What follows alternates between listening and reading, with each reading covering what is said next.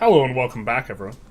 Today we are going to be going over some Tinto talks, trying to do a little bit of theory crafting. Hide your kids, though, because we are going to some extent, be looking at some spreadsheet stuff. We are making a spreadsheet for Project Caesar. And just a couple things we need to change in here. Namely, we do have to modify control. We've come to the conclusion that control is extraordinarily valuable and is going to be very important. Hey, that Mario guy. Hey, Roscoe, how's it going? And this is based on what we've read from both the Tinto talks and the comments by devs in the Tinto talks. This will fully throttle, what type of income you can get. So if this is only 50%, then you will only get like 50% of the income you otherwise would, and so control is going to be extremely important. The purpose of this spreadsheet is to be able to calculate across multiple variables to really see what is going to output the most value. The spreadsheet's not completed, but this is something that we have kind of in terms of what we're thinking about, and so this is going to be something we are going to continue to use. Let's double check. Okay, yeah. Just double checking that our audio is good, because in the past, sometimes when we do something a little bit different than the usual, we get a little bit of problems. We went all the way up to Tinto Talk number 14 last time, up to situations. So today on stream, we are probably going to try and do 15 through 28 or thereabouts. We are going all the way up to let's see, Tinto Talk number 57 is the plan of the end kind of point that we want to get up to. We probably need to do 3 more days of this, and we want to do it in a relatively timely fashion from where we are at right now. So what we're going to be doing is probably the next few days we're going to have several of these streams. So let's get into it. Spreadsheets finally. Poggers, basically. Can you believe that Generalist is such an evil person that he doesn't want children to see the glory that is the spreadsheets? We cannot corrupt the youth. That's how Socrates got into trouble. He corrupted the youth. That was the charge levied against him. Terrible. Spreadsheets or spread cheeks? You decide. No happy Saturday? It's not Saturday. It's Friday. Happy Friday, though. Welcome to the 14th Tinto Talks, where we ask for feedback on our extremely crazily top-secret game, which has the codename Project Caesar. Still haven't reached the era of Happy Wednesdays yet. A sad time for Tinto Talks. One thing that has been asked for more in depth is one thing that many have asked for has been more in-depth dynastical gameplay. So here it is. I think we can up the volume on the music that is entirely unrelated to Project Caesar. Here.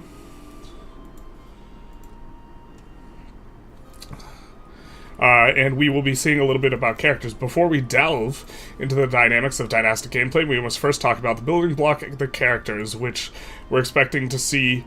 It's going to be kind of interesting to see what the baseline for a lot of cabinet actions is relative to what the scaling with the character attributes is. I imagine it's not going to be one-to-one scaling, but if you have like a baseline of 50% efficacy and then 50% on top of that, it's going to be interesting to think about how much you invest in getting good characters, and if this is going to indeed be worth it. Although some actions effectively you can't, or you probably won't be able to invest gold in order to get, like increasing your societal values. And so it'll probably be characters. I believe that is one of the actions they can take, is increase societal values. And so this is a way to have a bit of a money sink that is oblique. But European king, early 18th century background. Very nice. It's Saturday in Ukraine already. Still not happy, though. Yeah, to be fair, most of the days aren't... Unfortunately, when you're when you are suffering under the... the situation of being invaded, the Saturdays tend not to be as happy. While not copying Crusader King's mechanics, a character in Project Caesar is a bit more alive than, let's say, EU4, invoking that game for some strange reason. A character is born, lives, and eventually dies. The truth hurts. Every character has an administrative, diplomacy, and military attributes ranging from 0 to 100. Of course, these attributes will not add any sort of mana, but instead they will impact how well the character serves to perform certain roles. One example is that the diplomatic ability of an admiral impacts the morale of the navy he leads. We see newborn characters start with 0, but that grows up until they're adults, depending on what childhood trait they have. You can also assign your ruler's children and grandchildren specific education during their childhood. So this will give you a little bit of agency in terms of determining what you want to, have. And of course, this will be something for which you suffer trade-offs, this type of thing. She's Connor. You should have known this man only wants children working in the mines. Yes. If you show them a spreadsheet, they'll stop yearning for the mines. This can't be had. This is a trait when on the heir of a player, it increases the chance of hunting accidents by 200%. Not like this. But gifted, for example, is going to be good. Okay. Characters ruling a country will gain up to 3 traits depending on how long they have ruled. Very similar to EU4 here. They are gained when ruling a country. Characters that are generals or admirals will get traits after combat. There are also unique traits for characters that are redacted or other secret things. We're at the point where we've gone through both the redacted or other secret things, but I'm not sure exactly to what this is referring. Perhaps cabinet members, or cabinet members, blank or cabinet members. Characters also have a culture they come from, a religion they follow, and keep track of where they were born and where they are currently living. They belong to an estate, which for most characters tends to be the noble estate. Many characters will have a father and or mother as well. For some historical characters at the start of the game, that will not necessarily be true. The number of spouses a character can have depends on the religion and laws, but the number of children they get depends on more on the fertility of the parents. I don't think we've seen anything in the UI that designates fertility, so this maybe is a hidden modifier. So what can you do with characters? Well, this is not Crusader Kings, an important qualification, so characters themselves are not as important, and there are no specific character or no character-specific events like an Imperator, so no Hannibal Barca. In this game, characters are tools to be used for the greater good. If this means marrying off your daughter to secure an alliance with France, as one does, then that's what you have to do. You can arrange the marriages in your country and send less useful characters into convents, ennoble great people, and much, much more. We have seen in some of the Tinto flavors opportunities to promote characters, this type of thing. There's an African ruler in his throne room, which, while beautiful, is just a background image. Speaking of marriages, royal marriages in Project Teaser are not just sending a diplomat here is far more limited, as you actually have to marry real characters, and this is often a vital action. If you can't arrange a royal marriage with a country of enough prestige that has a young consort, you may be forced to marry a local noble, womp womp, from your country, or worse, even a lowborn. A royal marriage between 2 rulers will immediately form a union between these 2 countries, and we've seen personal unions are much less, let's say, invasive than in EU4. Every country has its own inheritance laws, which, if they differ, may cause the union to break, as these rulers would be different. Generally, I think it's going to be... you're going to be, patrilineal or whatever, rather than matrilineal or, the eldest. So if you marry away your daughter, your estate goes to the son, and so this would break it, perhaps. This is probably not the audience where I need to explain the difference between Salic law and semi-Salic law, right? Of course not. I'm not sure the difference. Okay. And who was the founder of this dynasty? Who is that? I don't even know. I'm not sure who that is. Is that, I think that's a Sweden reference. I think we got news on that in the next Tinto Talks, if I recall correctly. Dynasties are important as they impact diplomacy in direct and indirect ways. We see that there was a dynasty points providing value in the HRE. In terms of if you have multiple people in the HRE with the same dynasty, this would benefit you for becoming emperor, this type of thing. And so we saw that a little bit later on. So HRE, you maybe want to play more into marriages. As some inheritance laws prefer their own dynasty, having the dynasty can improve the opinions between countries. I think at this point they didn't want to talk about cabinets, so we're actually not going to hear too much about characters in here. In almost all previous grand strategy games, the game will keep track of who has ruled ruled the country before, so you could go back and admire them. We have tried to get in as much history as possible, even if my heathen content designers and loud cars outside refuse to have Odin as the original king of Sweden. Terrible. Of course, the regional numbering and actual names depend on many different things. Stay tuned. I think that we are going to take a look at sort by reaction scores, see the kind of number one reacted comments from the developers, but I don't think there's much for us to extract here in terms of metagame or this type of thing. This is Grandest Strategy, lots of bits of their other games. That's what I'm thinking, kind of pillaging the very best mechanics, a lot coming from Imperator, but from like EU4, Victoria 3, Imperator, this type of stuff. So now you're telling us we get cabinets well before Vic 3 probably dream of? Oh man. Why is this the number one upvoted comment on this dev diary? The truth hurts so bad. Oh no. Nobody clipped that. Don't know about Vic 3, but cabinets is a core mechanic of Project Caesar. Over the course of, Tinto talks, you get Johan throwing a lot of shade at Victoria 3. When I talked to him in person at Sitges, though, he did not, throw any shade at Victoria 3. Even though I was kind of setting it up, I guess, in terms of our conversation. History happens. Some game that we've not heard of. Gentlemen, we have a situation here. My reaction to 3D graphics in Project Caesar? Oh no. Will there be some sort of assassination mechanic? Not sure at the moment. Not sure is a good idea. So generally speaking, there's a lot of levers that you can pull in games. And the more levers you have, or the introduction of levers, gives you opportunities to outplay the AI. The more opportunities you have to outplay the AI, the better the AI has to be, or the easier it is to get stuff done. Generally speaking, assassinations just seem incredibly overpowered in Crusader Kings. Not that I'm Crusader Kings expert, but you can do some really crazy things. And so one way to reduce...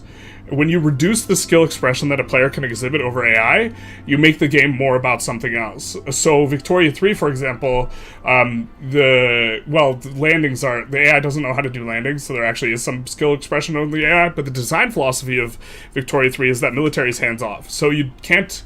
if it operated in the way that the design philosophy kind of prescribes, you would not be able to... really gain too much leverage over having better tactical mind than the AI, and so you would instead have to get your advantage either diplomatically or economically. So this shifts what's important in Victoria 3 onto the economics. But yeah, I'm thinking that we won't get too much, because cabinet actions are fundamentally what I think is going to be important about characters, and they didn't want to talk about cabinet actions yet. They've just introduced that there will in fact be characters. Alright, so let's see what we can do. Okay, the next week they talked about cabinets. So here we have Tinto Talks number 16. And this is the first Happy Wednesday that's been achieved. You need lots of cabinets to store your imported Chinaware, basically. Welcome to another except China is not good at producing China. Welcome to another Tinto Talks, the Happy Wednesday, not capitalized though, how dare you, where we talk about the top secret and very much unannounced game that we refer to as Project Teaser, or Project Tizar. Today we will talk about another rather new and more or less unique system. The cabinet is one of the core functionalities of the... I just realized that these streams have the highest density of happy salutations of any stream. Just saying. The cabinet is one of the core functionalities in the game, covering many areas in previous games that have been handled by envoys or mana and may have not scaled nicely. So, I wonder how many cabinet members you can get and if this expands over time. We've seen some cabinet actions here or there that do seem quite powerful. So, it'll be interesting to see what proportion of the power budget of a country is in the cabinet versus in the economics of what they have, or if there's even an amplification effect, more economics means more cabinet means more cabinet actions. I have a cabinet in my kitchen, same. You're blurry, by the way? Oh no.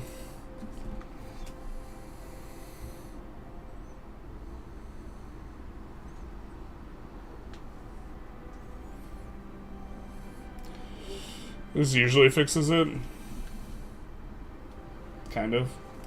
Alright, also fiddling with the light tends to fix it. The cabinet in Project Caesar is one of the is a core part of many aspects of the game. So maybe we have this kind of Word document that we're working on, and maybe we put a little, at least a section for a cabinet, because I do think that that's going to be one of the more important aspects of like thinking through strategy here. Last week we talked about characters. We inferred roles like generals, admirals, and regents. We also mentioned 2 rules that we were not ready to talk about as well. Being in a cabinet, well, being good use of character is not one of those rules. So you still have 2 other things to look forward to regarding characters. Oh, okay. What are they referring to? By now we've seen it all, but I'm not sure what they're referring to here. I think they said it was capped between 6 and 8. Okay. And doesn't go up as you get more advances. That's kind of curious. I would have expected it to go up as the game goes on. But we do see some cabinet here. We see he's increasing control, which we think is an incredibly important thing, because it not only increases your economic ability, but also increases your levies. And then we have pacifying Cornwall. Alright, fair enough. Now we get to count your hairs again. Hell yeah, brother. 5. Okay, the size of your cabinet varies depending on several factors. The most important, though, is how advanced your country is. Okay, at the start of the country, most countries will have a cabinet size of 2, while every age will add at least 1. So probably depends on advances. Some government reforms or laws may also grant bigger cabinets for other drawbacks. Who you can pick for your cabinet matters as well, as each cabinet member from an estate gives plus 10% power to that estate. This is going to make it so nepotism, an interesting simulation for nepotism, right? Because you'd probably give more cabinet positions to crown members at this point, but to your family, if you will. But in return, you probably have a less meritocratic cabinet. And it might not always be ideal to have a cabinet member of the wrong religion or bad culture, certainly uncultured, no matter how great they are. One example includes the fact that the Pope might be upset if you employ a heretic as a Catholic ruler. There are currently 45 different actions that can be assigned to a cabinet position, and more are added to the game as the game develops. Some of these are always available, some require advances, and some are unique that have a few that few have access to. Each action belongs to one of 3 categories: administrative, diplomatic, or military, which determines the attribute used for it. So, like, in terms of unique, for Spain, you have the Inquisition. The truth hurts. I think there was a unique one that was related to, like, colonialization, though, for the Iberian countries. But we do see a few in here. Developed province. I'm not sure we've seen how good development is yet. At least in the Tinto talks or anything like that. Trying to remember if we've seen the numbers on development. So probably better to... we have encouraged migration. Encouraged migration is an interesting one as well, because if you can pull more pops into where you have areas where you have more control, this is probably going to be preferable.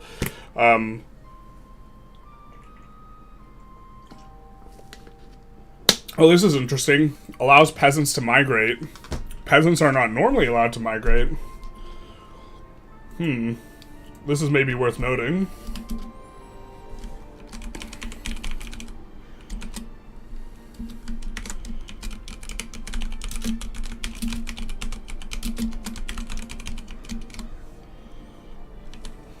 In our kind of thing. But okay. It is max control plus 25% and monthly control plus 1. I'm thinking that this is going to be relatively strong, but especially if you have an area that has a really good RGO, like coming over to kind of the spreadsheet, spoiler, if we have something that's really high value, like gold or silver, but it has relatively low control, this might be kind of a key metagame thing for cabinet members, is like, okay, we're just going to increase the control where the gold and silver are, so that we can push these things. How efficient is a cabinet action? Brum, brum, brum, brum, brum. The relevant attribute from the ruler, a cabinet has a big impact, but so do your societal values, laws, reforms, and some estate privileges can affect it, not to mention your crown power. So having a look here at kind of the base power, we have a base power, and then 33 is only providing 10%. So maybe up to a 30% modifier on cabinet actions from skill.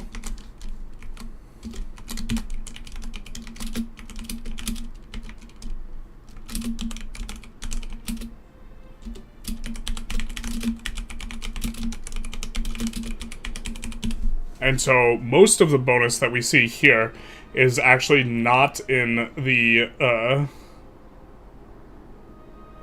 oh, this is from Canute. This is from the king.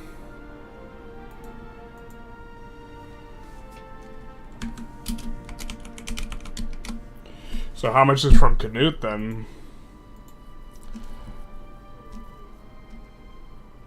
I assume it's another 30 from cabinet member.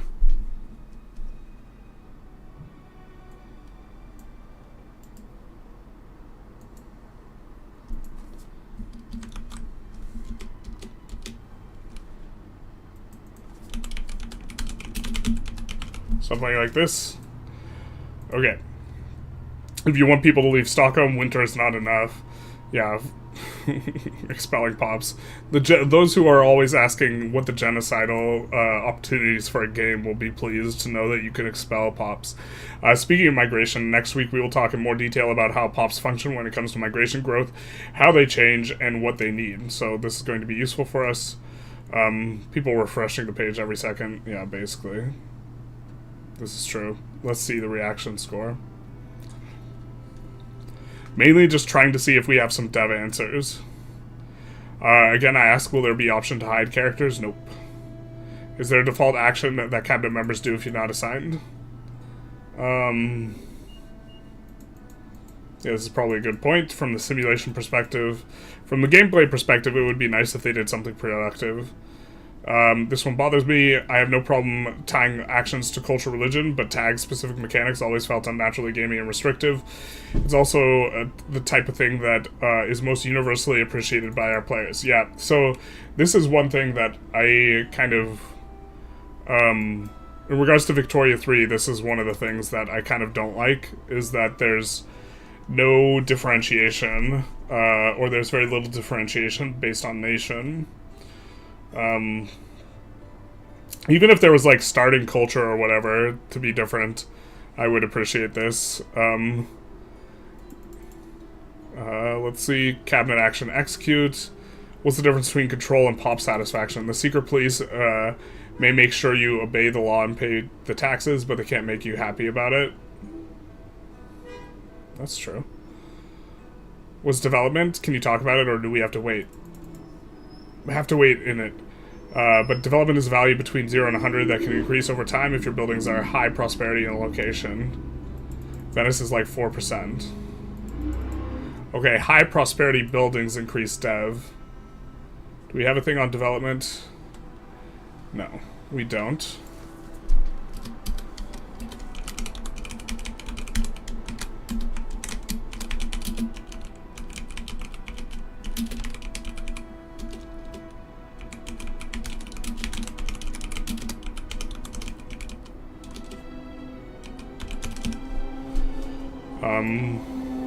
Let's see.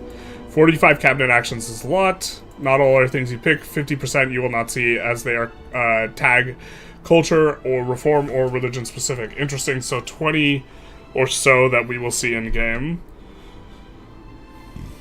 Or 25. Nope. No breeding with cabinet members. Good to know. Gold to a character. Yes, it costs gold to assign a new character and costs stability to replace characters. So, gold and stability are the opportunity cost.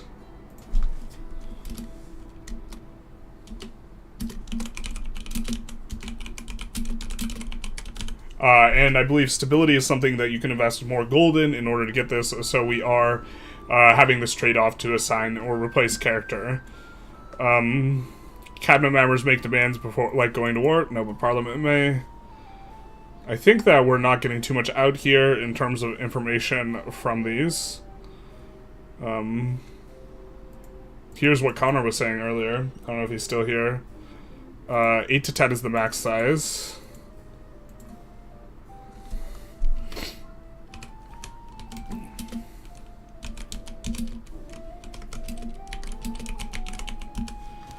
A little more info. Oh, of course, they could have changed this number. Your heir can command armies or navies, or even serve in the cabinet. I think that'll probably be something you're generally interested in doing, considering that it gives extra clout, or not clout, estate power to cabinet members. So the crown lands, I assume your heir would go to. Well, guys, you made you decide on 2 as the starting number of cabinet members. It felt good. So I guess we'll change our note. I thought it was 1 to 2. We'll put this down at just a 2. But yeah, that's kind of cruising through that one kind of quick. We had a lot of our economic systems in kind of the earlier Tinto talks. Maybe this will be a shorter stream than we anticipated. But the population system is probably going to be something where we're trying to glean a lot of information on. So we'll probably go through more comments. At least if they talk about migration in terms of the mechanics and how it works in depth, which maybe not happen, or maybe will. Welcome everyone to the 17th Tinto Talks. This is a happy Wednesday. Capitalized. We're on board, baby. We give you further information about the most secret game you could ever think of, with the one codenamed Project Caesar. Today, we will delve into the depths and mechanics of how the population system works in game. As to recap, we have 6 different types of classes: a noble, clergy, burghers, and upper class, while peasants, tribesmen, and slaves make up the other 3. We have more classes now via the feedback that has been given from Project Caesar. Every location has a population, and each combination of social class, culture, and religion makes a unique pop in the game. This pop may contain 1 person or 250 million, but it's still referred to as a pop. So here we can get kind of a little bit of a picture of all that. But this is probably where Johan's probably going to throw some shade at Victoria 3, because Victoria 3 splits the pop not based on profession, but based on profession and building. So there's a lot more pop granularity in Victoria 3, and this extra granularity has a budget requirement in terms of performance, right? Design copied from an old game I made a decade or 2 ago. UI is a bit of placeholdery, but I do like the browsing capabilities. So I think that is in reference to Victoria 2, which he worked on. Johan worked on EU4, Imperator, and Victoria 2.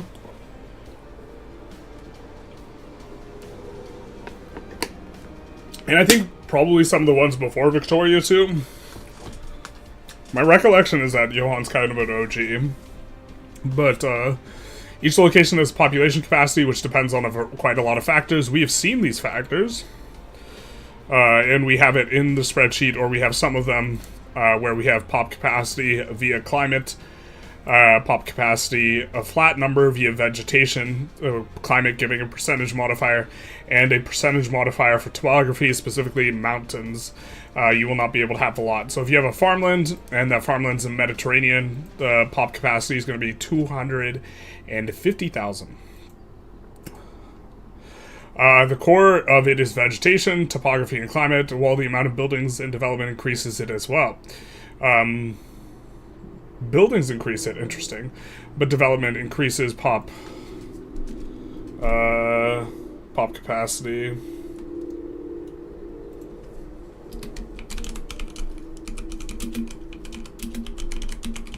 So having a bunch of profitable buildings increases development, and then will also in turn increase pop capacity. I don't think we've seen the numbers. This is, if your population is higher than its current capacity, then this will have a very large impact on migration, attraction, and population growth. So we will also mention that. Higher than capacity, poor growth, and migration.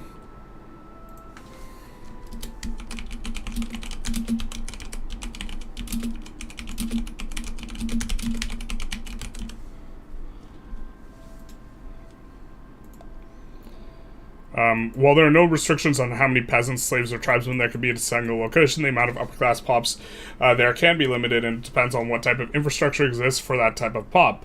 I think what's going to happen, I know that there's like a promotion system right? And there is, I assume that you can promote more than there are jobs available. But also, losing a bunch of promoted pops is a very serious consideration in war. So you maybe have 200 burger jobs, and then you have 300 burger capacity, and then if you fight a war and 150 burgers die, then that means 50 are going to not be employed, and or there's going to be 50 vacancies in terms of jobs that will have to wait for pop promotion to take its kind of toll, making, you know, military having the consideration of what types of pops are dying is going to be something that is differentiated between EU4 and Project Teaser. But okay. Of course, if their states have money, they tend to construct buildings that increase how many there are and further increase the power of their country. And if they have low approval to construct buildings that are just kind of bad buildings and good ones with high approval, there are reasons why you want upper class pops and not just always creating an egalitarian all peasant society. And that is when the capital economy developing during this era depends heavily on the burghers, so you want to have a fair amount of those. I believe that this is a societal value, and so burghers affect that. You'll also want clergy of your national religion, that as they will help with stability, and having nobles of proper culture will help with your diplomacy and warfare. So this all seems fairly reasonable. We see maximum burghers in Calamar, and we see 300 are coming from the brewery, the blacksmith, and the weaponsmith. And then we see we lose some to the levies raised. So, oh, this is actually affecting capacity. Brewery, blacksmith, weaponsmith. Do we have one of those in Tinto buildings? Brewery, blacksmith.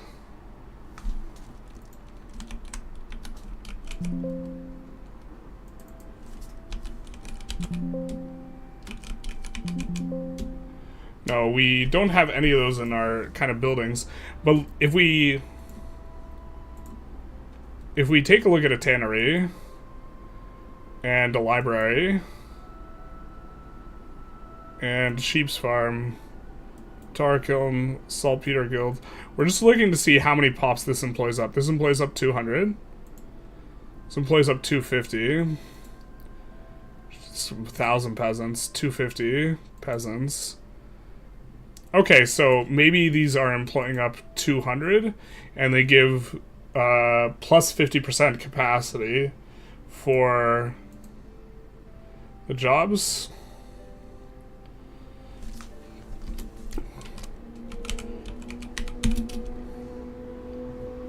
So premium capacity is maybe 150% of jobs available. So you will promote beyond this, and promoting and having more burghers will be useful, or clergy, or what have you, and this will be informed by what type of buildings you build. So it might even be the case that you don't even build the most profitable building because you have considerations related to estate power. Because by building a building that, let's say you prefer burghers to nobility, building a building that will give more noble jobs will maybe be one that you are not interested in. Okay, let's continue. Promotion and demotion. Now, in a follow-up, they felt that promotion was happening at too great a speed, so they've since nerfed it.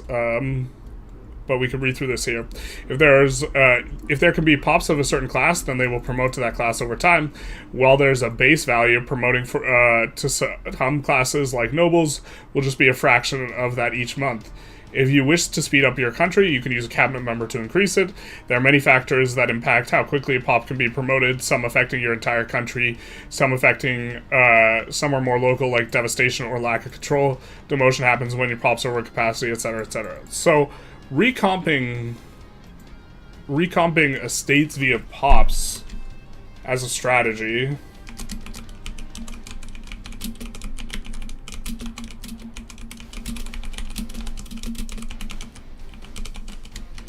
So we're just going to throw that out there. So it might be the case that at the very game start, you just want to spam buildings of a certain estate in high control areas so that they will have a lot of additional clout. And then from there, because they have additional clout, they will be getting a higher share. Right? It's very much like Victoria 3 regarding capitalists versus capitalists versus the landowners. In that you prefer the capitalists, especially this is before they changed ownership. After they changed ownership, it started to matter less, but before they changed ownership, you imported all the agrarian stuff because you preferred capitalists in general, and they were the sole owners. You're going to have the same effect here, where you can recomp, to some extent. The degree to which you can recomp is really the question here, but you can recomp your estates by pushing buildings of a particular kind. If indeed you have the income to do this, and this might be more valuable than the marginal value between the buildings themselves. So having buildings that are peasant operated might be more profitable, might be worse than building stuff that's burgher operated, which is kind of an interesting one to think through. But we see the promotion in Calamar. We see base value 10, average literacy of peasants 25, lack of control is going to hurt this. Positive stab, free subjects. Literacy is maybe something we want to kind of keep track of a little bit. Because this is a pretty robust modifier. And control also affects pop promotion, right?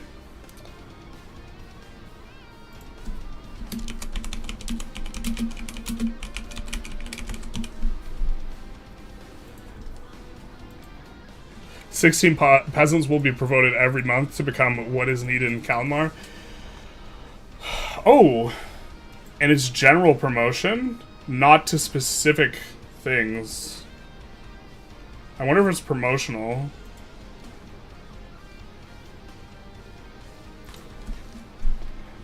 So pop promotion is general, not specific.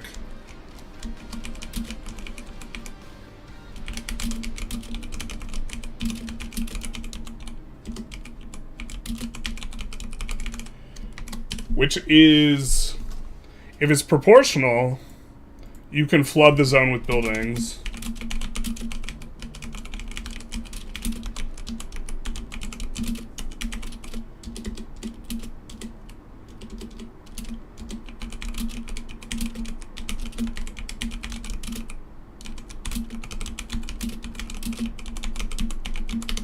Okay. So we will see population growth. Only peasants and tribesmen grow organically on their own, but all types of pops can die from negative growth. Only peasants grow is maybe something worth knowing.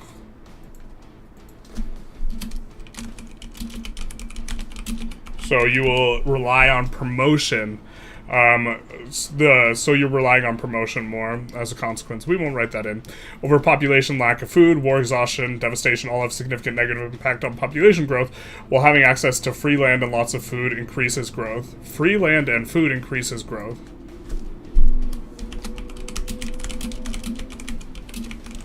And this is kind of a key idea.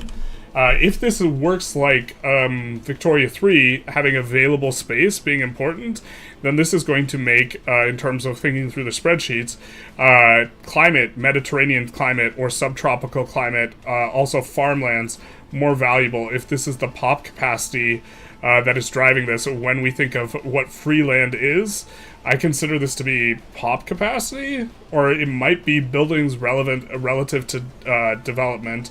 But if it is according to this, then getting pops in, like getting more pops and moving them to mountains will be bad because they will have less population growth, or you will be making a sacrifice in order to get the pops there, this type of thing. And this will have a compounding effect. Like every effect that is economic in nature is going to be snowballing, and it's going to snowball really, really hard if there are no catch-up mechanics, which I don't know if we've seen a lot of catch-up mechanics, but this means that, getting the pops to be in the Mediterranean farmland versus, the continental mountains early on will, for example, be driving that population growth later on. I suppose the catch-up mechanic is as you become less sparsely populated, the bonus you get from available land or whatever will go down. Not to forget, the population can die directly from diseases and warfare as well. We see large food storage in a province, available free land is giving some modifiers. I suppose these modifiers don't look that large, but we don't know how big the food storage is in this type of stuff.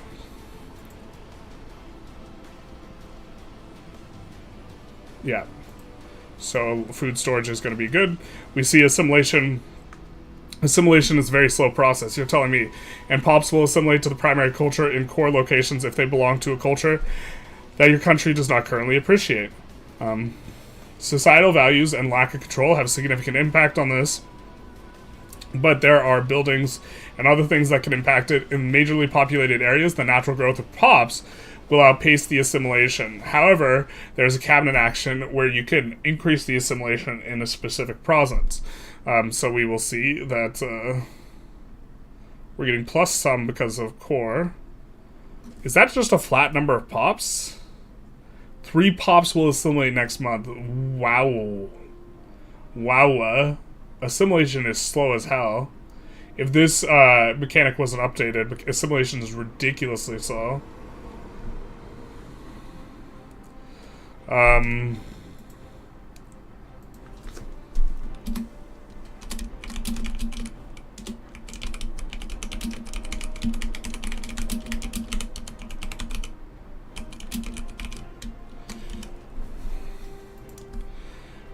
But okay, conversion pops works similarly to assimilation, but there are 2 major differences. First of all, there are mechanics and systems that sometimes change the religion of pops from what your country may desire. Secondly, there's normally no conversion, but you have to actively enforce religious conversion by using a cabinet. The amount of population you can convert each month depends on what type of building you may have there, your societal values, laws, enact, or privilege given to the clergy. That's kind of curious. Normally no conversion.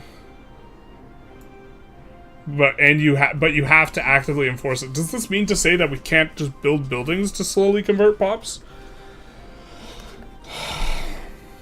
Okay, we see monthly conversion. We see lack of control being a negative effect here. Spiritualist enforce religious unity. 103% of 0 base conversion is still going to be 0 pops. Wow. Okay.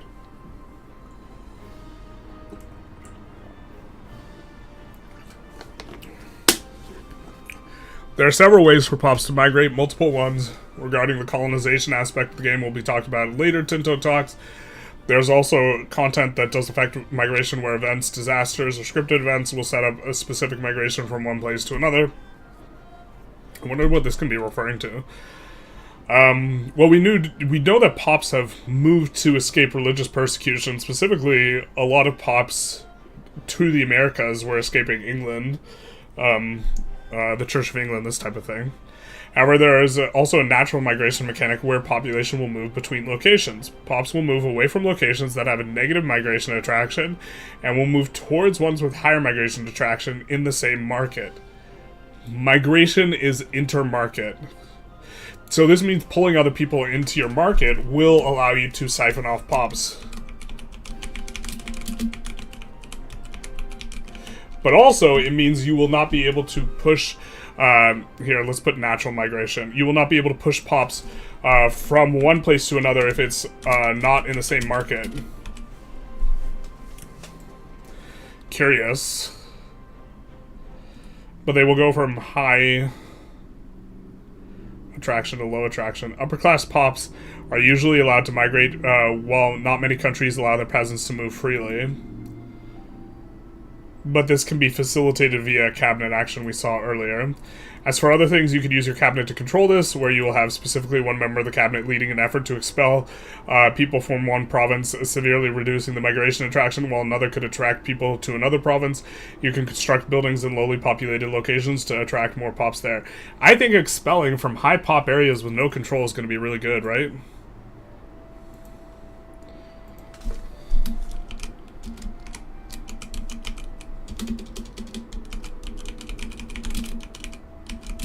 From low control,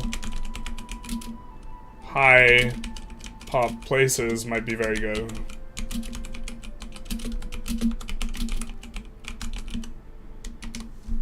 Just something to perhaps keep in mind here. You could also construct buildings in lowly populated areas to attract pops there. So buildings... buildings attract pops as well. I think that we had free food, free land and food increases growth. Buildings encourage migration. So, again, building buildings specifically where you have high control is probably going to be good. And then we also think about recomping our estates. I really wonder if it's proportional or if it's random in regards to promotion. Literacy. Each pop keeps track of its own literacy as well, and there are buildings, advances, laws, and other things that impact how quickly it can grow and how high it can be. The average literacy of a country has an impact on research speed of that country.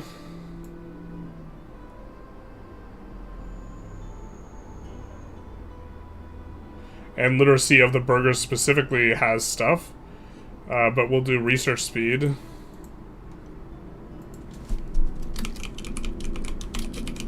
For advances.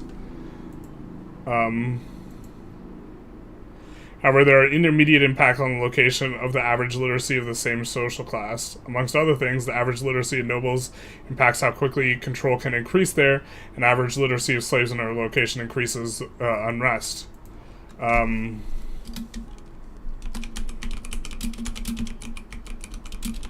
Based on pop type.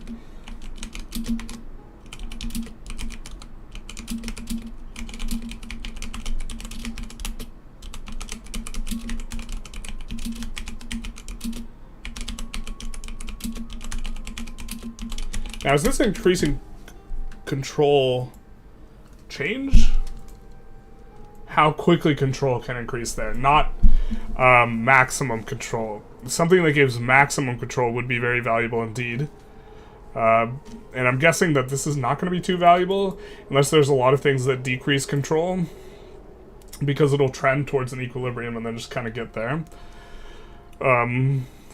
Literate burghers will definitely make you richer over the long term. But a lot of the stuff that increases literacy has to do with the clergy. So this will be a bit of a trade-off.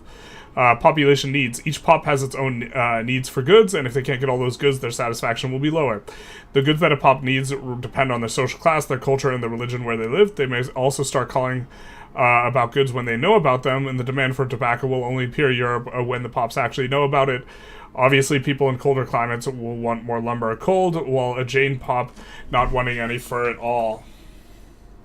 There's perhaps... this is an important thing to note, though. Buy baskets are not dynamic. You don't have increasing SOL. Are informed by location and culture, religion, but do not ramp via a mechanic like SOL. So there's no need to track standard living increases or this type of thing. But this also means that there isn't a stimulating feedback loop via consumption of pops. Like in Victoria 3, as your pops consume more, this stimulates the demand for goods. In EU5, there will be less consumer economy. So let's maybe just do big scale economics.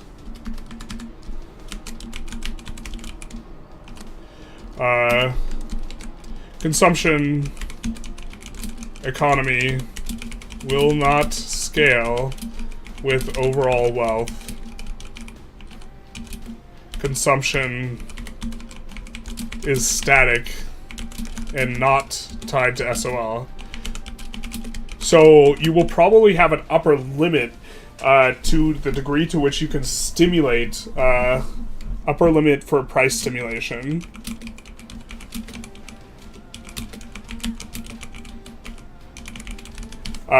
Upper limit for price stimulation in Project Caesar because, or at least on consumer goods specifically, because promoting pops to a higher tier are going to affect it. But once you are having, once your ability to acquire consumer goods is outstripping your ability to promote new pops, these industries should, in theory, stagnate.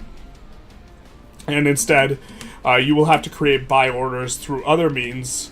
And you can't just, like, lower taxes to make them consume more, which is how it works in Victoria 3. But okay, here we see Swedish burghers are demanding various kinds of alcohol, of course. Fur, lumber, amber, masonry. What order is this in? We see jewelry. I expect jewelry, the procurement of jewelry, to be a really robust way to make money, because the RGOs that underlie jewelry seem very, very profitable, and not only that, gems have a, kind of coming over here into this, if we look at the transport cost of goods and we sort,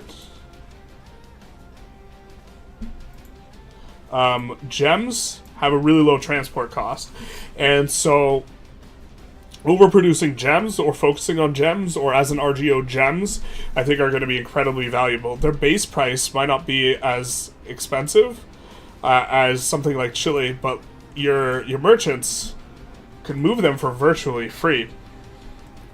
And so this is going to make it easier to supply demand for them, because you can export them to other markets really, really easily. And then as you export them to other markets, you facilitate their ability to fulfill this consumer good. And there aren't gems all over the place in terms of some of the Tinto maps we've seen. Like if we take a look at a Tinto map or something like this. Let's look at Iberia. We're not going to see a ton of gems in terms of the goods that are available. Here's the goods map.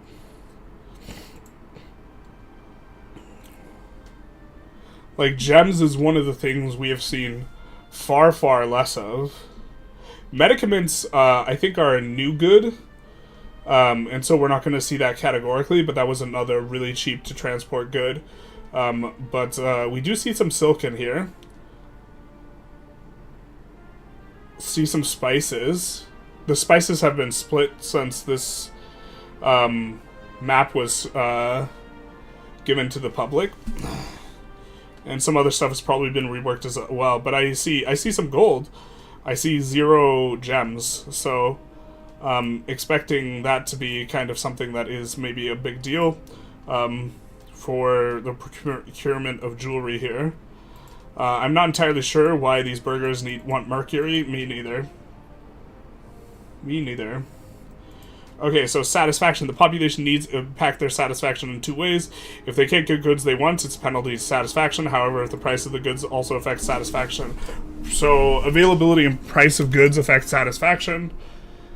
I wonder how the buy orders work, though.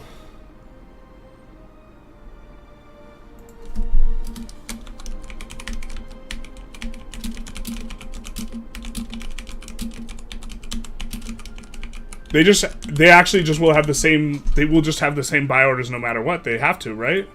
In terms of the simulation. And if the prices are high, satisfaction drops, but if you can get goods they require cheaper than the market they live in the market they live in, their satisfaction will increase, but literacy impacts how much they understand the impact, though.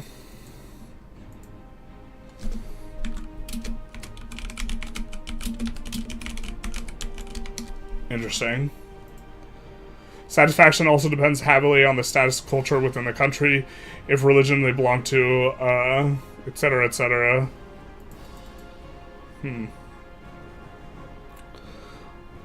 So...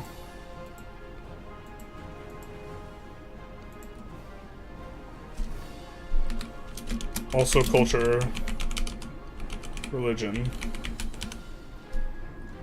And now we have kind of a return here to thinking of the economics of the consumption economy. Buy orders are static.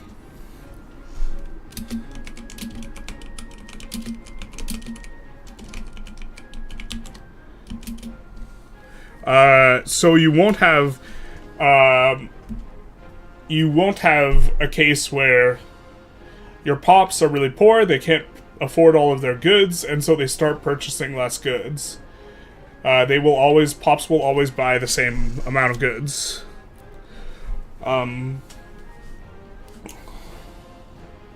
Yeah, will not scale with wealth here.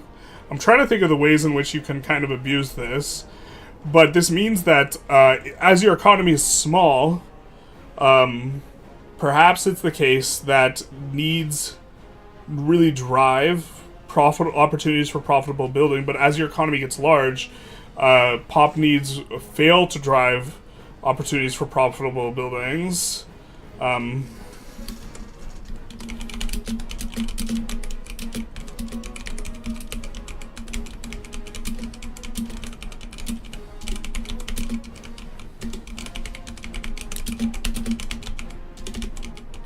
Although, the smaller economies are going to have a lot more peasants, or a higher proportion of peasants.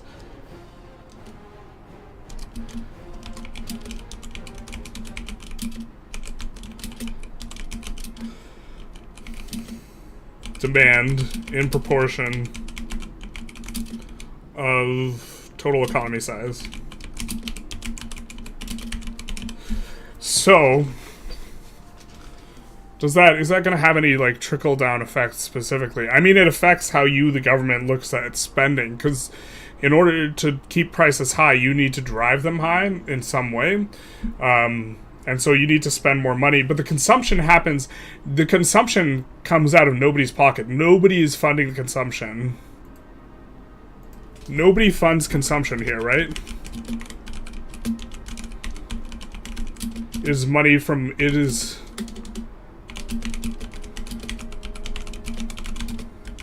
buy orders from nothing. Nothing? So this is effectively a free money modifier in terms of thinking it through the lens of Victoria 3, which tends to really stimulate the economy. There's a lot of free money modifiers, though. Like, buildings having more profitable outputs than inputs is, like, effectively a free money modifier. But this allows you opportunities for profitable buildings created from nothing. The gameplay loop makes me think buildings with the goal of making money won't be the main focus, but instead using money to build buildings for the goal of getting goods. You may be over Vic 3 thinking the system. I could be over Vic 3 thinking the system. Building buildings for the goal of getting goods, I don't think will...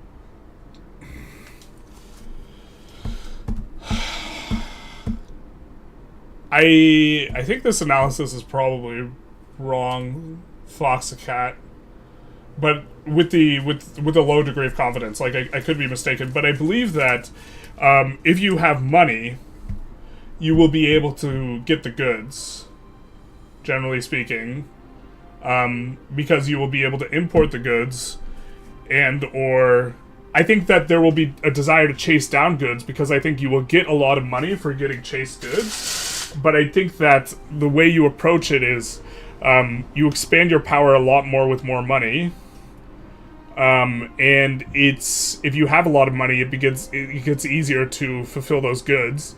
But this is maybe not the correct, but this is generally the case, I think, when things have prices, whereas a lot of city builders, it's about getting that particular good. But city builders often do not have dynamic prices. Prices are something that's static.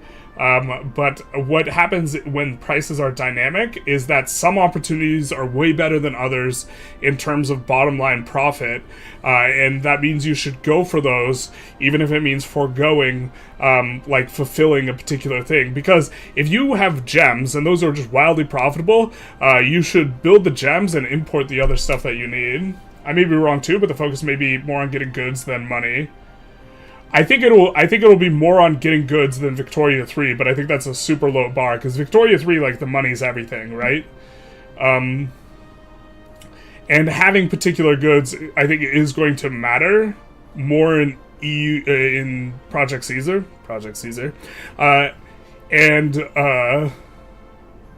But I still think the way you approach it is just increasing the economy size and getting money. Probably it's just not as much that as Victoria 3 would be. Pops with low satisfaction will. I also could be mistaken. It could just be all about, like, XYZ type of unit requires this many goods, and it's all about fighting over the particular good. I think fighting over iron will maybe be a bit of a thing, and having secure iron will be something that's strategically really important, and also secure, like, horses or this type of thing.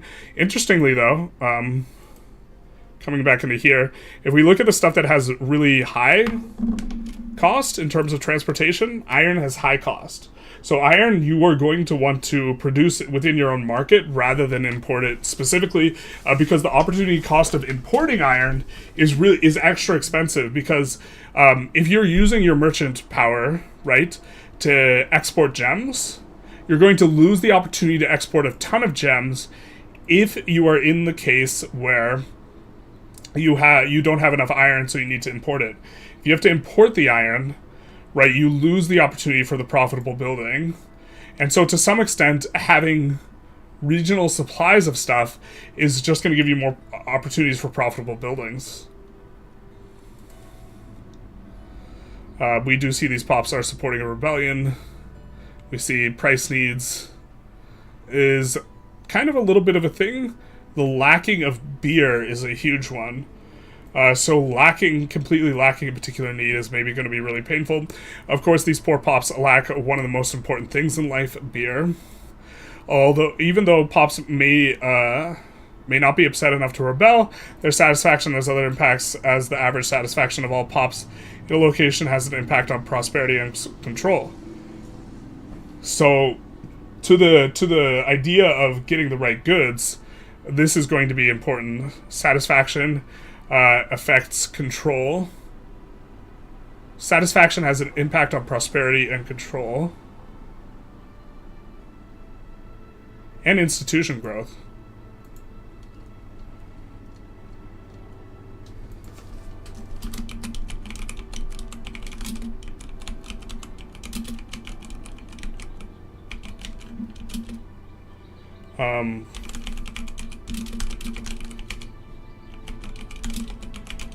So to Fox Act, to the extent that the argument you're making is more about getting particular goods,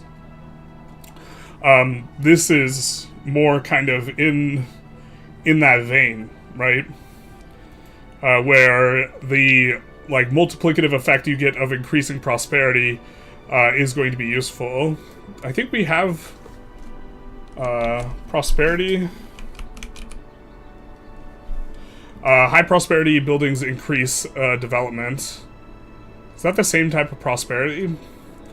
We're not sure that the nomenclature here is consistent. Okay. Stick around next week and we'll be talking a bit about laws. Okay. Let's sort by reaction score and take a look at some of the dev comments. This is probably the dev diary or the Tinto talk we spent the most time on. Get rid of tribes and tribesman denomination. Those are derogatory terms used by enlightened Europeans to describe the savage leaders. Interesting. Would be insulted to our great and advanced rulers. We use that mostly inside Europe. Okay. Someone will find a way to get 38 brave people to become the majority religion.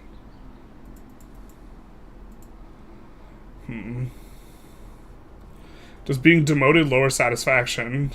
So I guess if you lose a building, I don't think nobles would be happy being bumped down to peasants. Yeah, but not really. One angry pop amongst 250,000 peasants is just an angry peasant. Yeah. Deforestation. Maybe a thing.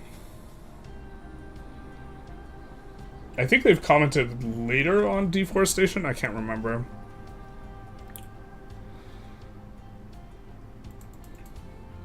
We, of course, have the war crime consideration. What do the tooltips mean? Beer, liquor, and wine. You need all. No substitutions is kind of an important thing to note regarding the consumer economy. They demand their basket of goods, and boy do they demand it. No substitutions allowed. To be fair, substitution doesn't work very well in Victoria's Re.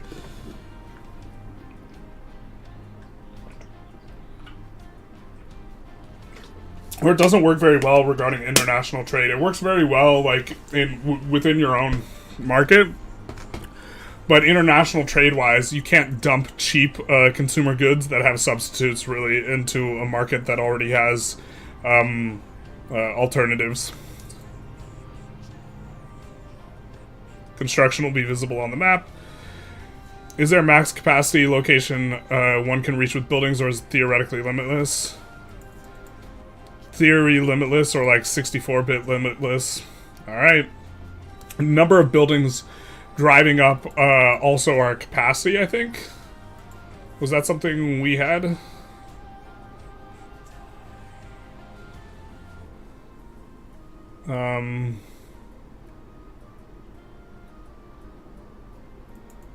Trying to remember. I feel like we've done this. Buildings encourage migration.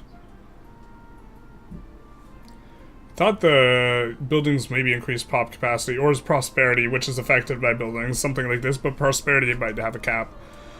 Talk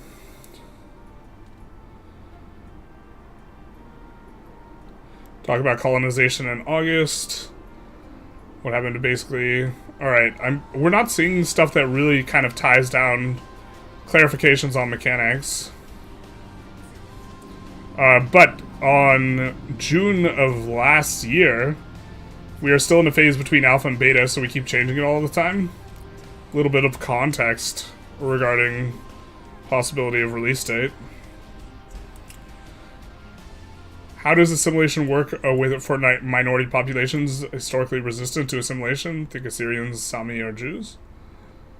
Was the Sami resistant to it, or did the states not give a fuck about the tiny semi-nomad minority of the fringe of society? Yeah, that's true.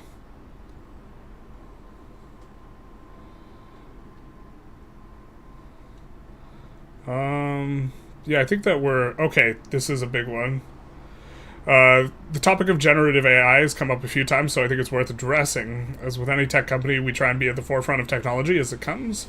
Everyone in tech is encouraged to use tools to boost their efficiency when possible, whether it's through software or technique. When it comes to illustration, we also use every tool available from us, from reference images, libraries, new software features, and the newfangled generative AI. But the goal is that none of this is ever visible to the player, whether it's Photoshop, plugins, 3D blenders, or AI. They are just part of the process to speed illustrators up. This speed is the best way to meet a player's expectations of a varied game with a lot of visual content and variety. I can say with certainty that many of the illustrations shown have not actually had AI used at any point in their process, and neither are the elements highlighted in AI. Hiding alertness to AI, etc. Okay, so... critically, none of the images shown in Tinto Talks have been designed to be zoomed in on and have tiny details circled. It's not going to be necessarily the end product. Alright. We'll peel off a couple more of these, but I don't think we're necessarily going to get anything too crazy. We're looking for mechanics that can kind of give us an idea of what the metagame is going to look like, and I think that we're not kind of receiving that, really. We see a date.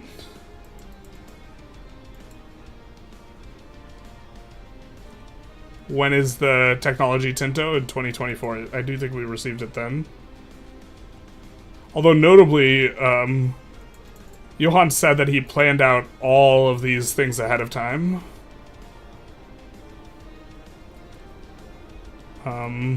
Yeah, okay, so I think we're not really getting anything here. Food equals survive, different food types equal happy. This is maybe something really worth noting, like in a really robust way in our notes here. Is that no substitutes.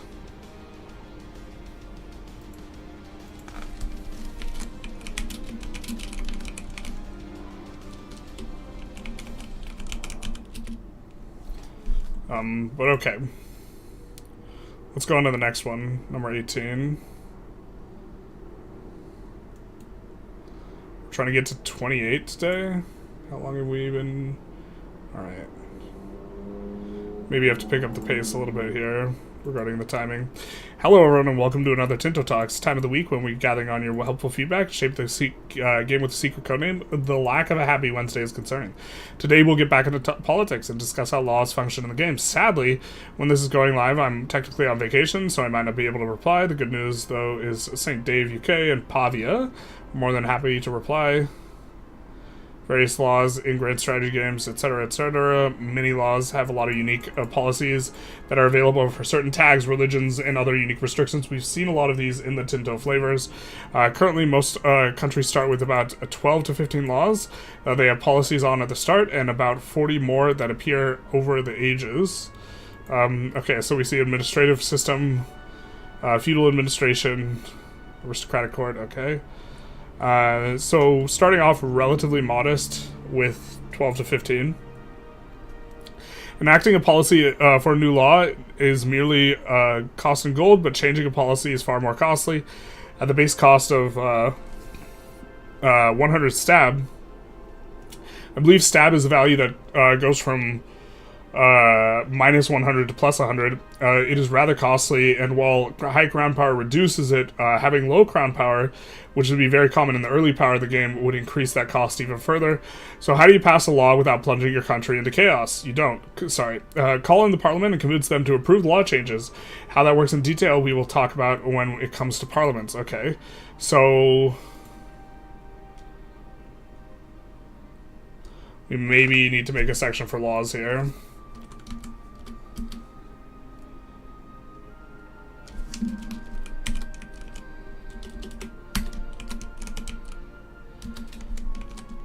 Steep stab cost without parliament approval. Also to take into account, while you immediately will lose the benefits of previous policy, enacting a new policy takes time. Depending on your administrative efficiency, it can take several years to reap the full benefits of +1 tax efficiency, just in real life. Yeah, that's true. Do definitely like that things operate on equilibriums, or the more they operate on equilibriums, but equilibriums also have an obfuscatory effect in terms of gameplay experience, because you don't get immediate feedback when you do something, so it's easy to underestimate the effect of the thing, because it takes time to be implemented. This is one of the reasons Victoria 3 is a little bit hard to learn. Not only countries have laws, but many international organizations have laws as well, where some of them, it's something the leader of the Emperor or Holy Roman Empire can enact on their own. In some cases, it's specific countries that can vote on the policy being approved or not, and many more options possible. We'll go into details when we talk about specific international organizations. Curious that he just comes out with the international organizations. I feel like they hadn't been talked about yet. Have they? Oh, they were in number 12, Tinto Talk 12. So what type of policies? They are not modifier stack like many of the previous games, but enable and disable mechanics. They make states happy or unhappy and have impact on societal values. Here are a few examples of laws. The levy law is an interesting choice. 2% or more peasants is a fair bit more than the 20% of nobles, but over time it has an impact on what your military focuses on. So we see non-culture levy size, 20%. Monthly progress toward decentralization, which is maybe not worth. Noble levies, monthly progress towards quality. Peasant levies, monthly progress towards quantity.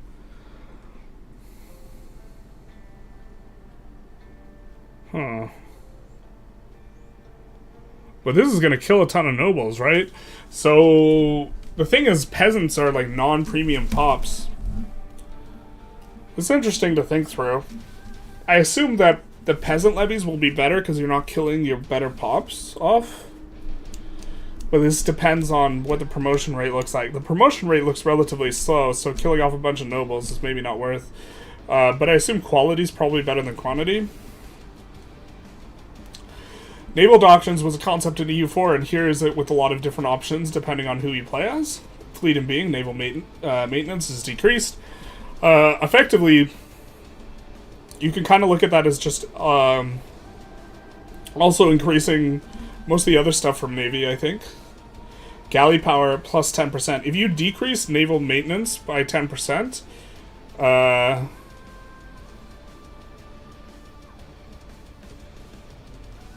then I think it's the case that you can afford slightly more than more power than, like, free oarsman mathematically doesn't look good. I guess there's the upfront cost of building the galleys, but what I'm trying to say is, like, when you go from 100% power to 110% power, and you compare this to naval maintenance we can reduce from 100 to 90, right? And then we could add 10% more boats and be at 99% cost. And so we'll still be cheaper, but we will have that additional 10% power. Of course, this doesn't include stuff like combat width and stuff like this, so maybe free oarsman is just going to be better. But the idea was that fleet and being, like, mathematically looks more appealing than galley power. France was able to be centralized before everyone else because a lot of their nobles were killed in the 100 Years' War, so they couldn't stop the king. Pog. Don't quote me on this, I only learn on YouTube. Well, like, this is kind of, to some extent, in line with what we're thinking about recomping the economy via buildings. You can also recomp via killing the nobles.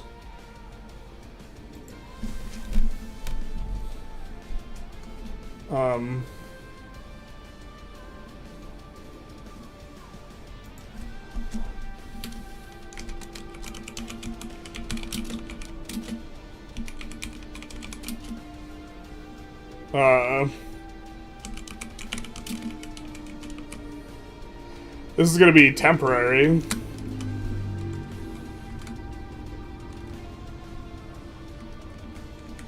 Let's maybe... But you could temporarily you could temporarily do this to pass laws. Maybe. Right? So you could wait until... You could have noble levies. Right? And then... you could have noble levies, fight a big war, call a parliament, and pass stuff that the nobles don't like because they're all dead.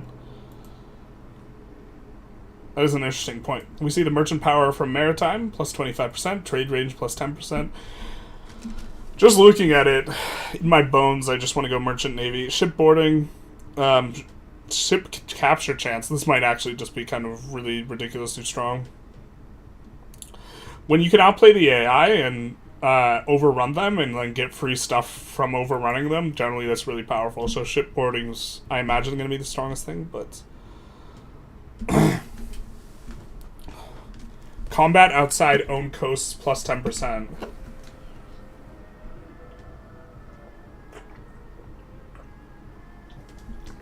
This looks a lot better than the galley thing. But I guess the galley is specifically good at fighting on your own coast. Your legal quote has many different options depending on who you play as, but England, you definitely have the important choice. Progress towards centralization, administrative efficiency, estate satisfaction, equilibrium. That's really strong. Stab cost investment. Is common law the one that's unique to Great Britain? We see, or England, because we see this as silver and the other two are gold, in terms of the trim. Ayo, thank you so much, playa. Thank you for the $10. It's a bit of a stretch, but given the popularity of HRE formable and Victoria 3. Maybe they could consider adding it to Project Caesar. I don't know. I know it's a bit out of the timeline. It was neither Holy nor Roman, so I think it's outside the entirety of the timeline. Thank you so very much, Palea. Welcome to the stream. We are trying to unpack some of the stuff. One of the distinctions we were kind of drawing that you might find interesting is we were thinking earlier about... We're trying to take notes on this type of thing. But in terms of the economics... consumption doesn't scale with the overall wealth of your nation. So as a stimulating effect, it probably is going to be a strong stimulus with a smaller economy and a weak stimulus with a bigger economy because it doesn't scale. And also, very interesting is no one pays for the buy orders as well. There's no SOL and no one's paying for the buy orders. So it is a free money modifier, just consumption in general. And the buy orders are static. There's no replacement goods and this type of thing. No substitutions. And then you get bonuses from having consumer goods being cheaper in terms of the pops being happier with you. But it doesn't... you don't get anything from, like, other than pops being happy from you for making the goods cheap. So this was kind of one we were thinking about. This common law looks like very much the strongest of these kind of ones. I definitely like the focus on economics in this game, at least compared to EU4. Yeah, it seems... What I really like about this game is there's so many more sinks for money that it really makes the valuation of like what to buy much more complex. Like Victoria 3, you just buy more construction, no matter what. A point someone else was making in earlier in chat was that this game, Project Caesar, is probably going to be more about achieving certain goods than just achieving a better bottom line. But I still think the better bottom line is going to really be the overall way you want to look at it, because you can achieve the goods with those things. But relative to Victoria 3, where it's all bottom line, it's going to be more bottom lining. We see press laws here. I was of the impression Victoria it would occur in a similar way to Victoria 3's economy progression. Consumption, if your pops know about the goods, they demand it. So before the New World is discovered, they won't demand tobacco, but after the New World is discovered and they get introduced the good, like at least initially, I think they start demanding it. And so this means that the discovery in the New World will drive enormous buy orders from the New World, because the New World RGOs will be small at game start, right? Or the RGOs will be small. You ship tobacco to some places, then it just explodes in price, absolutely. So you get huge opportunities for really profitable buildings. And so, like, economy in general... actually, let's maybe make a note of this. Colonization, providing consumption buy orders to Old World, spawns demand. Hugely profitable buildings. And I think that seeking out specific goods, or like seeking out opportunity from specific goods is going to be way more of a thing in Project Caesar, especially because the upper bound of price is 500%, right? So you introduce tobacco into a new market, the price goes to plus 500%. Now the thing is suddenly just disgustingly like profitable, because the upper limit in Victoria 3 is only plus 75%. If we like look at tobacco here, let's sort by so A to Z here. Tobacco base price of 2, but if it's 5x because it's 500%, it's going to have the same value as gold. And I think, is it cheaper to... No, it's not cheaper to send about this type of thing. But this is like, some of the downstream economic effects you get from some of these things are like interesting to think through.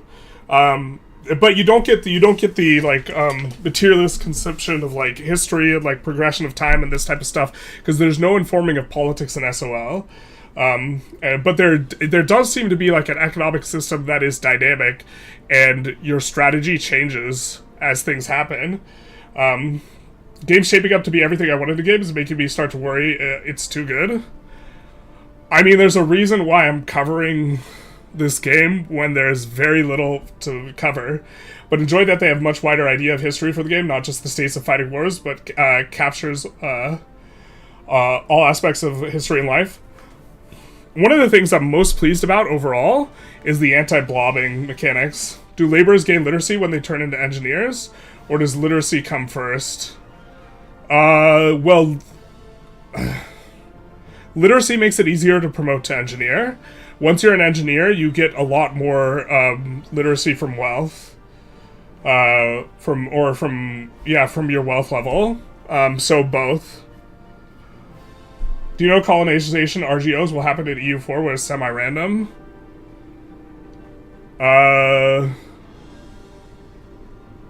To my knowledge, Tinto talks have not covered that, so I cannot talk about it. I have a feeling the gameplay loop will be trying to get to the Caribbean, build sugar plantations, and then forced to import slaves to meet the demand for sugar. Yeah, you'll have wildly profitable RGOs, but no pops there. And the prosperity buildings drives migration. So this will drive, I mean, also you could just buy the pops because slavery, but this will drive migration to the New World because the high prosperity buildings. Of course, it's only intermarket migration, so they have to have a different sort of mechanic for colonization specifically. Yeah, like this is, like, the economics are interesting to think through. I mean, that's a huge distinction of a difference between Victoria 3 and EU4, though, is the lack of dynamic buy baskets. And, like, also, like, Victoria 3 tracks down every dollar and nails it down in a particular way, and Project Caesar's not doing that as much. He knows, he refuses to say, shake my head. Oh, the truth hurts. In the later part of the game, press laws is something you have to decide, or I may not know. Decide upon. I don't think it's been discussed in Tinto Talks, though. I cannot recall. Monthly progress towards communalism. We see max literacy, which I think is going to be strong. Literacy seems like a strong modifier, but you don't want it on slaves because it causes unrest. A monthly progress to free subjects, individualism, crown power, max literacy. Oh, another thing we were talking about earlier, Palea, that you might find interesting is that buildings increase the cap of pops you can promote towards a specific profession.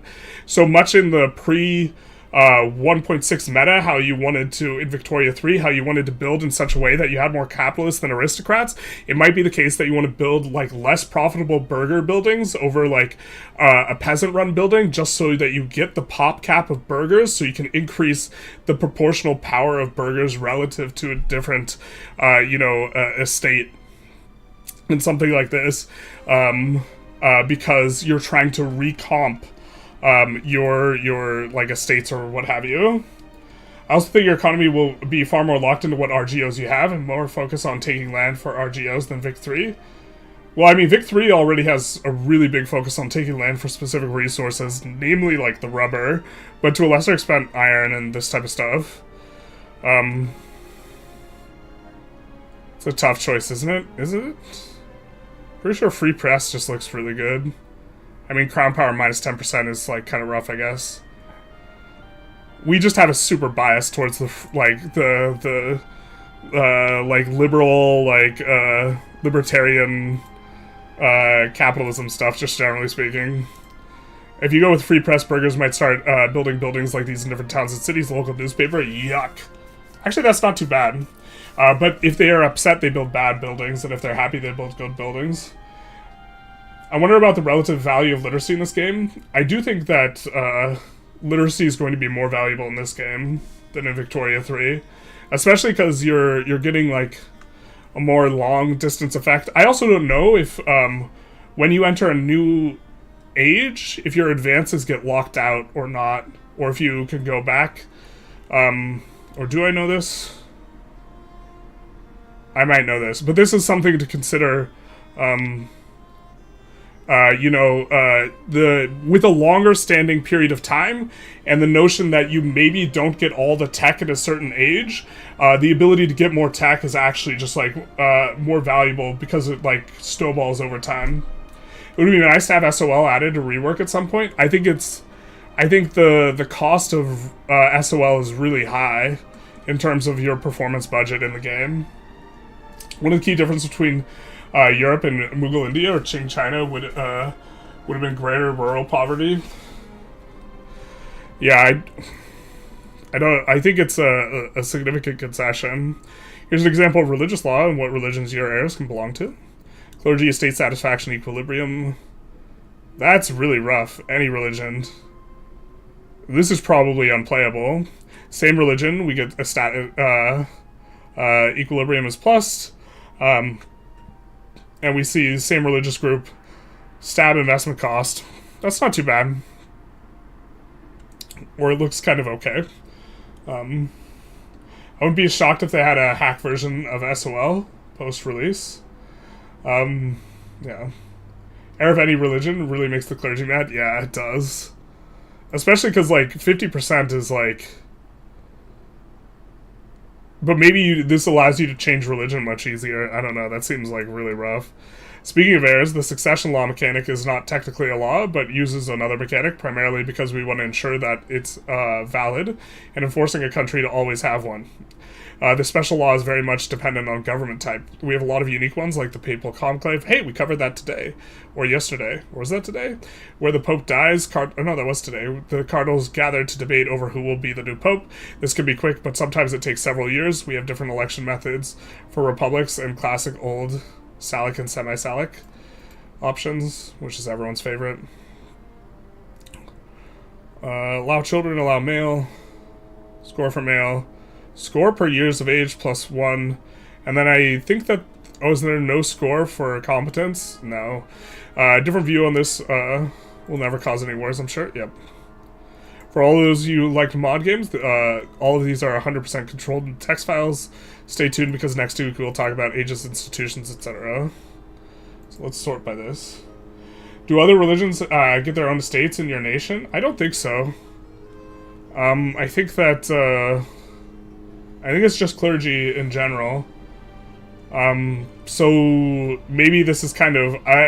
we're going to have to wait and see what we get for the Reformation in terms of flavor, because the Reformation flavor might really kind of go into this, because that is like a relevant thing. Get heir of specific religion, become ruler, make decision to convert state to ruler's religion for a lot of debuffs. Yeah. The Ottomans were half Muslim, half Eastern Orthodox. The Dhimmis is in this state, exactly. I can't take credit for laws, privileges, etc. It should take time to implement ideas. That was one of the content designers, Marcus, who suggested during one of our weekly brainstorming sessions. I really love that it takes time to implement. Things should operate on an equilibrium per simulation. But from a game design perspective, I think that the Project Caesar has much higher fidelity, just generally speaking, to simulation than it does gameplay consideration. Because equilibriums are really bad for gameplay consideration because it makes feedback very difficult to tell. But I do think it's the better way to simulate games, and like, I don't know, skill issue, kind of, to some extent. Like, if you understand what's going on with equilibriums, then you don't necessarily need to feel them immediately. Dedicated game designer ideas, guys.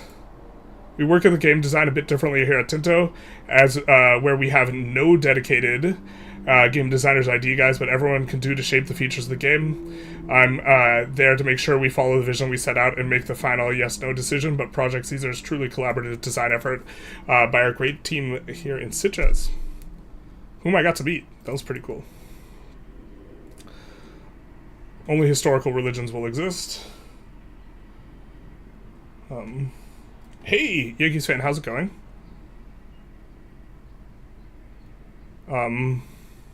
Usually we have playtime from 15 to 17 on Wednesdays after people gather in meeting rooms.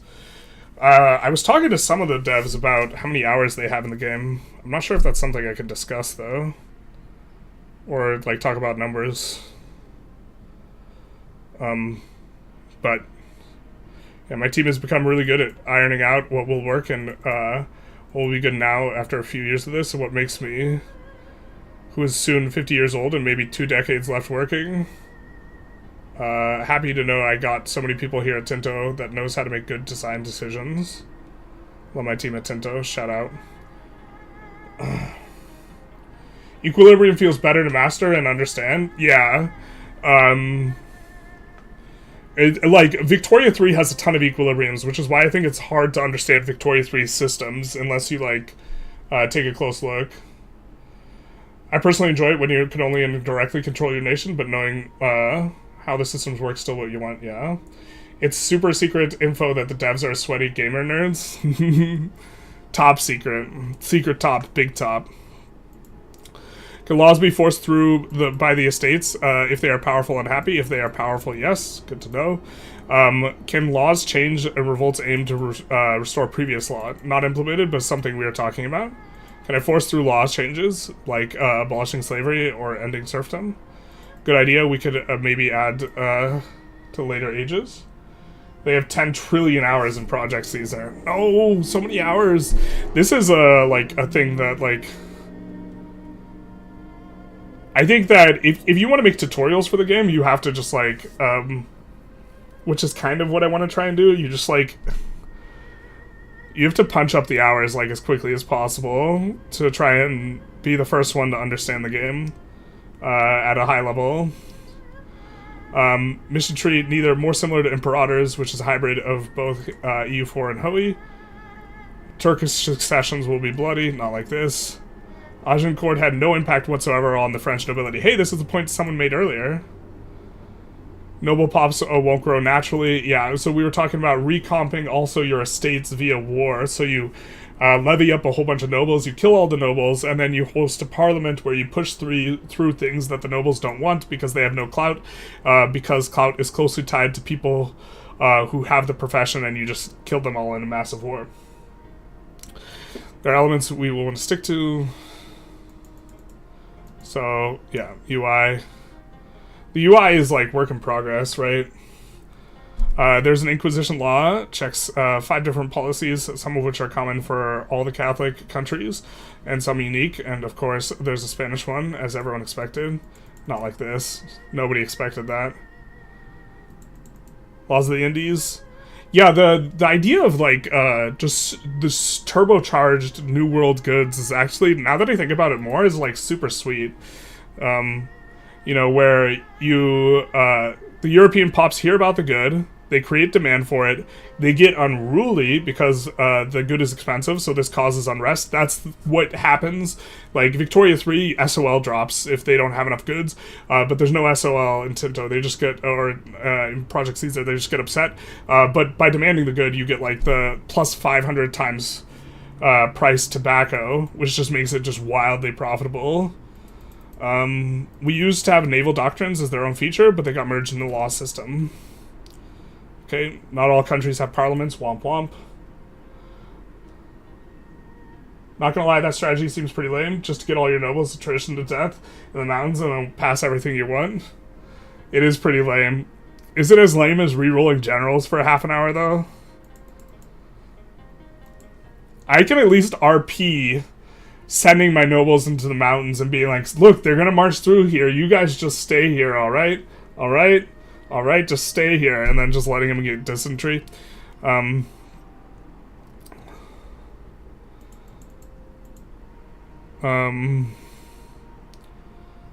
Parliament and or ruler decides. Rebellion be changed. Heathen group, something like this. Yeah, I'm not sure we're going to get too much from this. We're going to take a kind of quick look. Is having religion, culture, region, culture, religions, specific content part of the game philosophy is a pillar of the game, yes. This is something that I think is going to make the replayability be really high relative to Vic 3. Both are lame. Nixon did it, yeah. Both are lame. I feel really bad re-rolling generals for forever. It's like, it doesn't even work for multiculturalism that well anymore, but having to do that every time, you just, like, sigh and you start re-rolling. Let's see. Yeah, I don't think we're gonna get too much from this. Super Earth, feudalism. Yeah, I think we're kind of dry up on that, so let's go on to talk number 19. I said 19.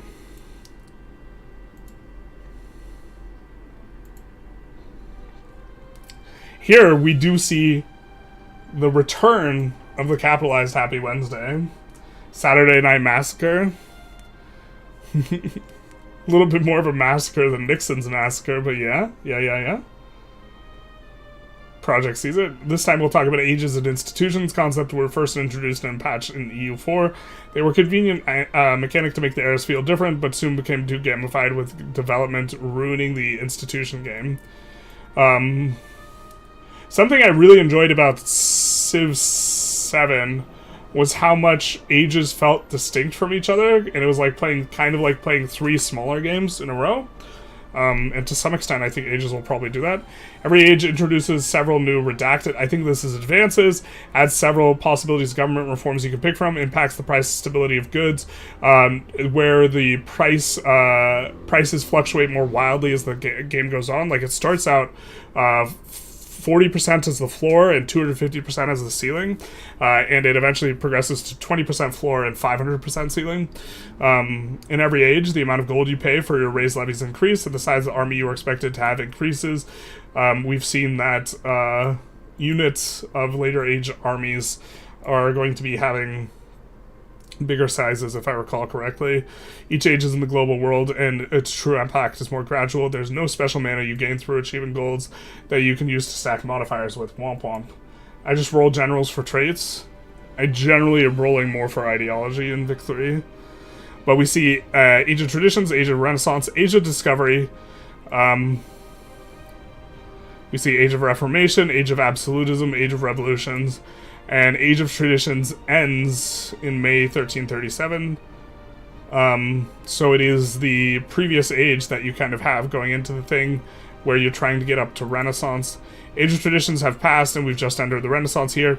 Each age also has 3 institutions that will spawn, and each will unlock Redacted and spread across the world. I think Redacted is...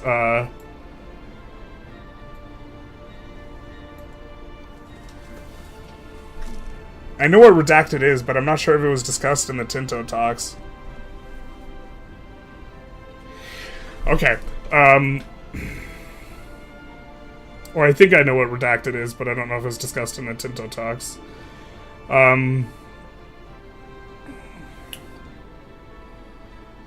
But we do have each of these different things that is going to be available. I think it has been a...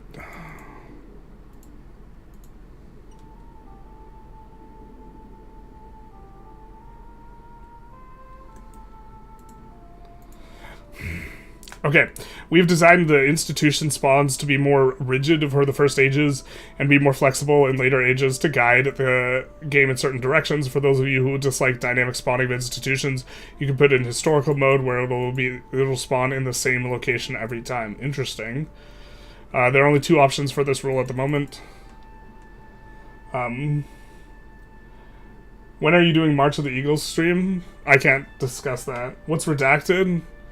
Yeah, the spread takes time, and it can only be spread through adjacent locations or through a sea lane, in terms of a spread of the institutions, unless you have trade routes from a market center that has embraced it. So, running trade routes to China might make a lot of sense, if possible. That's a lot of distance. You won't have the trade range for that, but meritocracy spawns in Beijing, and will take a little while to spread back. The speed it spreads is also impacted by the literacy of the population. If you embraced an institution, then it will spread in proportion to your control in your own location. Ah, interesting. Control also gives institution spread. Let's,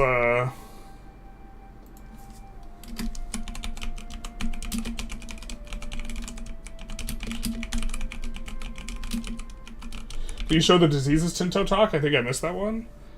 We're gonna go through these, I think. I don't even know when we talked about diseases. That was earlier, wasn't it? I know the Black Death has gotten discussed, right? Disease system in 49. We can maybe take a quick look at it.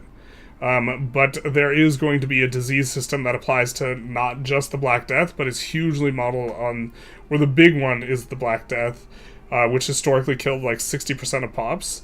And you will have pops that have immunity in this type of stuff. But a chance for it to spawn each month, how often the disease progresses, i.e. how fast it ticks, how quickly it spreads to other pops, how it spreads between locations of pops, how quickly it stagnates, how many pops and soldiers die, become resistant to each tick. The becoming resistant is super cool. How many pops and or soldiers will die, mortality for characters, how quickly resistances decay, how much persistence is needed before it spreads to adjacent locations. Like, this is like a super interesting and so Victoria 3 you get like more granularity with your pops, but for every piece of granularity you sacrifice, you can do something like tracking your resistance to disease within a population right here. So here we see, or this is within a location rather than a population, but we see resistances are getting tracked here. Okay, so it's cheaper from a performance perspective to track this type of thing, but we won't read through this whole thing directly. You can affect it with buildings that you produce, this type of thing, but that's just kind of a quick run through that. What's redacted? Anyways, moving on, basically. But I think that's super neat that they have it at that level, because like it's also big for colonization, right? Because 95% of the Mesoamerican people were killed by disease, which is an insane number. Also, syphilis was imported from the Americas. Shout out to syphilis. When an institution has spread to more than 10% of your population and country, you can embrace it, meaning you will get access to the redacted it will give you. As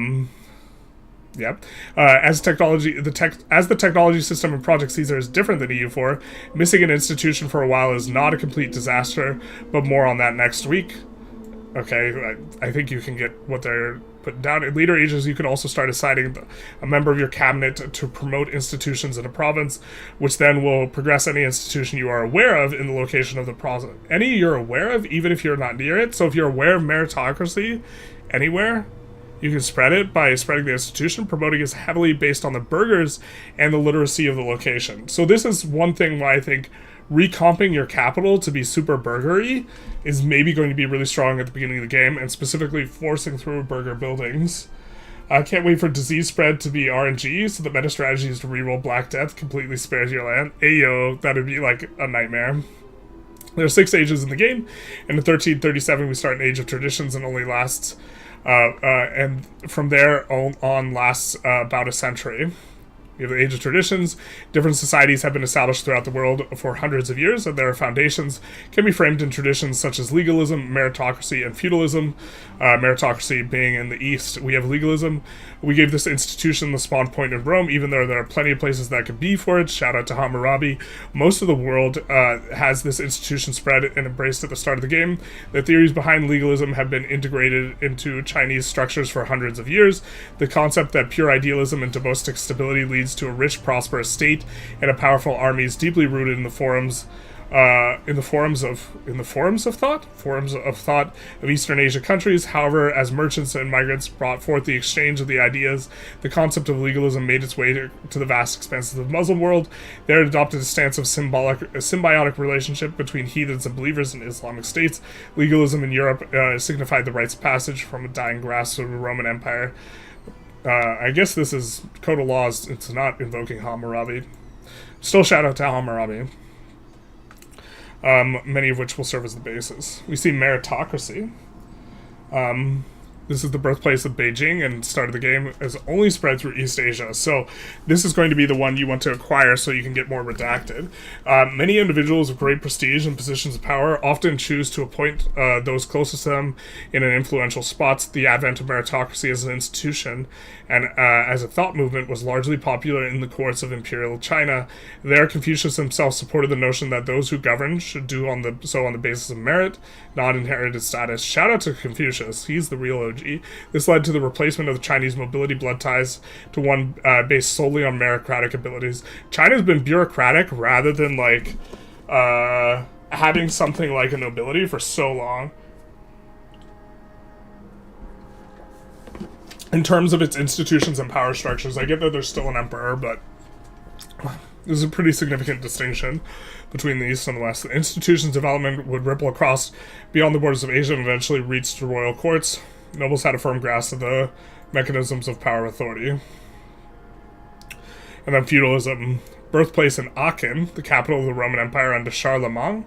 It has spread to most of the Old World as well. Over time, most societies develop a need for a common structure with a stronger and more permanent institutions of government. After the fall of the Roman Empire, this need came to be filled with institutions and customs that, taken together, often considered to be the European feudal system. For similar reasons, permanent government and societal systems have formed all over the world, some of which have roots that are further back than feudalism itself. So we have the Age of Renaissance. Are we just going to go through all of them? I guess we are, but we're not going to really get too much. We're still going to go through this, but I don't think we're going to glean too much from strategy off of this. Because we have to talk about redacted to do that. A new era of knowledge and renaissance and progress is emerging due to growing institutions, and the institutions in medieval societies are affected by Pax Mongolica, Islamic a golden age, and the European Renaissance. We see the Renaissance. This will spawn soon after the age starts in northern Italian city with a university. This historic location is Florence. Starting in the 14th century, the wealthy and powerful Italian city-states have been patronizing artists and scholars are willing to explore the old Roman and Greek societies of their forefathers. As a cultural movement, the Renaissance already encompasses most of the region and has a profound impact on literature, art, philosophy, and music. Humanist scholars, shout out to humanism, are also analyzing the society in which they live, comparing it to the ideals of classical philosophers. Renaissance humanism is grown into more of a movement, ready to permeate all aspects of society, a new ideal, etc., etc. We're not going to get too much out of mechanics for this, so we're going to kind of talk maybe a little bit over the description. Hey Bray, how's it going? Hey Generalist, how do you feel about the age system as a whole so far? We have to see more of what it gives to really kind of talk about it, but I do like ages and institutions and this pushing different things, and as a way of kind of soft resetting the game to some extent every 100 years or so. We see banking can spawn in any town or city with more than 100 burghers, so this is going to be at least like 5 buildings that are they're burger oriented, or at least 4 buildings. Historical location is Genoa, where the owner has a strong capital economy societal value, so we'll have to try and push that. But this will operate money lending and this type of thing. But we will get crusades, shout out to the crusades, where they would let you deposit money in one location, get a money slip, and then travel through dangerous areas where you would only be able to collect if you were indeed the person you said you were. We get professional armies. This can spawn in any location in Europe which has some manpower produced, where an owner has a quality societal value. The historical location is Paris. In manpower production, I believe, is going to be stuff like barracks or this type of stuff. We've seen some of these buildings already, and so this is going to be the rise of professional armies. Is like where you get a transition away from the power of the nobilities, who each had their levies and this type of stuff, and kind of more centralizing power of the state. The system was also developed in Europe after the outbreak of the 100 Years' War, being one of the main changes that promoted military revolution in the early modern age, increasing the size and quality of professional armies while having new sources of revenue to find them. Next up, we have the Age of Discovery. Dawn of the early modern era, new continents are being mapped, while feudal society is slowly giving way to centralized state. For an enterprising state, we could see the foundations of worldly empire. New World will spawn in any port in Western Europe or North Africa with more than 2,000 burghers. So that's going to be more than 7-ish buildings that are kind of oriented towards the burghers. Where the owner has discovered the Azores, or the Western African coastline. The historical location is Sevilla. And so this will allow you to, kind of settle the New World and this type of thing as a system, which will give you those huge opportunities for wildly profitable buildings. Next up is the printing press. The printing press was so important historically. It changed the way we looked at mathematics. Is one of the more interesting implications of the printing press, because in the West, mathematics, a lot of mathematical calculations used to be done geometrically rather than algebraically. And the printing press, if you have a geometric thing, you just transcribe. When you're a scribe, you just draw the illustration of how it's being calculated, using a geometric means. But when you have a printing press, you can no longer represent things in terms of drawn images. And so what you instead need to represent it in is numbers. So this led to a shift towards algebraic notation for mathematics, which is much better for all the types of physics we got that kind of followed the printing press in terms of chronologically. But this would mass-produce written word, would revolutionize the spread of information in many ways.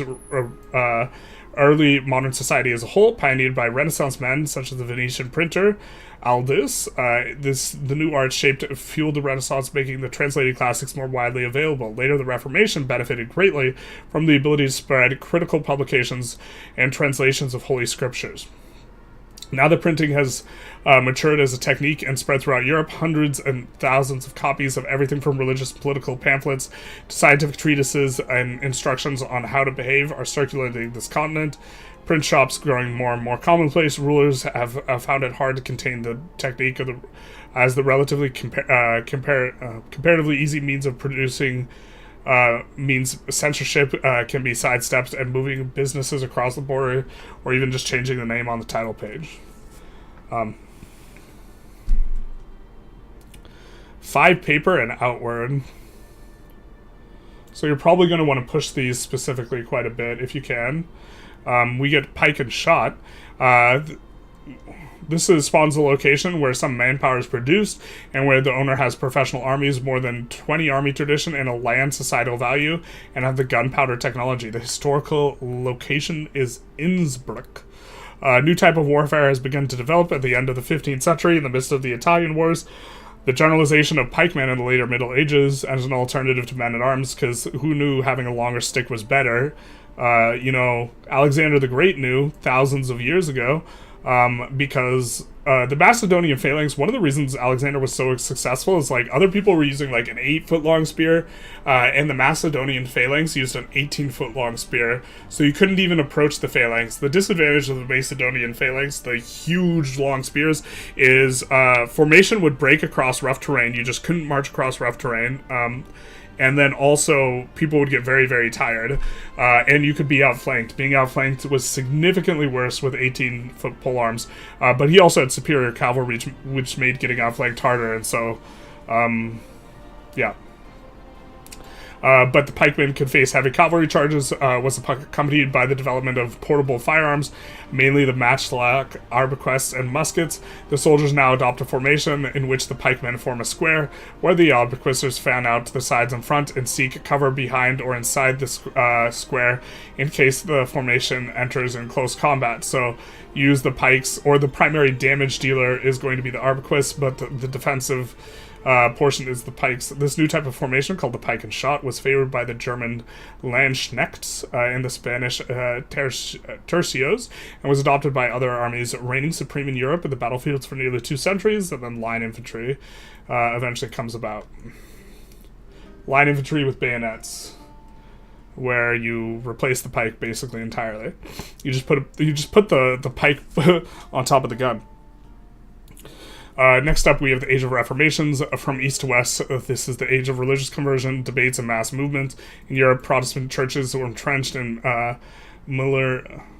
Millennialism takes hold of Iran, and religious syncretism shapes India. We have confessionalism, spawns in town in Europe, where it has a printing press. The owner is Catholic, and the dominant religion is Catholic, and has a spirituous societal value. The historical location is Augsburg.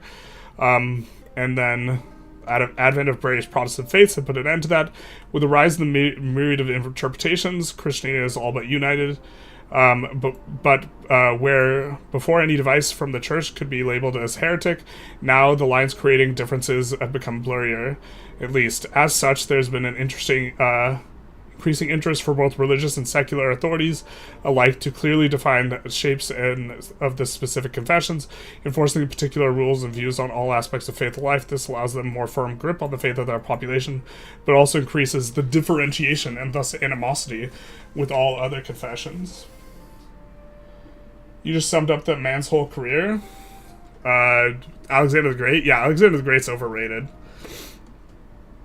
Not that he wasn't a good general, but he's, like, overrated. I think Hannibal was a much better general in antiquity. We have global trade spawn. In a city anywhere in the world that has amongst the most value of goods traded. The historical location is Lisbon. Goods have been moved across continents since antiquity, but and so this is going to be...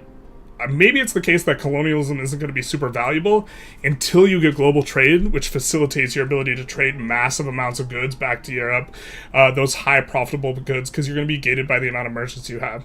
But where this was previously limited to set number of routes along, such as manufactured goods for India and China finding their way across the Indian Ocean or along the Silk Road, all trade is now becoming easier and becoming part of a greater network.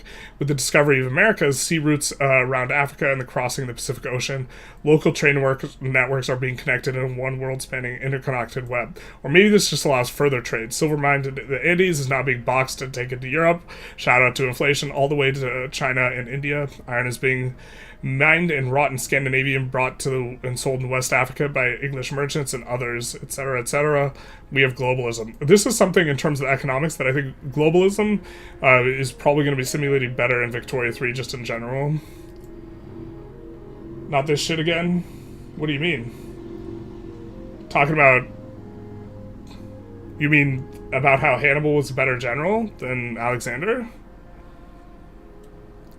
Okay. We will get artillery. This will spawn in the city in the world with a gunsmith and metal workshop, where the owner has the offensive societal value. Located...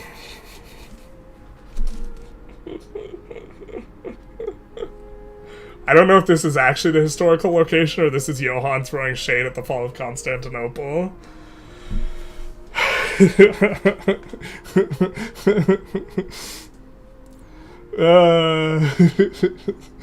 I mean, it was used on Constantinople. This has to be shade. But, okay. Artillery becoming more important is a huge issue. And eventually, with the Napoleonic Wars, like, artillery becomes... like central rather than just important, but is really important in sieges, but also on battlefields as smaller caliber guns now feature the mobility required to be quickly deployed and used. This is Napoleon. Its final development as key warfare system would come in the 18th century, especially after Napoleon perfected it. Yeah. We have the age of absolutism fired, or coming up. As governments wrest the absolute power of the countries from other parties, they are now able to devote themselves to the building of empires. We have manufactories. I believe there are levels to, like, every building, and so as you get into later ages, you get, like, higher level stuff. This will spawn in any location with more than 100 building levels and at least 20,000 burghers, and where the owner has capital economy societal value. The historical location is Derby, and we kind of know what manufactories is about. Merchants and capitalists can both bypass ancient guild laws and that inhibit mass production, and pioneer ways to increase through organization, specialization in one place. The forerunners of later industrialization were able to increase factory output by facilitating access to raw materials and mass organizations of labor. You know what? What should actually spawn this? A big part of what should spawn this is actually demand. I don't know if there's a good way to simulate that within the system of Project Caesar, though. So we have scientific revolution. This spawns in a location with a university, high average literacy, and where the innovative societal value. Historical location is Cambridge. Clearly the world is small.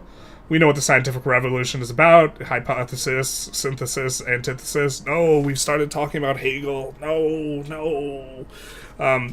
But we do have, you know, the scientific method. change in perception and approach towards science itself and way of understanding it. Systematic experimentation is the true scientific revolution that will be completely change the world, conception of the world. And military revolution, a lot of military buildings and has population over 50k. Historical location is Stockholm. Is it really? Why is that? Infantry is now armed en masse with flintlock muskets, greatly increasing the firepower and performance by being deployed in the innovative line formation, replacing the old pike and shot. Okay. These needs also affect the capabilities of the state administration as it continues to expand and handle manpower and finances are required in the increase of military. This also spearheading the development of supply chains required to feed and sustain armies. Was line infantry really invented in Sweden? Huh. I was not aware of that. And then I think this is the final age here, the age of revolutions. Questioning of rights and authority and the world during the Enlightenment led to the rejection of the ancient regime as absolutism gives way to revolution kingdoms that have that may have to make a place for republics. Or the reign of terror. Shout out to Robespierre. We have the Enlightenment that spawns in a location with university, high literacy, and where the innovative societal value, the location is Paris. It's kind of like the scientific revolution, but instead of caring about rational inquiry in the scientific method, we care about people. So here we see rationalism and empiricism gaining ever-growing popularity, and so suddenly they start thinking about, hey, why should people rule and why? Enlightened monarchs, expeditions being sent to measure, catalog way in the map of the world so we can better understand the laws and everything gather around us. Others discuss laws that govern society and try and reach, so this is the big one, an understanding of the rights of man. Notably, almost everything in terms of the U.S., like Bill of Rights and Constitution, like this type of stuff, is based off of French philosophers. Great projects such as the colossal undertaking of creating a complete encyclopedia of knowledge or a complete index of all plants, animals, and fungi in the world are being pursued for the greater good of humanity. The light of reason may not, has been lit and may not and will not rest until it is brought to all corners of the earth. And then we have industrialization. The Swedish was very innovative, to be honest. They utilized their smaller population effectively against bigger empires. No, it's because of Gustav Vasa. I don't know if it's actually formed there, but I wouldn't be surprised. I'm not knowledgeable on the history of it. Gustav Vasa, was that a theorist from Sweden or something? Industrialization will spawn a location with over 250 buildings and 20,000 burgers where the owner has capital economy, and we have Blackburn. The dawn of the 18th century gave rise to many new institutions, and thirst for growth took hold. Advances in the field of production and manufacturing. Yeah, so like, I think the impetus should be a little bit different, but maybe this is just the easiest way to implement it. But we do get machinery producing stuff, international and lasting changes in just commerce and business, but in the fabric of society itself, inventions such as the loom and steam engine shall push the capabilities of mankind to its highest zenith yet. But there was... So the first thing to actually get... for there to be, like, sort of automation was actually, like, fabric and textiles. But that happened way earlier, but it wasn't... that prolific, but I think it started in Italy in terms of manufacturing. He was a Swedish king. Swedish king during the 30 Years' War. Okay. Oh, Kurt. And Levian and Mass, this can spawn in any capital with military buildings, population over 200,000, where the owner has defense of societal value. Historical location, Paris. And this is, a shout out to Napoleon. To satisfy the need for expansion and provide the necessary fuel to fulfill these ambitions, new nationwide conscription laws will be drafted and signed into effect, raising the armies of all unmarried young men, the size of which will shape the course of history. Next week, we talk about technology. Welcome to another Happy Wednesday, capitalized, of course.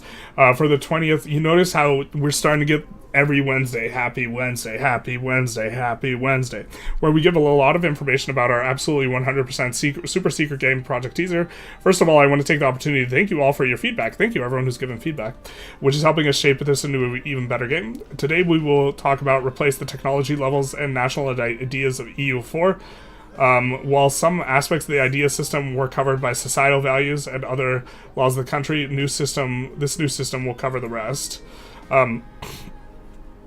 And so we have advances, which will be the thing. Age of Renaissance, we have 0 out of 91 advances. And here we have... Maybe these advances are good for us. What was different? What were the different effects from technology levels and ideas coming from are now something we call advances. Advances can unlock new diplomacy, new units, new abilities, new character interactions, new subject interactions, new estate privileges, new laws, new policies, new inheritance systems, new casus belli, new government reforms, new actions, new buildings. I feel like this sentence could be structured differently to not use the word new so many times. And additional levels for buildings and new production methods. An advance can also unlock mechanics investing in stability, building roads, collecting taxes, much more. Last but not least, advances could give you most important stat like more literacy for your nobles or better military tactics. At the start of each age, each country will get a new advances tree, which will be unique to that country. A tree typically contains about 100 advances. Some are common, and some are specific to who you're playing. Every tree, except the Age of Tradition, has 4 different starting points, a common one, and 1 from each institution. The ones from an institution tend to unlock relevant advances to that institution. So this is the thing that we were talking about that was redacted, that was not 100% sure. Institutions unlock portions of the tech tree, which makes, if you want a particular tech, you're going to need to get the institution. And so if you are getting the colonialism institution, or you want to get on the colonialism train, you need to discover the Azores and spread the institution, right? To be able to unlock the technology to allow you to properly do the stuff. Victoria 3 reference? Hell yeah, poggers. So we see here, some of these we know will just be vanilla. These look vanilla-y. I mean, these are purple, so these are different. I don't know if these are relevant to specifically the nation we're looking at here. Eventually, all advances will have a fitting and more unique icons, but for now, the sickle is good. Everything's a sickle. You know what they say, if all you has is a sickle, everything looks like grain. We're here to reap. About 70% of advances tend to be common for every country, but the rest depends on what country you're playing. Over a third of the advances in the Tree of Renaissance and Age of Discovery will not require any institution to research. But that means 2/3 will require institutions, roughly speaking. So getting the institutions will be important. This is the tree unlocked by... Here, let's maybe make an advances section in our cheat sheet. I don't know if we're going to have too much to say about advances, but that their institution locked is, I think, important, or a lot of them will be locked behind institutions. I wasn't 100% sure whether this covered it or not. So how far in are we? We're Tinto Talk number 20. We also took the national ideas, adapted to advances. Some of them made no sense or were lost. But in general, the starting bonuses ended up as 2 Age of Traditions advances you start with, already researched, and the rest is spread over the ages, with what was finishing the bonus as an advance in Age of Revolutions. In many cases, have been moved to appropriate times as well. So currently, many unique and powerful Swedish advances are in the Age of Absolutism. We have also revised those whose names have survived, and when we make work in making unique content for a country, we will aim to add more advances as well. Poland currently has 16 unique advances. Tax efficiency. Of course, that's the sickle. We also have a lot of unique advances for what culture you're playing or what religion you're playing. If you're a country that has its own locations or not, or for what government reform you have. So let's maybe put some of this into govreform.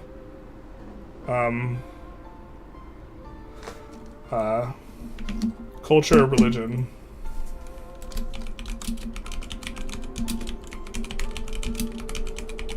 How do I conquer Chinese states to get meritocracy? Honestly, though. Victoria 3 conquer Beijing at start for legitimacy. Project Caesar conquer Beijing at the start for meritocracy. The illusion of choice. Truly. I mean, like, yeah, because you can't, it will spread along the Silk Road, but it'll spread super slow, and you can't import stuff directly, right, until you have global trade or what have you. So you might not even get it until, like, way, way later. We have a lot of unique advances for what culture you're playing or what religion you're playing, if you have a country that can own locations or not. I think in the Japan flavor thing, they have, like, the daimyos don't own locations, and so the shogunate, or Japan, is one nation, but the daimyos are countries that can operate within it that don't own locations. Some of the ideas from ID groups ended up being directly as advances for certain types of countries, like the horde government types were converted into unique advances for steppe hordes, divine ideas as unique advances for theocracies.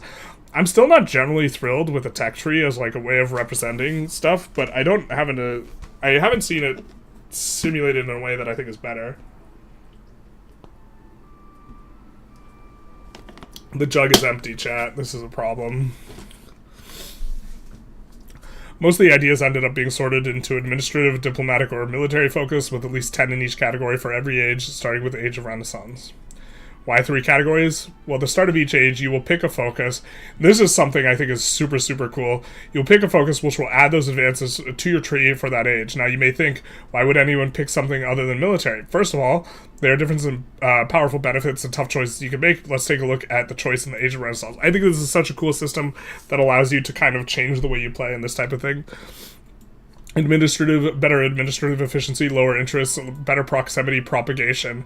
Control seems absolutely huge. Like, if you have better propagation of control, then this means you will get more levies. And so to some extent, like the Victoria 3 method is you just have a bigger stick and you hit people with it.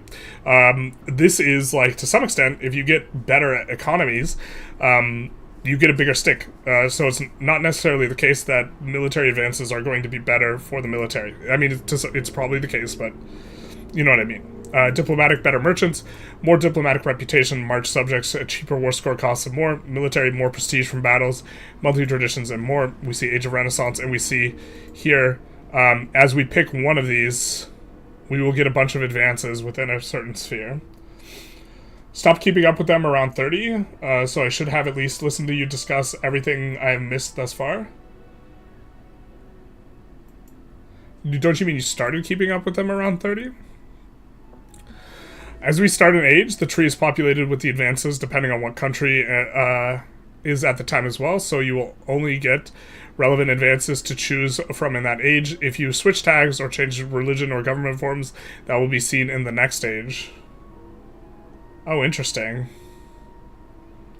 The advances for the Age of Traditions is a bit unique in that it has many starting points, and there are many countries, particularly in the New World, who do not start with them.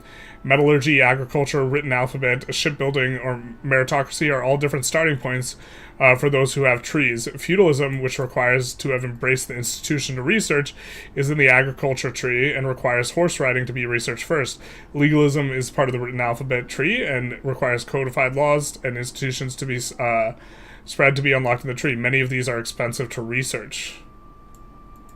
It has many starting points, and there are many countries who do not have all of them. So they do have a little bit of a system that is giving a different start here. This, together with lots of unique advances in the first 3 ages, provides an interesting progress as a new world or similar type of country outside the Eurasian core. Each advanced, I think Mali seems like they'll be super fun to play, just having a bunch of money, but being relatively backward and trying to sort that out. Each advance has a research cost that's the same for almost all advances. There's a few keystone advances, such as written alphabet, that are more costly, though. Every country generates research each month, which is paid directly into the advance you are researching. While a bit unrealistic, but good from the quality of life perspective, you can store up to a year's research without having to advance something being researched. So, in theory, you should just probably do this. If you can't finish the tech, you should just always let it store it. There's also sort of catch-up mechanic, where advances from an earlier age are cheaper in the current age. Previous age, cheaper.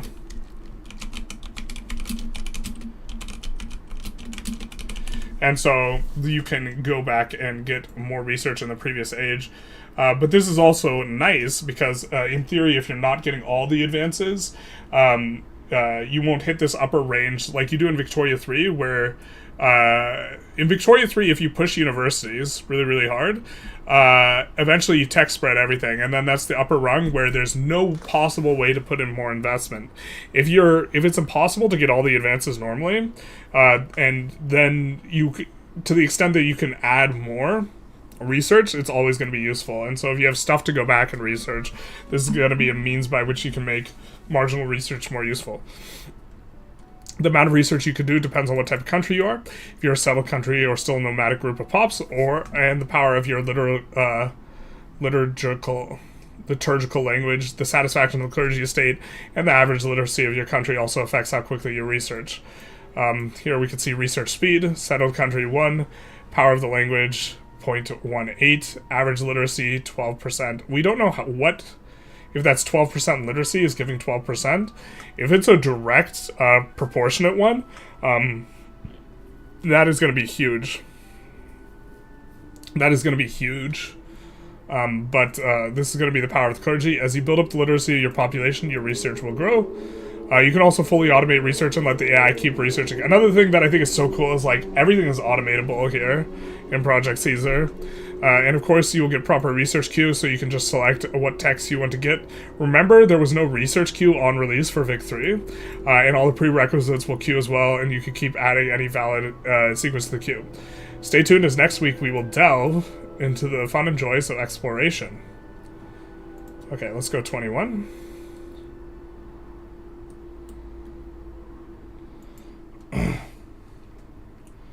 Is there anything like tech spread in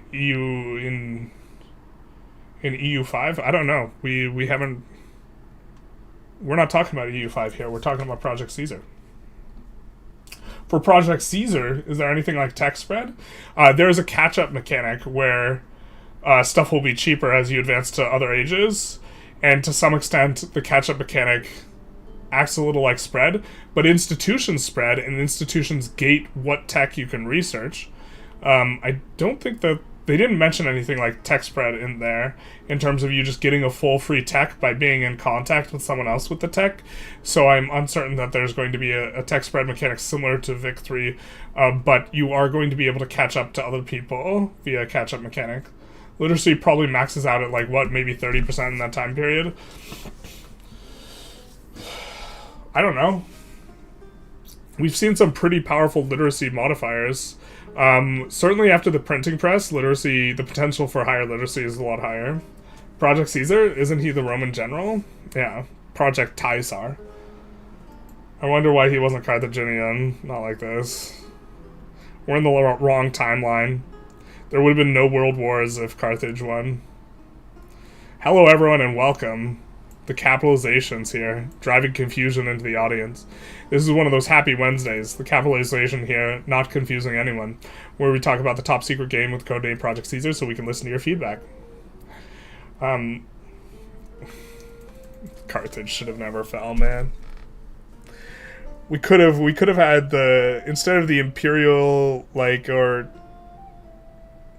imperious Roman, we could have had the traitors who sacrificed children. The world would have been a better place. This week we are going to take a look at exploration, how exploration works in Project Caesar. In previous grand strategy games we've done, exploration has been primarily done by units, giving them manual orders to move, or sometimes automated orders to explore places on the map to reveal. We have a new system that works separately to go away from this and separate from military and exploration.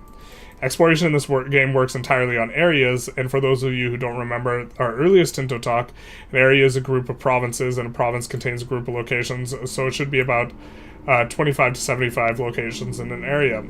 Exploration exists in the Geopolitics tab with the Colonization and Privateering. And for getting it, it goes to 1822, so lots of high literacy later on. Yeah, especially if it's something that you maybe like focus and care about as early as the printing press. Like in theory, you could have had really high literacy rates in Europe if like people actually wanted the population to be educated. It goes to 1836. I think it goes past 18. I think it goes 1 year past Victoria 3. I think it goes to 1837. If I'm not mistaken. Exactly 500 years. Which they should have just they should have just brought it to Victorious Breeze start date, but whatever. We get the known world, exploration cost, exploration progress, exploration failure, and we have you explore an area. Is this with a conquistador or a character? You need a proper helmet to be a good explorer, that's true. To get an area explored, you're going to start an exploration for it. You can only explore areas that are adjacent to an area you've already explored, and if it has an inland sea, you can only explore it if it's adjacent to an area you own. Starting an exploration mission for an area costs a significant amount of gold, but there's also additional cost to starting a mission depending on whether or not land at sea. For a land area, you'll need manpower, and for sea areas, you'll need sailors. I think you'll also need to create buy orders for goods that are going to be used in this. But exploration, we will say that it's gold expensive, right? And this is one of the things that I'm really excited for in Project Caesar, is that there's multiple sinks for gold, and sinking gold into exploration, that's going to pay out long term, right? But the plus 500 cost new world goods, shipping those back to the old world, that's going to be a lot of cheddar down the road. And so it'll be interesting whether that's more worth developing economically at home, or what the trade-off looks like of this type of thing. I personally love colonizing in EU4, so yeah. You also have a constant upkeep of gold for your exploration mission, and during your explorations you get events related to exploration. I think that they've changed it, or in one of the update ones, they changed it to make it so that there's an upkeep cost in goods, and so you just pay for the goods, and so if the goods are cheaper, you pay less upkeep. Missions always have risk of failure, resetting in progress, characters can evolve, can die. So, is it using cabinet positions or not? The administrative ability of the leader of the expedition reduces its upkeep cost, the diplomatic ability success chance, and the military ability impacts how quickly exploration can be done. Did it say it uses an admiral? Or a general? Or a cabinet member? Did I just not read? Kind of trying to cruise through it. We do need to, kind of pick up the pace a little bit here. Maybe we're kind of going okay a pace, but we see administrative ability, diplomatic ability, and military ability, giving you various things. Exploration cost, yearly failure of exploration, monthly progress. You will be able to math out which one of these is most valuable, in theory, but they're also multiplicatively valuable with each other, so maybe that'll be a complex equation. While most characters in game can be assigned to explore an area, there are some characters that are far superior. These are explorers which, besides just being innately better at exploring, also have different unique traits making them better or worse at aspects of exploring. While there are some explorers that join certain countries through historical events, there's also the possibility to recruit a new explorer. This requires the Commission Explorers advance in the Age of Discovery, which you of course will unlock, or is probably gated behind an institution, or sorry, that is in the advances tree for the New World institution. There we go. Speaking of advances, there are a few advances throughout the game that speed up explorations or make them less prone to failure. At the start of the game, at near range, exploration led by someone who is not an explorer may take a few years to complete, but as you get more advanced, this will become a shorter time. The trade winds on the sea lanes, which was really kind of the first thing that revealed which game this was going to be, also have a significant impact on how quickly an area can be explored. We've designed the oceanic locations of Project Caesar to take into account historical sea lanes that were used by ships and fleets during the Age of Sail, taking advantage of their knowledge of winds and sea currents. These sea lanes shaped the very way explorations were done, and their mastery was critical to the success or failure of an institution or an expedition. A purple advance is a unique one, and this one is unique to anyone in Western Europe's subcontinent in the Age of Renaissance. Route to the Indies, less chance of failure. Surely this is a flat modifier. That would be super weak if that was a percentage modifier, right? And so maybe there's a 5% base chance of failure each year, and reducing that to 4 is a substantive reduction. If you build a spy network in another country, you can steal some of their maps. An exploration mission is finished. The knowledge of the discoveries will start spreading to other countries that have the capital on the same continent as the explorer. Currently, the map spread takes 150 years.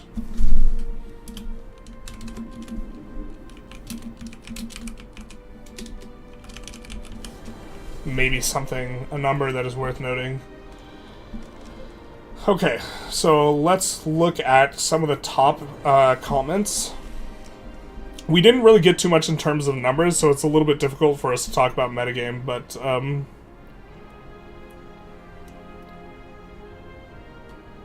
sea lanes areas are big. These are huge. So this is the Azores here. Wow, this is actually neat. I don't think I've taken a look at this, but we do see the North Atlantic right here. I wish this wasn't rotated. So you can explore the Azores and then the North Atlantic Gulf Stream, and then you're in the Bahamas, right, or the American East Coast, just kind of right away. Or if you just explored south in Africa, you can take the North Equatorial and find yourself, into the Caribbean / you could go down into Brazil. Atlantic Equatorial Countercurrent here, leading to Brazil properly. Wait, which... these actually are different, though, because some of these go east and some of these go west. I hope there's a steel tech mechanic. I'm not sure there will be. But, to my recollection, I can't think of anyone, but I don't think espionage as a thing has been covered very much. Random New World DLC incoming? No, never trying it again. Oh, Play, if you're still here. This may be your answer a little bit, huh? I actually love the Random New World thing, though. A Purple Advance is a unique one, and this one, that is unique to anyone in the Western Hemisphere. Yeah, the minor tag in the HRE need 2 to 3 ports to span sailors and will not have the naval range for their reach for like a century, and currently it's balanced so that Portugal can barely afford exploring at the start. Maybe Flandern or Brittany could gamble on it, but those tend to be far more busy with other things, like English armies visiting. Actually, let's take a quick look.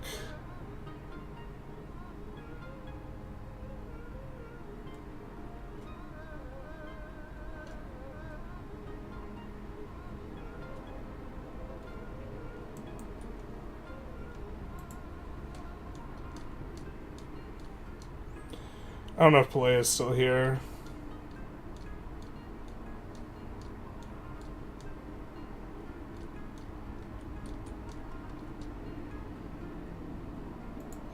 But Play was asking earlier if the goods in the New World were dynamic. They've released a Tinto maps, now that I remember, that shows where all the goods are and what they are, which wouldn't make a lot of sense if they were dynamic. In terms of trying to infer what's going on here.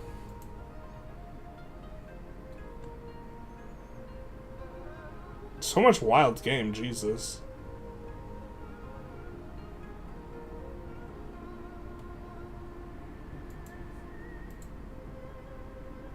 Huh. I wonder if that wild game gets updated into anything else. It's maybe not like the resources you want, just mono wild game. Take that screenshot zoomed out, rotate it, and cropped it to make a rectangle. Or is turning the camera possible in game?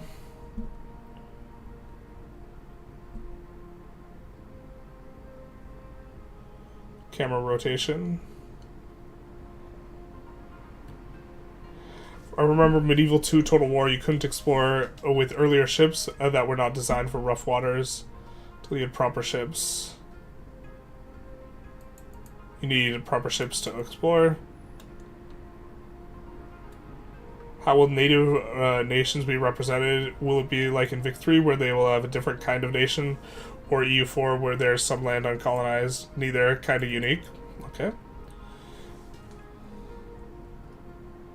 I don't think they've talked too much about the mechanics of how you get your pops from A to B in regards to colonization, but this is just exploration. I don't think we're getting too much out of these upvoted comments in regards to revealing things that can be used for trying to figure out metagame. So we'll go on to the next thing.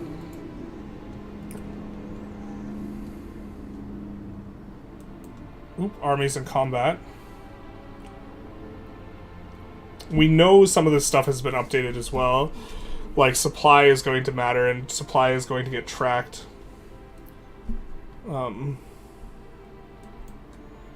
Colonialism's 25, so we'll get a better view of that then.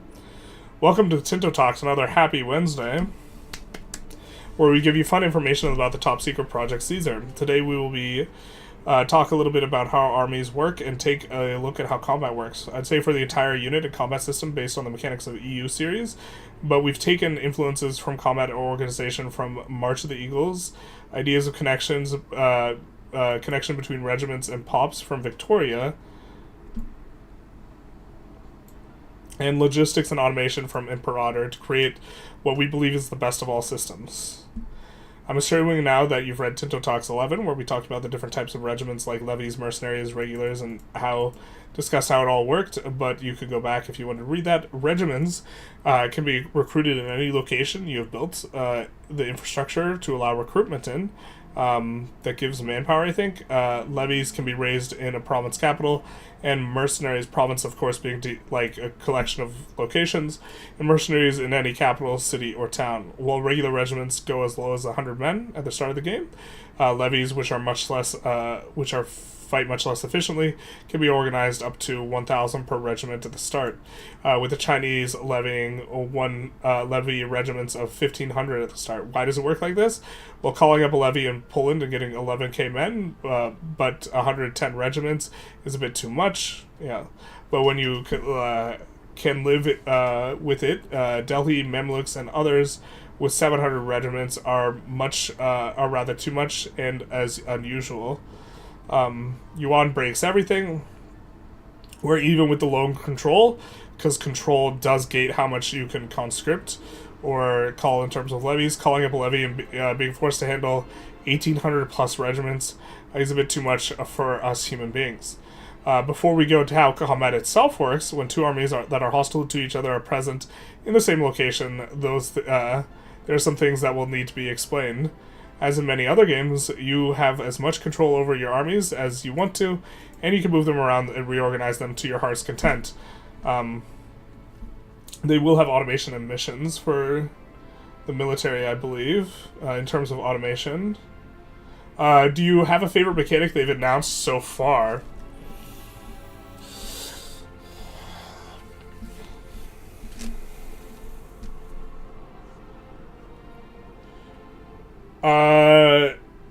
I think I like the richness of the interconnected systems quite a bit. And so it's maybe a little bit hard to pin down one specific thing that I like that's been announced. I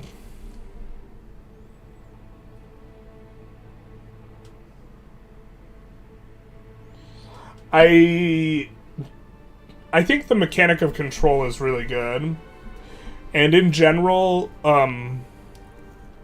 rather than a specific mechanic, a sort of system and design philosophy I like is that blobbing is difficult. Because blobbing should be difficult. And I generally dislike blobbing in grand strategy games. I think it trivializes the kind of deeper mechanics and considerations when you can blob really, really effectively, and makes the game kind of about this trivializes the game through easy expansion. And so I am really happy about just the general sense of anti-blobbing mechanics, control being one of them. But the mechanic of control just in isolation is not really like truly super hyper compelling. But when you look at like everything coming together to prevent blobbing, because historically speaking, blobbing was really had really negative consequences, and the main reason Rome was able to expand so far had to do with them building a lot of roads, because your ability to send messages and conduct an administration across a massive empire was one of the restrictions for expanding that empire, and so to the extent that you could propagate control through roads, that was one of the reasons why Rome was able to get so big. To some extent, the Mongols had a moving administration, and that mobility was very fast moving, and that kind of allowed them to administer stuff. But generally, as empires expand, historically speaking, they cave in on themselves. And grand strategy games generally have are really poor at kind of showing this in terms of mechanics. And instead, when you conquer a bunch of territory, you just kind of win. Like there's someone recently posted like a Vic 3 video where like 1850 is Japan, you can subjugate China and annex it. And it's like without even like having that high infamy. Or and so like when you could conquer just vast swaths of land so easy, suddenly the nuanced and small tuned decisions that you make surrounding stuff like the economy or society or this type of stuff, suddenly these just become irrelevant. And so just philosophically speaking, anti-blobbing is something I'm generally really excited about. But that's kind of a bit of a long aside. With the granularity of the map, though, we could no longer use days as the smallest tick, but instead have to resort to hours as the time tick. The day ticks from 8 to 1900 every day, and the remaining hours are skipped over, representing the fact that armies need time to rest and are always on the move. Now, you may have worried that the game will be slower and perform worse. Well, when you fight a war you care about, you can probably play at a lower speed, but the max speed in-game should be as fast as EU4 and Imperator. Oh man, there's something I want to talk about. I don't think I can, though. However, we have something here that we want to only tease about today, and that we will talk about in future talks. It's a powerful objective system that uses the same AI components that the AI itself uses. Is it objectively better to give an objective? This is something I'm excited about as well. As an army of regiments that are organized as a single entity, these can be led by a character who may or may not have the traits for being a general. If they don't have the traits, they may get that after a battle. The abilities of the character have an impact on military aspects. Each attribute has at least 3 different benefits. Administrative ability gives minus maintenance, increased siege ability, more possible frontage, more correct section chance. Diplomatic ability, I don't even know what that means. So your armies might accidentally deploy in the wrong section. Diplomatic ability helps morale and initiative, and food consumption. I really do like how all of the stuff is relevant rather than just the military. And the military ability gives movement speed being a key one, especially because you could cut supply lines now. Discipline, which is going to be powerful. Combat speed, which I'm guessing just allows you to roll the tick of your damage faster. And his military ability should be the best, but it shouldn't be the be-all, end-all. It's always better to have a commander than not. Remember, it's faster to switch to your second commander than it is to march home. Rome also very gradually took over and integrated a lot of territories it held, especially the east, and places like Spain they didn't even control until like the 200s. Also, Rome, it's not a coincidence that they had an easier time conquering all around the Mediterranean than they did just like marching inland into Germany.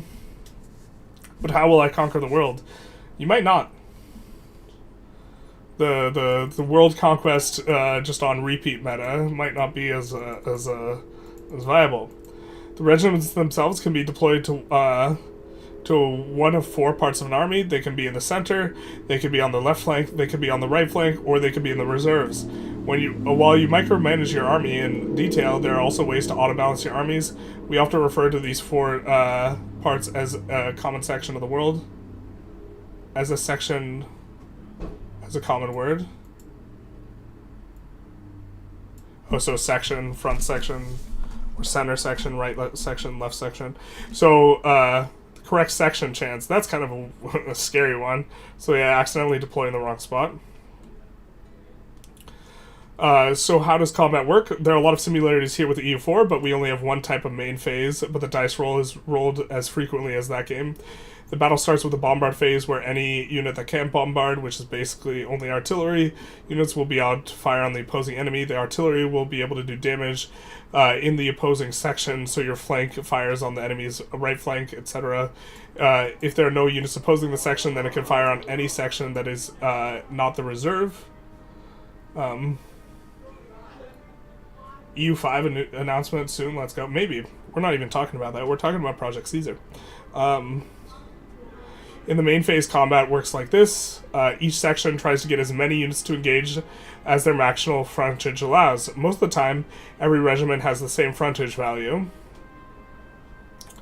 They will attack the opposing section until there's no possible units left there, and then they will hit enemies in the closest section. Only engaged regiments will fight in the current round of combat, so you want to get engagements as quickly as possible, and a regiment will try to fight another engaged regiment in the opposing section first. If there's none in the opposing section, they can attack any other section where a unit with good flanking ability will do extra damage.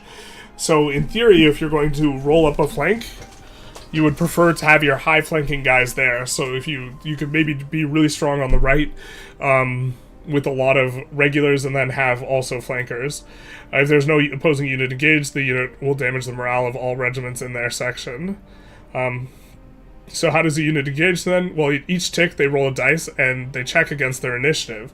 So it could be possible that you want to have high initiative units to get into combat as quickly as possible, and then lower initiative units that have better combat stats to follow up behind them.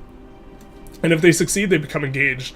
The chance increases for every hour of combat. This makes you want to have every section of your army have some units that can engage quickly and allow your heavy hitters enough time to engage. This may not always be an option, especially in the early game. Let's maybe make a thing for military.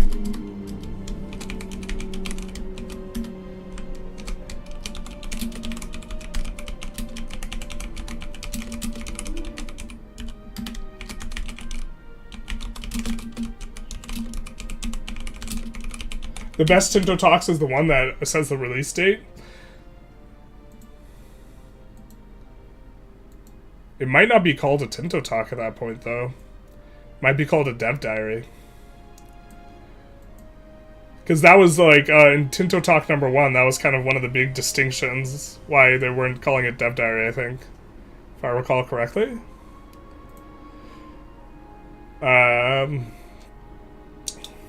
At least generalists got to try it early. I don't know what you're talking about. Clerics want to go last, true. Generalists gave some good feedback when he play tested some game someone's talking about. Okay, every regiment, even those in the reserves, have a ticking penalty. Alright, a regiment that gets too low in morale will break and have their section until the end of combat and will be in the broken unit section. If there are not enough regiments in this section to cover the frontage, there will be a chance for units in the reserve to reinforce that section. So why would you not want to have more units in reserve? However, only enough units for possible frontage of the battle attempts to reinforce each hour. So having huge doom stacks has no advantage.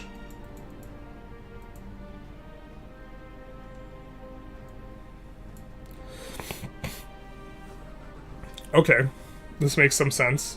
Let's take a look at some of these stats up here. Possible frontage plus 36%. Does this expand our frontage? If it does, administrative ability is really good, right? Because it lets you get more guys in on the combat, and it makes having a bigger stack more valuable. I guess what possible frontage is actually a pretty big question, because that's...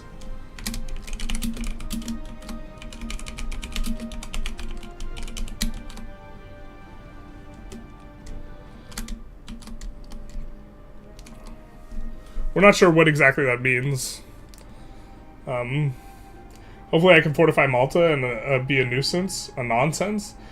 Like I play all EU4s Byzantium or the Crusaders. There's so many people who just spam Byzantium only. Byzantium should be a lot more manageable with a bunch of extra territories. They won't release the game end of game since they will be off for vacation, so it's either next year or in a few months. That we won't release the game. The broken units of the section are the regiments that have been routed in the current battle. They will no longer participate in this battle at all, even if the regiments are still a part of the army that is engaged. A battle over when one side has no regiments in their 3 front section, or the army retreats due to having morale or manual order retreat. Oh, so if you just overstack reserves, you can get routed faster. That makes some sense. Pretty decent army, but I'm not sure it'll win against 1,100 Polish levies. There's some new important attributes to think about for units. Combat speed.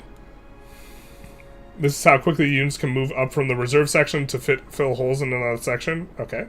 Frontage. There's a limited amount of regiments that can fight each section.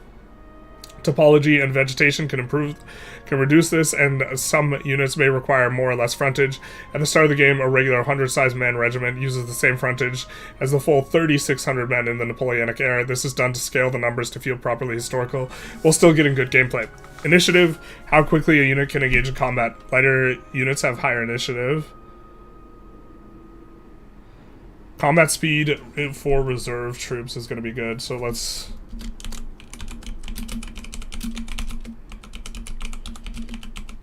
Biz is the #1 underdog. I think it's not just the #1 underdog, it's like everyone cares about the Roman Empire. Next week we'll talk about logistics and sieges. Shout out to Siege Ticks. Kingdom of Jerusalem and Cyprus, a real favorite. There's going to be some really dope, like, non-landed options to play. Like, playing as a bank sounds so interesting. It's just going to be so wildly different than, like, playing as, like, a normal thing. Hello, everyone. And hello, everyone, to another Tinto Talks. Hey, no welcome here. That's what we love to see. The Happy Wednesday, the day of the week where we discuss details about our super secret game with the codename Project Teaser. This week, we will delve into the glorious world of logistics and sieges. You all know the saying, amateurs talk tactics, professionals talk logistics. This is true. Cutting supply lines should be a critical thing. And this is introduced later, in a later Tinto talk, because they developed the mechanic later. First of all, we've added something referred to as commission time if a character's been assigned to lead an army and navy. This has been changed. They don't take forever to reach command. This is something that they got feedback on and they decided they didn't want to work that way. Oh, we didn't try and read the comments. Hold up. We didn't read the most upvoted comments here. Let's do that.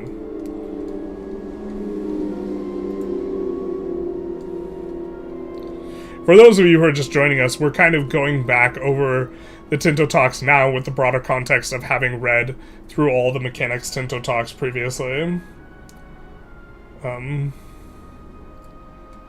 Bank of Jerusalem and Cyprus is based in Cyprus, financing your wars. Yeah.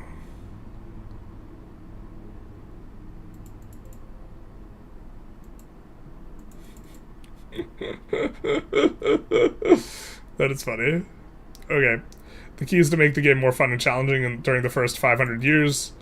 During the 500 years. Sorry, not the first 500 years, but also the first 500 years. That means no world conquest. Shame on you, Yankees fan. Are there any plans for an immersive graphical representation of the battle? Yes.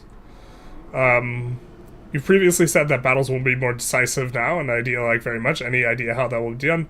More war score from battles, less cap on war score from battles.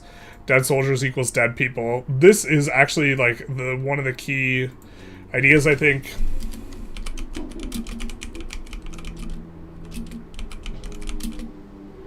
Not just, like,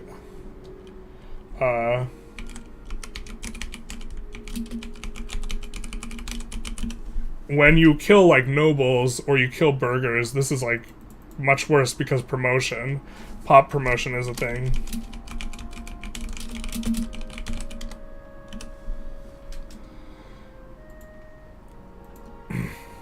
No world conquest? That remains to be proven. I have to imagine there's world conquest, but not as early as you can do in EU4. Which I'm not sure why you would explain this to them.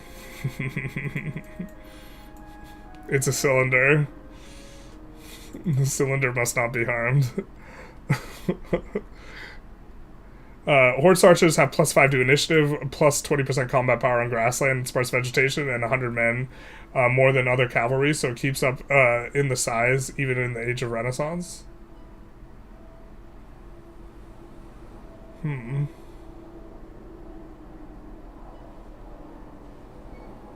Interesting. kind of analysis here. That firearms are operating worse against kind of the hordes that China would fight against, which is why they don't push gunpowder. We only have 1 leader per army, as sub-leaders would add quite a lot more characters to the game. That's fine in war games like March of the Eagles or Hearts of Iron. Tactics was something we had in Imperator, and even after 5 iterations, it sucked. Yeah. Only combat units tick 8 to 9. The rest of the game ticks once per day. Oh, interesting. How long are your average battle last, given the increased ticks? About 20% less ticks now than EU4, so faster. There are benefits to winning. Something about ticks. You can drill regiments. It's an action you unlock from an advance. You can create a new subject state from any province you own, and you should be able to make more specific person rule it. Okay, so this is something we have to note from for control in terms of the strategy. I'm excited that we got to read that specifically, because so now we can put it in. Can release any location. Might be better to have subjects than low control. So it might be better to release a bunch of subjects rather than having areas with low control.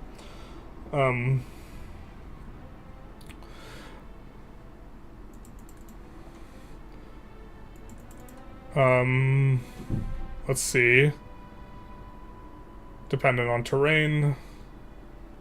Does the game have a tick calculation similar to hour ticks, only for unit movement, day ticks, construction, recruitment, progress, month ticks, gain income, etc.? Yes. So we know how the ticks work. I'm not sure. Oop, I guess we kind of got a little bit of thing. Your regiments are smaller than you are at a disadvantage.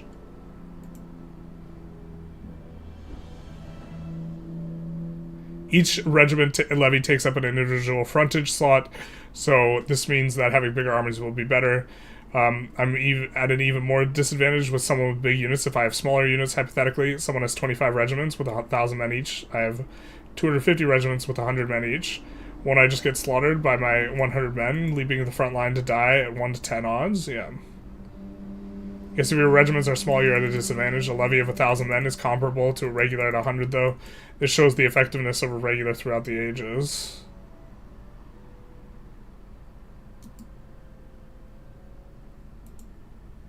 Here, we maybe want to save this.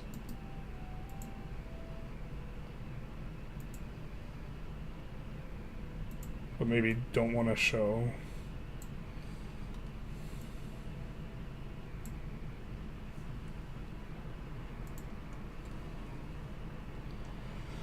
Hey Bloomoo666, how are things? I'm hoping for no mana points. There are no mana points. Or it has not been discussed at Tinto talks whatsoever. In fact, it's been denigrated, so...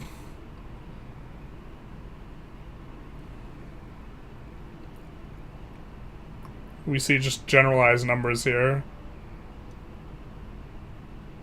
Cavalry stays consistently powerful, so... they will fall off in artillery. There's artillery in the Age of Traditions? That seems crazy. Cavalry will be a lot more expensive, though, to create and have. The ability to freely make subjects is absolutely cool. I think it's going to be super good, too. Or it's something that's going to be really worth exploring, I think. I just want to take the opportunity to say you can commit to the joke and actually force Calvinist armies to never re-roll dice in battles. It's not a joke. Man commits to the bit. Okay. Not yet, but soon. We haven't seen any models, have we? Have we? This was like a year ago, Johan. What's that about? Okay, so jumping over to the next one, which we are talking about logistics and etc. But this has been changed. Reinforcing regiments. While your levies do not reinforce, your regular regiments will attempt to reinforce if you have the manpower and get access to the goods they require. There's also a maintenance cost that's in manpower, which will make it so that you kind of have an equilibrium amount of troops you can support, and if you have way more manpower than that equilibrium, you'll reinforce really fast. A regiment that's part of an army that's retreated in combat, loading on a ship, or currently taking attrition will not be able to reinforce. A regiment can only reinforce in your own locations, and in a location owned by someone you are fighting a war together with when that current region is not occupied. And so we have some will be going to reinforce. 5 is enough here. Is it? Is it? Is it? So it's 5% of the size. When people talk about logistics, it's usually intrinsically linked to the movement of armies, and the movement of armies in Project Caesar has some changes compared to what you may be used to. One of the things that has taken inspiration from Hearts of Iron series is the fact that when an army is moving, they will slowly be losing morale. This creates a natural flow of armies marching and then resting, and not just marching across Europe and immediately joining a battle like the march had no impact at all. We have also added the fact... I think this is maybe something we want to take note of.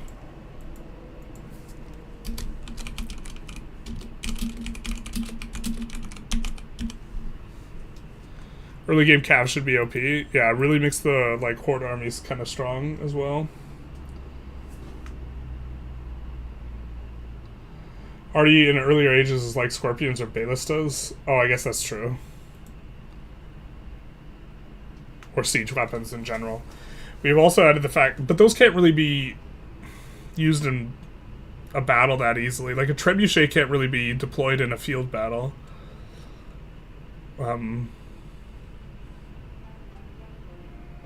Like a ballista can, but that's kind of the only one, right? We've also added the fact that an army is beyond a certain size will be marching slower, where that army, based on total frontage, it is feeling. You can attach units to other units. This makes your attached units slower, as military organization was rather limited. In later ages, it reduces this penalty significantly, completely limiting it in the Age of Revolutions. And speaking particularly about that age, we have an advance that makes multiple corps combat more interesting, making them march to the sound of the guns. This advance allows the army to automatically react if another army of ours is in an adjacent location and enters combat, and then will quickly march to join the battle. Oh, interesting. He's asking what's our favorite one of these. Probably Napoleonic Warfare, or March to the Sound of the Guns. Probably Napoleonic Warfare. Shout out to Napoleon. Just kidding, it's March to the Sound of the Guns. What do you mean? Could load up a lot of dead troops to return to sender with a trebuchet? It's true. Food and armies. Now you're wondering, we got the Weewoos outside. Shout out to the Weewoos. That is all fine, but an army cannot march on its stomach. This is entirely true. Each army has a food necessarily to consume each month, else they will start deserting and dying. If you run out of food during a siege, you're basically forced to abandon the siege very quickly as your army evaporates. A standard infantry regiment can usually carry a few months of rations. I think they've decreased this, but now there's supply lines, if I recall correctly from later Tinto talk. But when they are gone, they are gone. Here, a new category of unit comes into major play. One is the auxiliary category, the logistics unit, which can carry more the food than the other type of unit. And I think the auxiliaries make it easier to maintain the supply line. I can't remember exactly, but I really like that the type of army, if you're France, the type of army you would make to march into Russia would have to have a lot more auxiliaries than the type of army you would make to march into Spain. And so I think I like the idea that you have to think about what type of army you want to field as a strategic decision that is sensitive to the logistics is something I'm excited about. But this is going to be tied in on auxiliaries. So how do you get your food to your armies then? Well, if they're stationed in locations you own, they will take food. I think we're going to skim over this because this isn't how it works anymore. They've updated this. You could steal food from occupied provinces. If you control the province, you could steal the food from the location. I'm assuming you could still do this. If your army is at a hostile location and you cannot get local food, you could try and trace up to 2 locations away. Now there is a supply line, not just 2 locations. So we're kind of gonna... There's supply depots, and you can exercise means by which you can establish a better supply line, this type of thing. but this is something that has been updated. Can we get a loud car emote? We can. Currently, there's one on Twitch. Twitch doesn't have the Sad Thursday emote, but they have the loud car emote. No trebuchets in field battles. Cannons were used in Europe in 1326 by Florence. They were not commonly used. Bro, I have to tell you, hey Michael, I couldn't care less about EU5 or nor anything from Paradox. Modern Paradox is bad, and I've done with them. Age of Wonders 4 is an exception, but they're just the distributor. If you're of that perspective, I actually don't know how you're... I mean, if that's your perspective, I'm unsure why you even follow my channel then.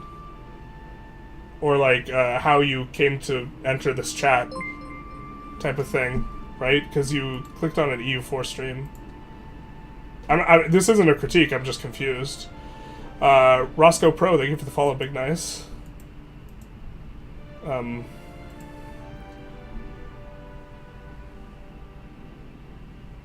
So, why you play favorites so hard? Clearly YouTubers are the redheaded stepchild of the journalist fam.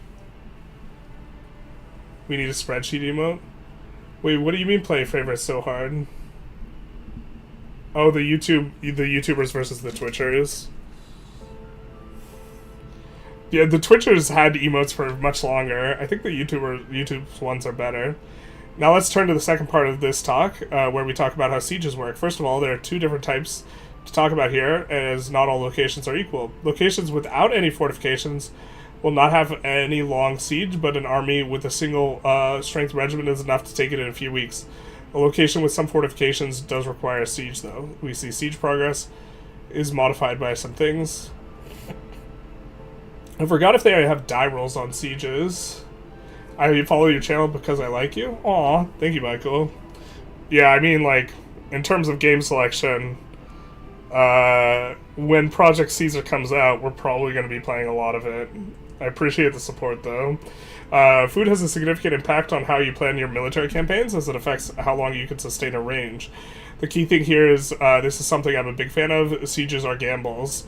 And if they cut your supply line, you will be left in shambles. You don't know when a fort will fall, and now with the fact that you can run out of food, the risk of actually losing and failing a siege. About 30 days, there's a chance for something to happen with the siege, with the chances getting worse and worse for defender, or another month of holding out. I think it's for every month of holding out. So we have this dice range, and what do you do? Add +1 to the dice? No. Okay. With these changes, the assault is now potentially a viable option, as you either win and save time and food, or you fail the assault and have taken casualties, thus preserving your food supply. This is true. While besieging a coastal location is important to blockade, making the siege faster, it can also make the same time supply as your army with food.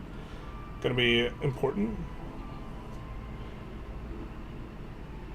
Are you one of the YouTubers that have a very suspicious shortcut on their desktop titled Project Caesar, or only the people got invited to a super secret Tinto trip to get that?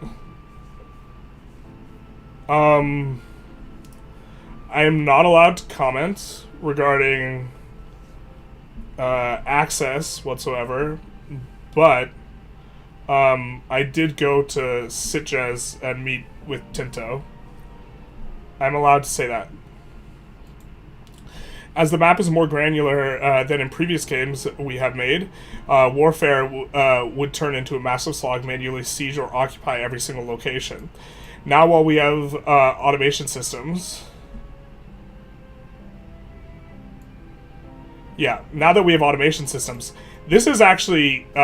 someone was asking what mechanic earlier in the stream I was most excited about. What I'm most excited about actually might be the fact that so many different systems are automatable, such that you can decide what game you want to play. As a gamer, as a player, you have like this pie of attention, and you have an attention budget. There's only so many mechanics you can pay attention to in proportion. If you want to just play really slow, you can pay attention to everything, right? And what Project Caesar is going to allow you to do is automate a whole bunch of different systems, as such that if you want to dedicate more of your attention budget to warfare, you can automate the economic stuff, or you can automate the warfare stuff if you want to pay more attention to the economics, like this type of thing. But it remains to be seen how good the AI is in these things. AI is probably very bad at handling fog of war, just because it's really hard to write AI that's good at that. Project Caesar has two different ways to automatically gain control over several locations of forts. First of all, you take a fort, zone of control will start changing. This is all valid for forts controlled by an enemy if we take it. Secondly, if you have the capital, if you take the capital, I believe this is the capital of the province, you'll start getting control of all locations in that province. Yep. Of course, this is blocked by hostile armies and forts. Yeah, Shiny, what's up? What's up being cold to the YouTube faithful? Ultraweed, are you even... Ultraweed, you're not even a member, though. You wouldn't have the emote either way. As mentioned in previous posts on the forum, we have zone of control system in Project Caesar as well, but one with far less complicated rules that was used in Imperator. As you might have noticed earlier, there's an advance of the Age of Revolutions that will allow you to ignore zone of control. Super cool that the pacing also changes in speed. While it may be useful to chase armies, you would often want to take forts anyways to get your logistics sorted out. Because you can't draw, now with the new supply line change, you can't draw the line of supply through enemy territory. Recruitment options, something that's not been mentioned yet, is the military. We have different recruitment methods for regiments, where you can either rush training a regiment and have it be ready quicker, but at far less strength, or spend more time training for it to start with higher experience. Interesting. Of course, it will have to start with more experience than if you were to train it and then recruit it and then set it to drill, in terms of how much you gain, right? As a heuristic. Naval aspects. Ramming speed. No one will ever get that reference. That's like... Well, actually, no. People will get that reference, but when I'm thinking of that reference, I'm thinking of something that references that reference, not the actual reference itself. Ramming speed. The new automation kicks ass in CK3. If your war is easy or for late game, you're powerful, it makes it so much faster. You can just ignore forts, but then you can only sustain a hit to org supply for a short time. Well, you can't draw a supply line through enemy territory, so if the forts automatically zone of control, like all the locations, then it's not going to be possible for you to draw a supply line through locations. And so if you dive past enemy lines, you're going to be limited by the amount of food you have to try and chase. So you have to catch and dispatch the enemy army before you run out of food, right? Otherwise you're going to suffer issues as a result of that, and so you're taking a risk to make that dive to try and beat the enemy here. But here we have the 24th. What are we even reading? And the Navy stuff. And this is another thing that I think is super cool. Control is propagated across coast. It's probably going to be much better to have coast. And something we were talking about earlier, you can release any state. It might be best playing as Sweden to just release all these states at the start. Because then in the two countries you release out of this, they will have full control, right? And so they will actually get to make use of the economy, whereas you and Sweden might not. Of course, this could be like 40% control. We're not sure what red denotes, and maybe it's a substantive enough amount of control that releasing a subject doesn't quite make sense. And also, subjects have a maintenance cost in terms of diplomatic relations, and so that's another consideration. But referenceception, yeah. I'm referencing Super Wing Commander, which is a game from like the 90s on the Mac, which I doubt anyone here is playing. But we get our Happy Wednesday. Naval-related aspects, where we talk about everything from naval presence for maritime presence to naval combat.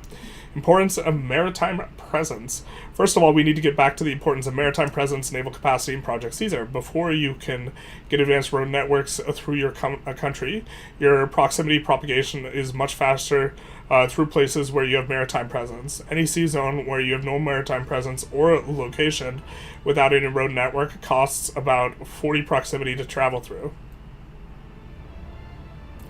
which is basically means you can propagate control through more than 3 locations away. Of course, there are other things that impact your proximity cost per location, such as topography, vegetation, development, and societal values, etc. But you notice here, this is 1, 2, 3 versus doing it by land 1, 2, 3, 4, 5, which is why we have so much on the coast here, but don't have much of it internal. The heartland has some access, but the coasts are more important to us. For a coastal sea zone, if you have 100 times maritime presence, the base cost is 5 per location. So this is 1/8 cost for maximizing maritime presence. So let's maybe put that in control under our notes here.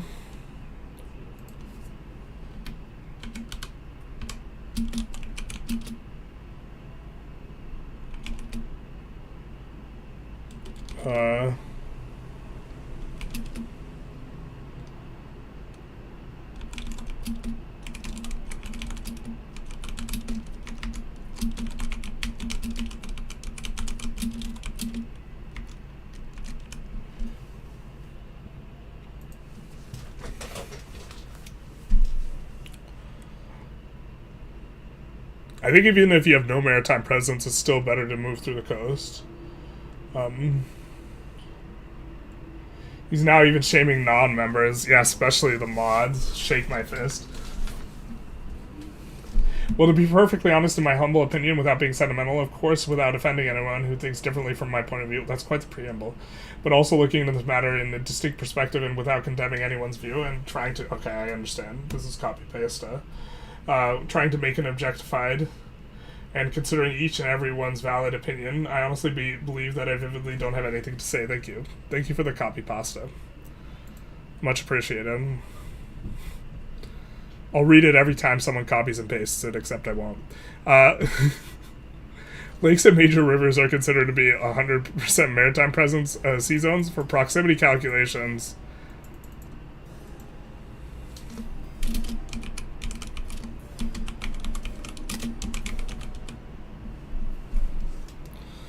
Important. Why is the sea zone outside Stockholm called Tralvhert? I do not know this. As you can see here, the proximity coming from Kalmar to the sea zone of Kalmar Sand is a bit costly, as going from sea to land through a port has a higher base cost. So we see, 20 cost here. This is severely reduced by the infrastructure and development you've built up in that location, as well as natural harbor attributes in that location. Okay. Infrastructure dev.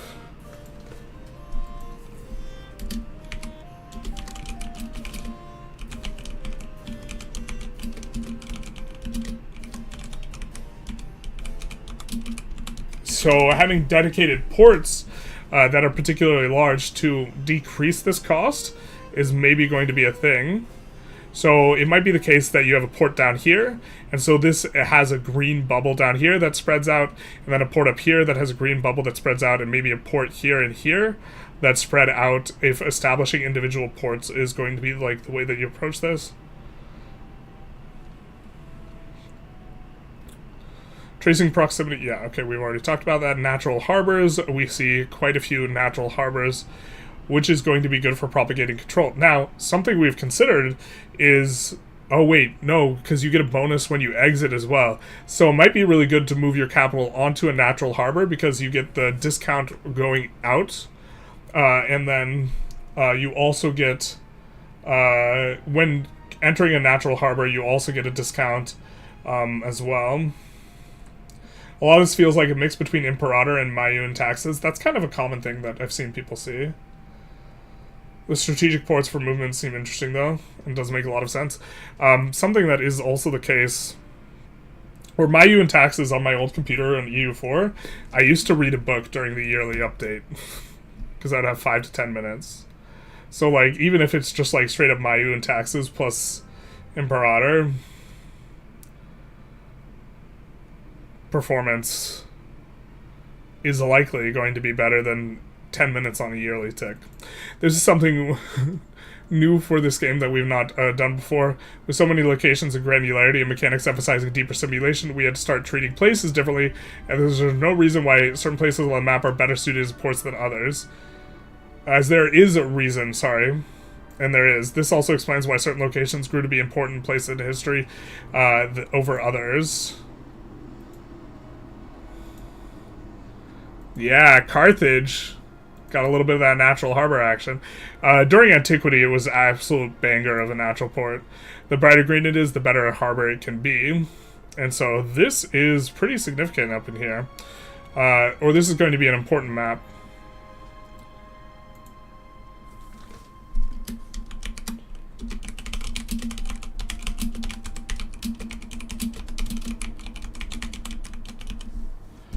What nation do you think you'll play as first?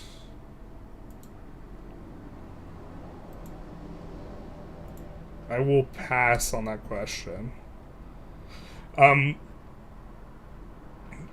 nation that I think will be interesting. I think Mali will be pretty interesting because you'll have a lot of gold. And then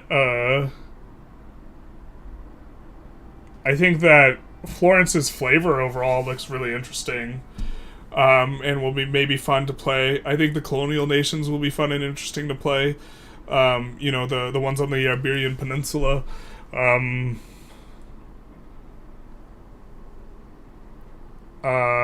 think the Mamluks will look pretty sweet.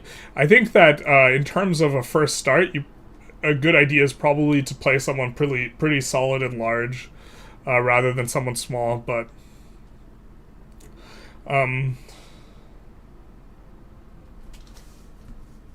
Carthage Pog. Spoiler, it will be Tunis. I can't wait for the real tall Venice run, which will be fun. Venice, I'm sure, has a ton of flavor as well that's unique to them. Of course, you can improve the harbor suitability of location by building certain infrastructure, so even if the location you want to build up lacks the natural benefits, it can be built up, even if it's more costly to do so as well. The harbor suitability of a location has a significant impact on trade and proximity calculations, and also how quickly it can be loaded or unload the thing. Oh, trade embark and disembark cost. This is actually huge, right?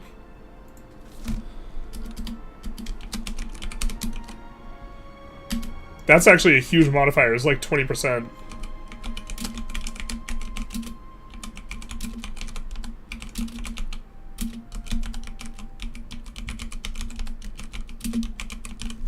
Because if trade becomes significantly cheaper, being able to run additional routes is going to be really big.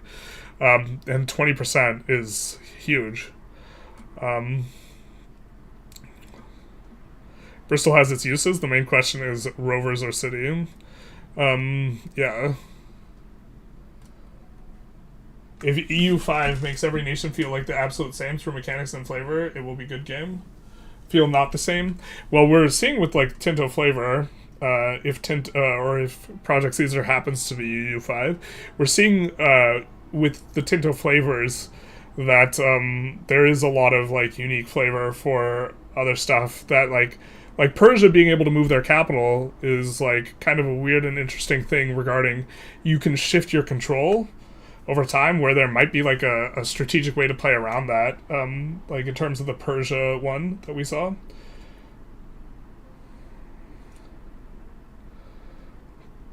One of the advantages of playing a naval nation in other games we made was the simple fact that unless you had a large coastline, you could not compete, no matter how good the coastal locations you were. Womp womp. One of the reasons was the simple fact that you could only build one ship at a time, and if you wanted to recruit a regiment, you couldn't. In Project Caesar, this has changed. First of all, there are 3 different construction queues in a location. First, there's one for the buildings, RGOs, and other non-military oriented things you can do in a location. Second, we have an army-based queue. And finally, we have the naval-based queue so that you recruit regiments at the same time you build ships. We've also added the concept of parallel shipbuilding in a location where buildings can unlock additional shipbuilding slots. amazing.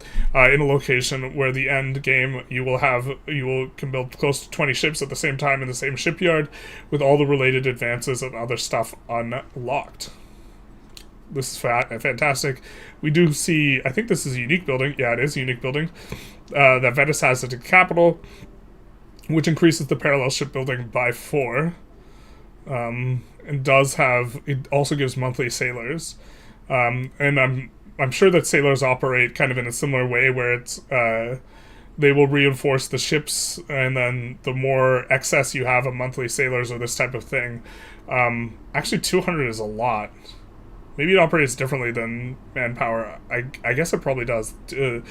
200 is an enormous amount relative to what we've seen on the manpower numbers. I'm sure it actually operates differently then. Buildings based on nations we'll see here. Yeah, that's also going to be super sweet, like playing banks.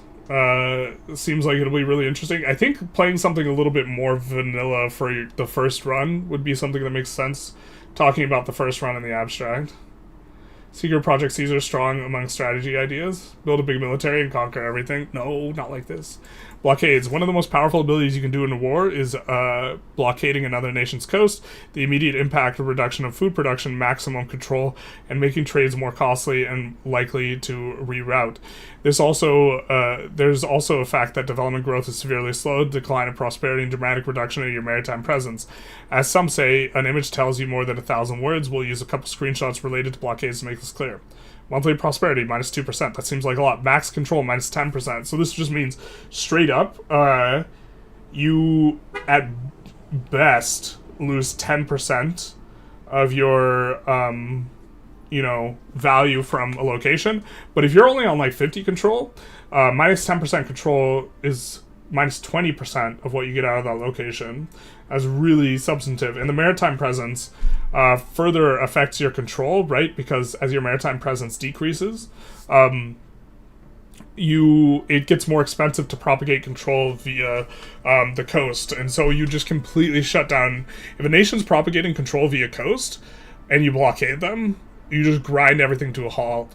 Total food multiplier, minus 50%. That's huge. Monthly development growth, minus 20%. Trade embark, disembark cost, plus 200%. This effectively is just shutting down trade. This looks so negatives. Blockades look so absolutely brutal. And propagating control, so far from what we've seen, it looks like doing it via water is really powerful. And so getting that cut off from you is going to be a really big deal. Currently, games just feel bad in terms of using the Navy to project power, and I think that Project Caesar is probably going to be a little bit better in that regard. Time to go to war with my rival and perma-blockade them until their pops die of starvation. I mean, maybe. The trap someone in a war just to brutalize them longer mechanic. But you need a strong Navy. Yeah, there's the kicker. I would think EU5 must come after Project Caesar. EU5. I mean, I guess that would be the next logical one. Hoi's been out for a while. Even with a more, or EU4. Hoi's also been out for a while. Even with only a single port blockade of the maritime presence in the sea zone is severely impacted. It will take many months to recover unless you got coastal forts or navies patrolling it for a long time after the war. We see, yikes. Yikes. So this place got blockaded, and it is wrecking the monthly change in the maritime presence. I do love the adjective for Holland. What's the adjective? Hollandish? Outlandish. Not all ships are great at blockading. You most likely want to have heavy ships and or light ships to do the blockading. So I think that means galleys are bad at it. This type of Hulk doesn't smash, truly. Wait, what's bad for it?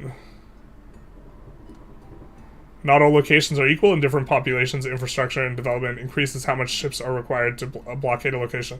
You know what's also true, though, in regards to this blockade? If you have a bunch of flat modifiers, the more flat modifiers you have, the less painful these things are. Like, if you have a bunch of positive flat modifiers, then this will make these a little bit less painful. Just because of how the math works. Well, I guess not if you have reduction in cost for Actually, if you have reduced cost for trade and bark cost, if you're at like minus 50%, getting hit with plus 200% will actually be, that's actually effectively amplified, because then it'll be like plus 300% cost. Talk about just absolutely like wrecking the economy. Not all locations are equal to different populations. Infrastructure, different populations. Infrastructure and development increases how much ships are required to blockade a location. Surely that means like having burghers versus nobles, and not like having French versus English. Yeah, that has to be it. Population capacity, food production, supply limit, monthly development growth. Coastal location requires a blockade of... wait, why is it getting all this? Is this based on the bonuses we have from the terrain, climate, and topography? We see population location, the fact of its port, and its development, and it requires blockade capacity of 1. There are 32,000 people living in this nice rural settlement. Ships repairing. Every month that a fleet is in a sea zone that is not adjacent to a friendly port, they will take attrition. The attrition is increased dramatically when the fleet is outside of naval range. The attrition creates a chance for ships to be damaged. While usually you can only repair a ship in port, there are some advances that allow you to repair your ships in coastal sea zones, where the Age of Revolutions you can repair up to 50% efficiency without hopping in a loud car outside to go down to the port to repair it yourself. The naval range is calculated from every port you own, or is owned by one of your subjects, or is owned by someone you've negotiated fleet basic rights with. So, getting ports to increase naval range is maybe a thing. Can we control the entire Mediterranean Sea as Venice? Looking like you're doing a pretty good job. Just kind of not really getting Iberia here. Transporting troops. Ships in Project Caesar will have the capacity to transport regiments. The transport capacity of ship is measured in regiments, but the amount of men it can carry. Usually transport ships are better carrying regiments, but other types of ships will carry this some as well. Important to note, since transportation is done by number of men, it's going to be bad with levies and better with regulars. So let's put that on military. Based on men, better for regulars. So looking to fight an overseas war with a bunch of levies is probably not gonna cut it. We have also automated transportation, similar to EU4, to make moving armies around the world less painful. Combat. In naval battle, there is no sumper bombardment phase, as most ships have guns, and they tend to want to use them constantly. Otherwise, it would work similar to land combat in that you have different sections, but the individual ships will have to fight each other. When it comes to the actual combat algorithms, ships work a bit differently, as there's no combat power over amount of soldiers to fight and consider, but instead, ships have an amount of cannons and hull size. Cannons are the offensive value, and hull size is the defensive.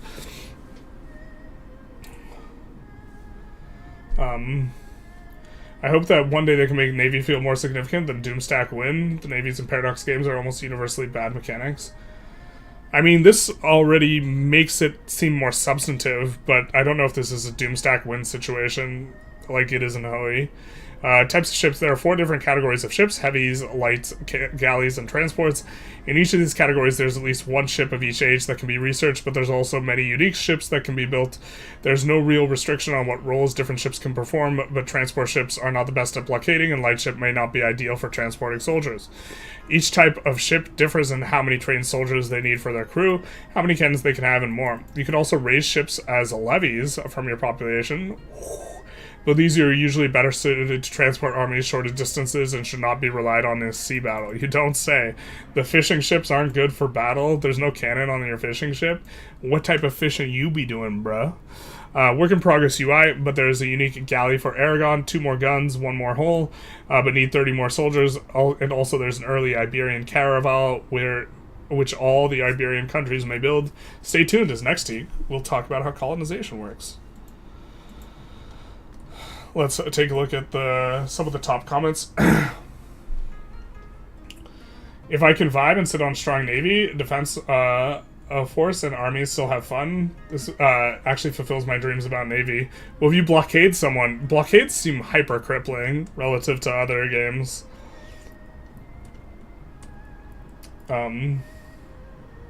Ships as levies.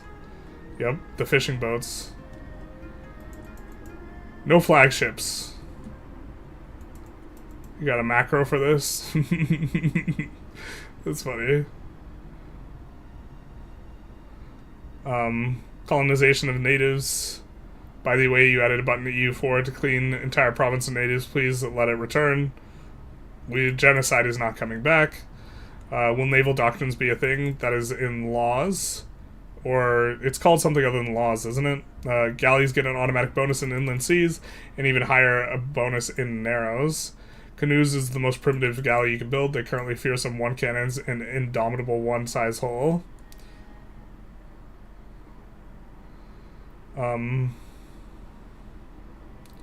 Wharf.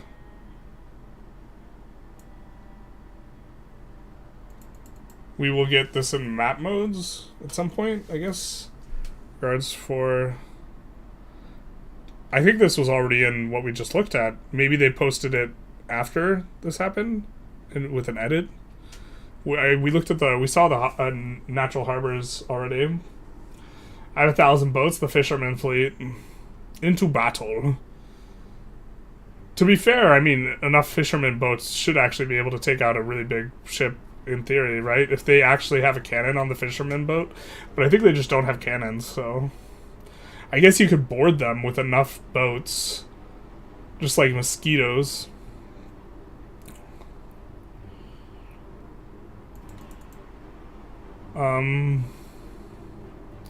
Unique buildings feel special. Strategies in naval battles. World conquest with only hulks.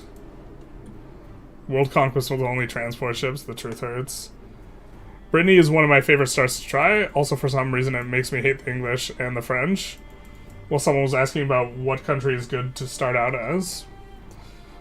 Brittany gets Johann's stamp of approval. Claro.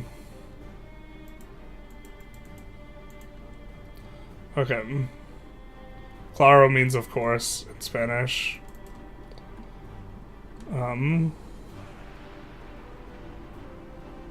I don't think we're seeing anything that's too crazy in the comments section here.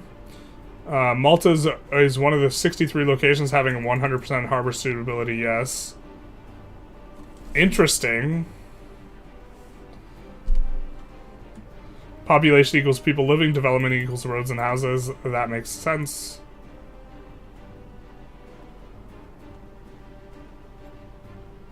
Here we see a response from Pavia.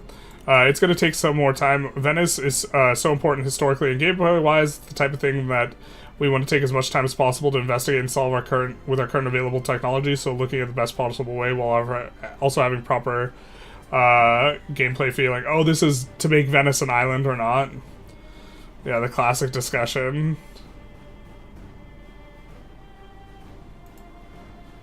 We still haven't seen a flavor for Venice, right? Has it been resolved how they decided to handle Venice? It might be in Tinto maps for Italy. There's no remaining Punic infrastructure in 1337. God damn it. But Tunis still has good natural harbor suitability because of geography. Son of a bitch. The idea of having a highly developed Native American society is fun. I imagine the point, if they have mechanics for diseases, Native Americans will probably be really unfun to play when the Europeans arrive. Historically speaking, 95% of the population was wiped out. Someone says Mayu and taxes here, which is a comment someone was making earlier. But I don't think we're getting too much more out of this. Yeah, okay. Let's look at 25, talking about colonialism. We're out of water and my voice is getting scratchy, so we want to get up to Tinto Talk 28, trying to, for those of you who just arrived, try and theorycraft a little bit about what's important with going over some older Tinto Talks now with knowledge of all of the Tinto Talks that cover mechanics, allowing us to kind of parse out more important details from some of these earlier ones. Welcome to another Tinto Talks. Happy Wednesday, capitalized as it should be, of course. Unannounced game, certainly is, Project Caesar. Today we'll develop the mechanics of colonialism, another aspect of painting the map. Power projection. One important factor that has a big impact in the colonialism game is power projection. Each country has a power projection value and is primarily to allow the country to be able to exploit those with a lower power projection. Shout out to gunboat diplomacy. Power projection is very dependent on how advanced a country is, where each age has an advance that gives you a plus 10 of it. Okay? It is also modified by societal values, rank of the country, and more. Interesting to note, curious which societal values might increase power projection. One important aspect is the plus 10 advance for Age of Traditions is in the advanced tree from meritocracy. So this allows China to throw its weight around a little bit more. You do not gain power projection by doing specific actions like in EU4, but it's entirely based on your country's current setup. We see Outward giving it some, okay, Kingdom giving it some. And they say, sadly, Sweden's properly balanced modifier has not been developed yet. Is not yet properly balanced. So, how does colonization work in Project Caesar?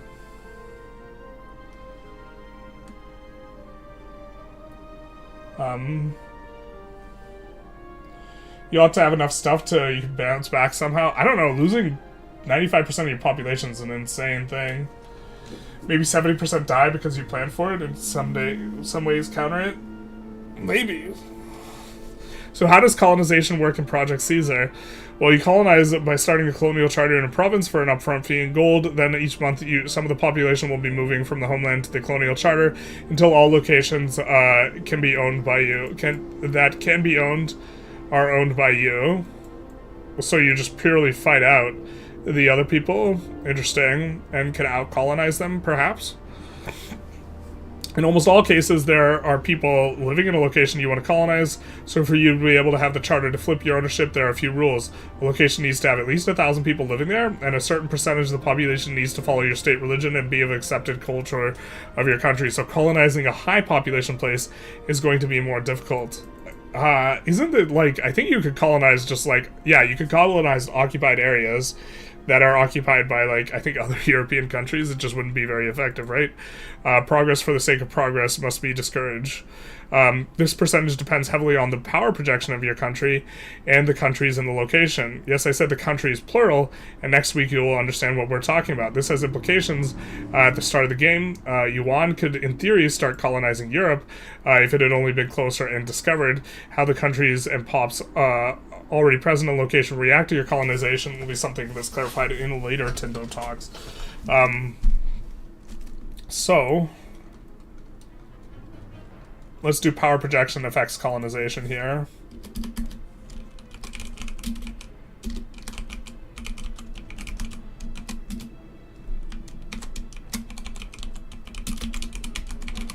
The AI is not good at colonialism, generally.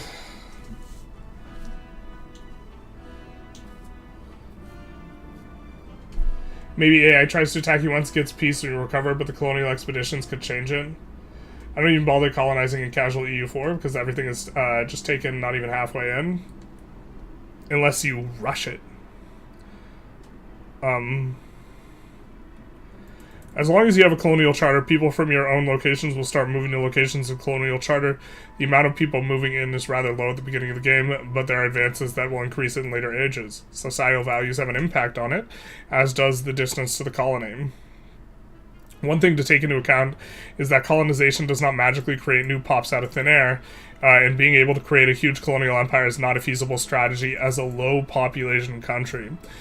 We see 25 a month because you're draining, kind of where you have full speed ahead, only 40 months per location to get 1,000 pops. Colonial charters are not free, and moving people definitely not free, and countries support them. The higher the population of the target province, the more expensive it is to colonize. Effectively, because you have to become dominant. The distance also has an impact, but colonizing in the same area or region as your capital is significantly cheaper. You can always cut costs to your charters, but that will reduce the amount of pops moving each month. I think in one of the update ones, they don't just cost gold, but instead there's like a buy basket, which stimulates the economy in a way that a gold cost does not. And it'll be interesting to see if EU4 tries to like every expense in Victoria 3 is tied down and fully relational. This, for example, is not fully relational in terms of the economics, because it's not creating buy orders for goods that increase the demand that allow you to stimulate the economy by virtue of doing this, which it would do, and industries that are related to colonization should be stimulated. And everything being connected is something that you get in Victoria 3 that we don't see with all the costs that are kind of present in Project Teaser here. Colonial nations. When a colonial charter is finished and all possible locations in that province have become yours, you have multiple options with what to happen to the charter. If the province is close and you think you can get a decent enough control over it, here we see control being important, you may want to keep the location as part of your home country. This also means that colonizing overseas, you probably don't want to keep any of those because you can't exercise good control over it. You also have the option to have the province form a new colonial nation or have it join an adjacent colonial nation. Colonial nations are a subject type that cannot be annexed, but has a few advantages or disadvantages depending on your point of view, in that when they start transferring less gold than a vassal would, they also grant manpower and sailors, while also giving part of their merchants to their overlord. The merchants to their overlord are going to be the big thing. So you make a colonial empire, you make tobacco, you ship the tobacco back to Europe, Europeans develop demand for tobacco, and there's very short supply of tobacco, so tobacco price just spikes to infinity, going to 5x or 500%. Then your subject produces the tobacco, and you get the trade, or you get some of their merchants, and because you get their merchants, you get to run the juicy trade routes, shipping the 500 cost tobacco to Europeans and earning the differential. So like this is how you get the exploit here. To clarify, you make colonial nations anywhere on the map where you choose to colonize. This is so much more dynamic. It is. And flexible, and there's also like international, like you could do stuff with international organizations that affects this type of stuff too, I think. If you feel that supporting the colonies, if you feel that your charters or colonial nations are not growing enough, there are two tools that you can use in the cabinet. Both of them become available from advances in the Age of Discovery. With the supporting colonial charters, you will move pops from a province you decide upon, and the colonial charter you decided, the amount of pops getting moved depends on your current migration capacities, where you can about double it, the migration to a specific. Okay. With supporting colonies, you can move 100 pops every month from a selected province to a target province in a colonial nation subject. Interesting. And if there's not enough pops to work all the tobacco, this might actually make sense. Even though pops are probably a cornerstone of your own power, thinking from the perspective of getting those juicy trade routes, this might make sense. But this also feeds the beast of your subject maybe getting more powerful than you. This can be useful when you want to boost a colony and you have an overpopulated provinces at home, or when you think your country would be in a better situation if you could expel some minorities. Shout out to minorities. Restrictions on colonization. There are several ways which block other nations from colonizing in certain places, including diplomatic treaties.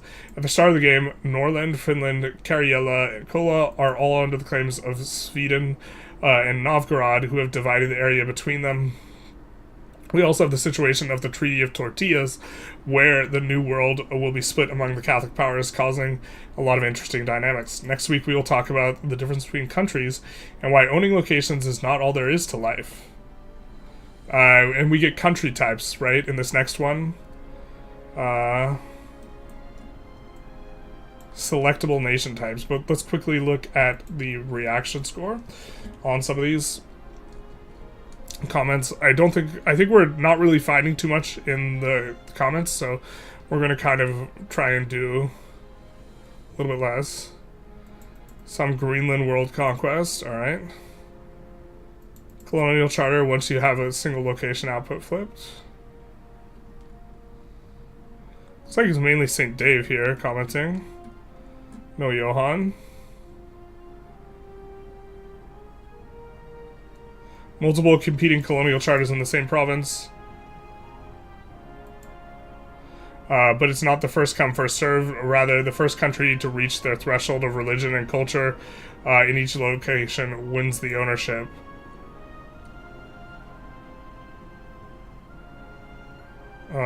Greenland and Iceland count as their own countries.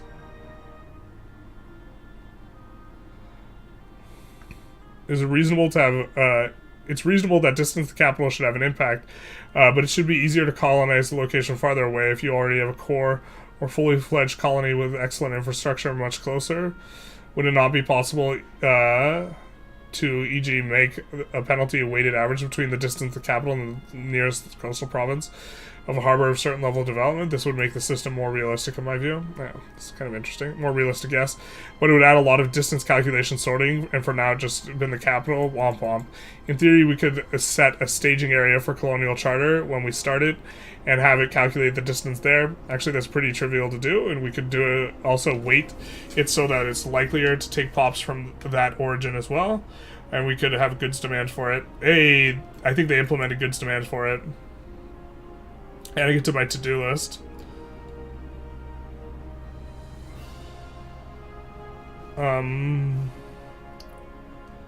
Arguably, the British colonization of India was more traditional conquest than how we depict colonial charters, as the European administrators never outnumbered the locals. The truth hurts.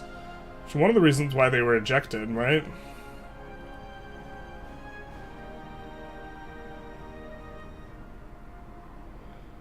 Diplomacy, trade, and buildings. Small trading outposts. Yeah, you can build in other people's countries. So this is going to be something worth noting. I think we're going to move on to the next Tinto talk here. Oh, we see a Johan comment. But okay. Onward. Welcome to the 26th Tinto Talks. Happy Wednesday, of course capitalized. Information on a super top secret game with the codename Project Caesar. Previously, grand strategy games, playable entities or countries, which we will refer to them, always required you to own land, and their existence was based on owning land. You annexed them and eliminated the country by taking their land. Now, during the 4 years since we've created the first iterations of the system, things have changed and you will have landless playable characters in, and soon you will have landless playable characters in Crusader Kings 3. Anyways, in Project Caesar, we currently have 4 categories of playable countries. Tooltip may make it 100% clear. Settled country, army-based country, extraterritorial country, Society of Pops. We've been talking about making a navy-based country type, and it would be fairly easy to do, but we haven't really found any country that fits that category. What about the scallywags? Settled countries. These are countries that are based on owning a location. This functions the same as you would expect a country to work in a normal grand strategy game, etc. Army-based countries. This type of country is very similar, with a few differences. While they can still do everything location-based countries do, they also have a strong advantage and a strong disadvantage in comparison. The advantage is that as long as they have an army, the country will continue to exist, and we can use the simulate redacted amongst other things. My favorite. The disadvantage, depending on your point of view, is that the country does not have an army at all. It could shatter into multiple pieces. Many of the step hordes at the start of the game are ABC, which fits nicely in their mechanics. Yes, I do use the acronym ABC for army-based countries, so that is certainly a sensible thing. We have extraterritorial countries. These countries are based around the buildings they own. They can't own land directly, but have subjects that own land. But they can have subjects that own land. Their buildings often have pops directly linked to the building, and those pops are also tied to the country. One risk with them is that they need to keep positive relations with the places that they have buildings in, or may not be able to survive. Japan, super cool that their daimyos will be represented in this way, and Japan proper, or the shogun, will own all of the, in terms of the game mechanics, will own all of the territory. Various banks and holdings of the Hanseatic League in 1337. Playing as a bank, probably a pretty interesting thing to do. There are many different types of playable entities that we will simulate with these systems. Here's a few of them. Banking countries. There's a few of these countries in Europe at the start of the game, with the Peruzzi and Bardi, and later on you get the Fugars. We do get the Fugars. And they have a main offices in certain cities and possibly the ability to build more branches around the world. Other countries can request loans from them, and they have the diplomatic ability to overtake a loan another country has and force that country to pay interest to them instead. They also have far lower interest rates on their estate loans, so they can easily become rich from other countries' debts. You just arbitrage out the thing. You could just take max loans from your estates and then turn around and give the loans to other people and then live off the interest. I think it's the idea, which is, of course, interesting. Income from minting, plus 10%. Total loan capacity, plus 50%. Unlocks takeover loan. So, You know, it's just shuffling around the loans and this type of thing does seem like an interesting one. During the Age of Reformations, you can set up trade companies in overseas places, which can be a good subject to get going to get the benefit to the overlord. We're going into more detail about these later Tinto talks. I don't think I remember them talking about trade companies. So this is maybe on their to-do list in terms of Tinto flavors, talking about an individual country that's a trade company. I don't think they talked about this, but presumably maybe it's a subject that transfers a lot of merchants to you and would be useful in this way. We have the Hanseatic League. This is represented by a building-based country, which has a few subjects that are the normal landowning countries. This is a playable country from the start, and one that is really fun if you want to focus on a purely trading game. So this is going to be, they're going to have multiple subjects, I guess, in Antwerp, Bremen, and Bruges. Maybe the trade monopolies and the state privilege is less than good for us. Minus merchant capacity. Merchant Federation, yeah. We also have Holy Orders as a building-based type of country, and while I can't go into details about it at this point, hush hush, at the start of the game, the daimyos of Japan are using the building-based country mechanic. I think they did go over it on the Tinto flavor on Japan. We have Society of Pops, so this is one of the more challenging country types in the game, as most mechanics are not available to them. They own no land, and are instead entirely based on the pops associated with them. As they own no land, they do not interact with RGOs, nor can they build buildings. Almost all of them start with advances for taxation, codifying laws, or constructing cities. A lot of the world has different societies of pops where larger groups of people live, but on the fringe of more organized and advanced states. In the New World, there's a mixture of settled countries and society of pops. These types of countries can migrate their pops from one province to another over time, and can also force the allegiance of pops to change to them through warfare and with another society.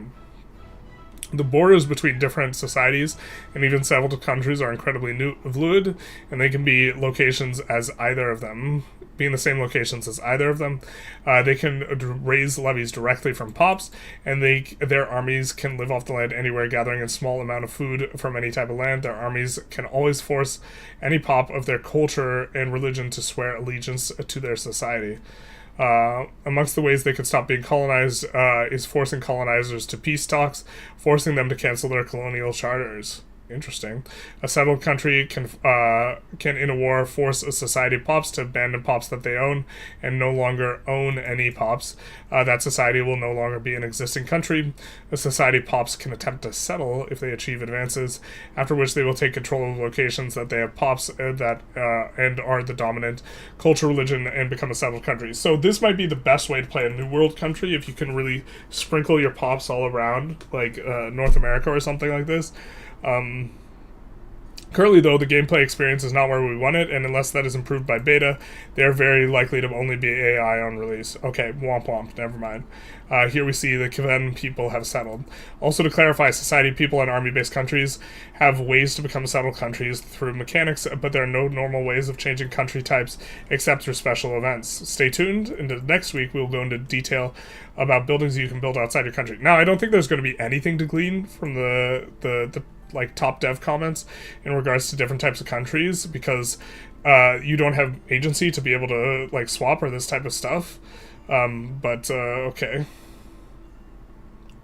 Me when I type WoW in a Tinto Talks post? Yeah, that's pretty funny. Respectfully disagree.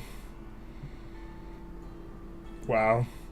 Apparently this is a meme where people just comment WoW a bunch. We haven't looked at the like first comments, so yeah, I don't think we're going to get too much out of this, though. Let's go on to 27. We're almost to 28, which is what we wanted to do in this session of the stream. Wow, Palais is still here? Crazy.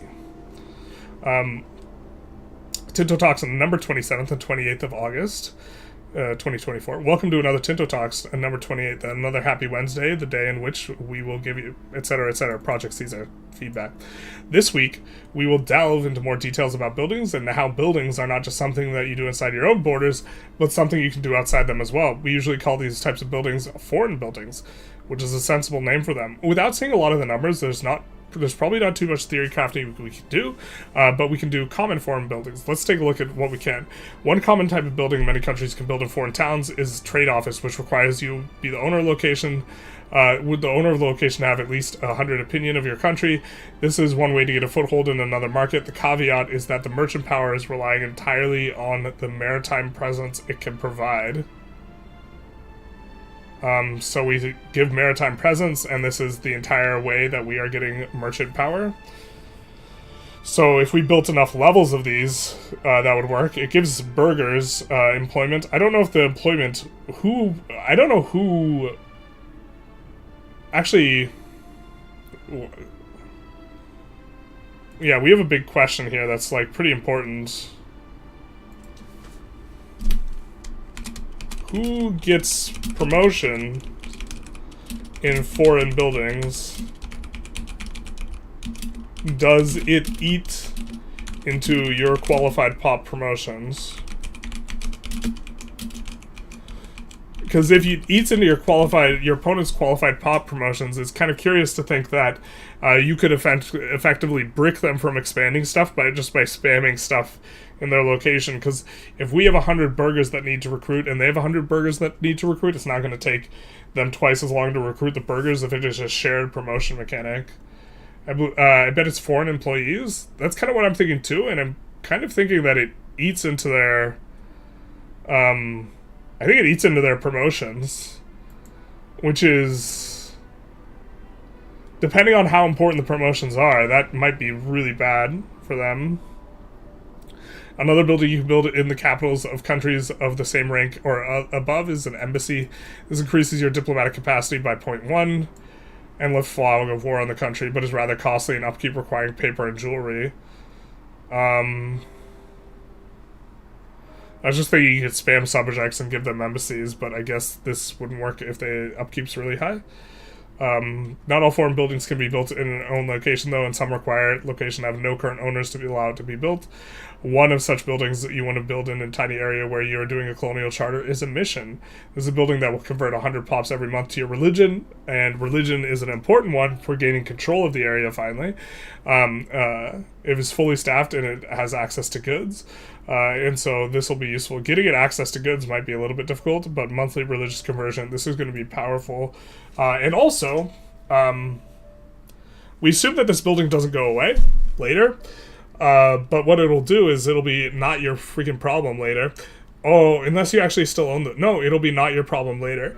What this is going to do is eventually you will get this colonial subject.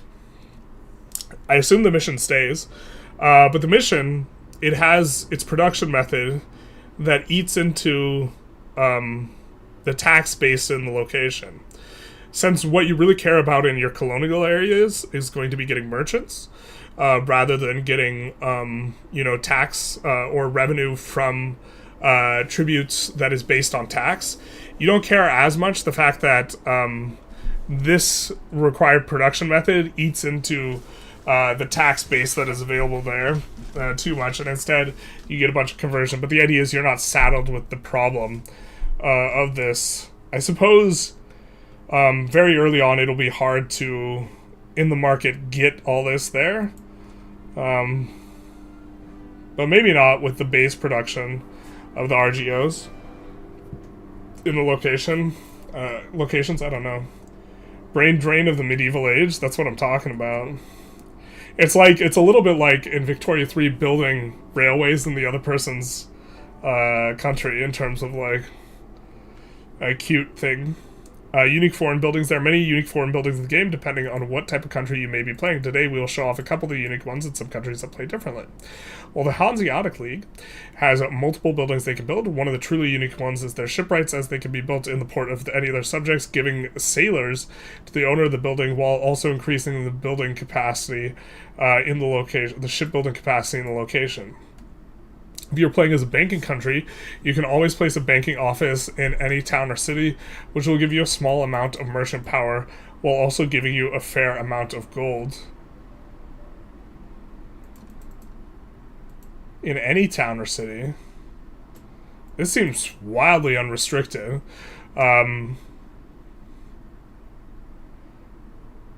You could make your own Silk Road and just like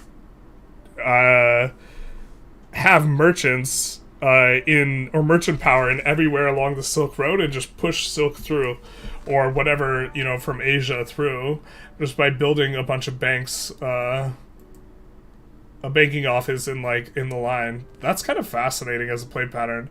I don't think we're going to put it down in our notes, because that's going to be something you would think through just specifically for banking countries.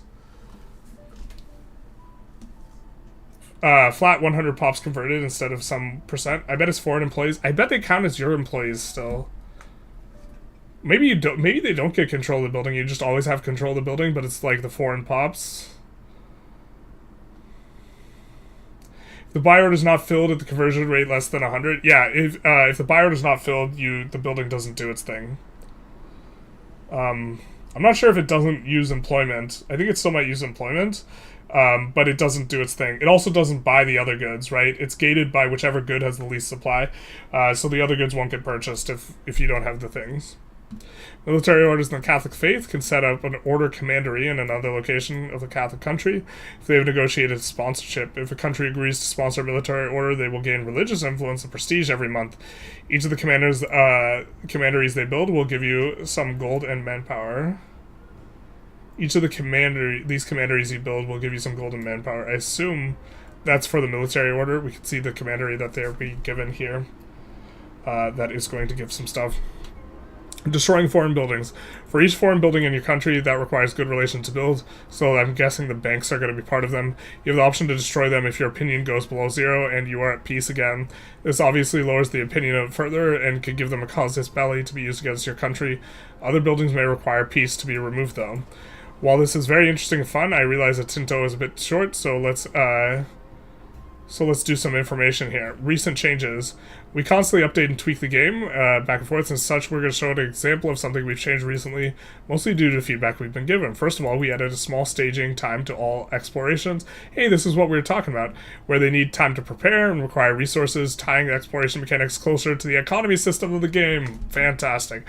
For the first few months of an exploration, there will be a type of construction in the closest location that fits, requiring goods to progress. So, tying the goods down, I think this is one of the things that Victoria 3 does really, really well, is like every expense is tied down into goods and everything is interconnected. And I don't think that's the case with Project Caesar.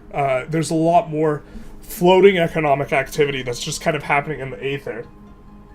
And so by tying down expenses to goods in as many things as possible, you allow there to be emergent kind of things in your economic systems that are interesting, rather than being able to spend something in a way that doesn't stimulate the economy or doesn't stimulate a price, which is going to be the case in Project Caesar. There's going to be a lot of things you can spend gold on that don't stimulate something down the road, but also notably there are free stimulation from buy orders from pops that nobody pays for in Project Caesar as well, in terms of like the emergent like economics of the thing. But the more stuff they can tie down to goods, the more the economy will be interconnected and responsive to various things and be interesting, I think. But kind of let's continue. The cooldown on assigning generals to armies is not too popular when we talked about it, so instead we have a system where it takes some time and you get the benefits of the general in your army. This is connected to the time travel it takes from your capital army and some extra time for the character to get up to speed. This will make assigning generals and admirals much more of a strategic choice. But you don't get the full benefits, or the benefits rank up. Some of you have raised various map Tinto talks when we talk about the lack of ethno-religions. Now we've made it so we can lock religions from allowing their pops to be assimilated before they can be converted. So we can lock some religions from allowing their pops to be assimilated before they can be converted. So Jewish pops need to be converted before they can be assimilated. Interesting. To simulate an ethno-religion. Ethno-religion is like such a complex like thing. Because like talking about it is just like difficult. Like I remember having an argument with someone whether or not like Israel would be considered a theocracy.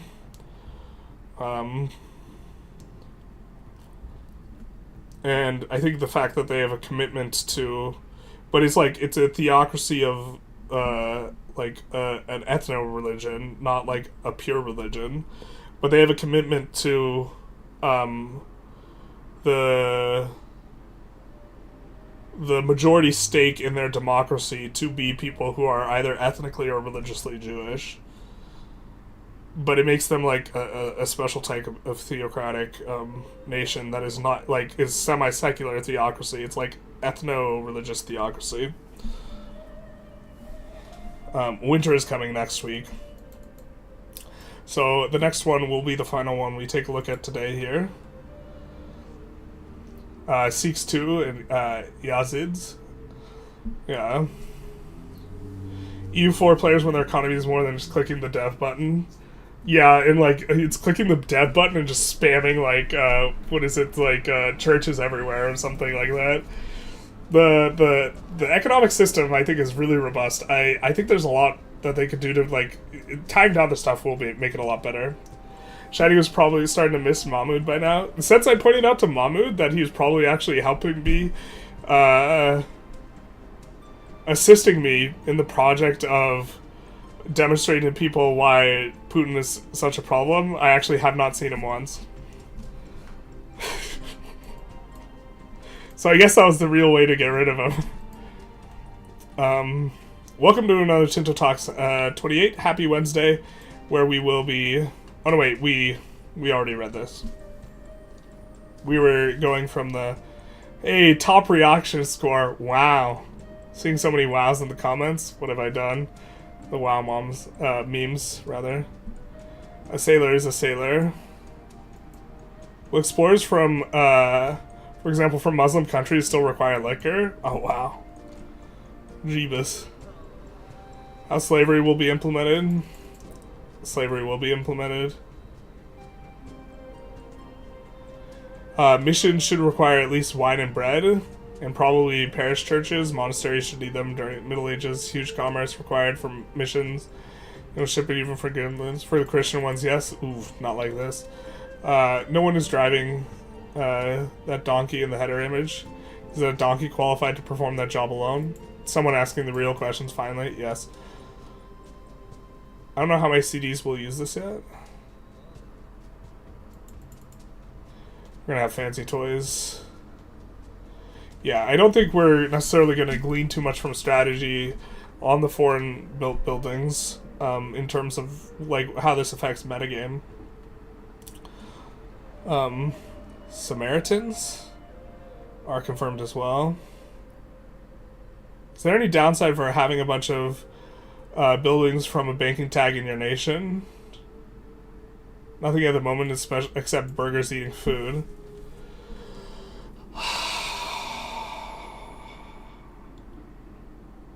It's going to be important who owns that pops, though.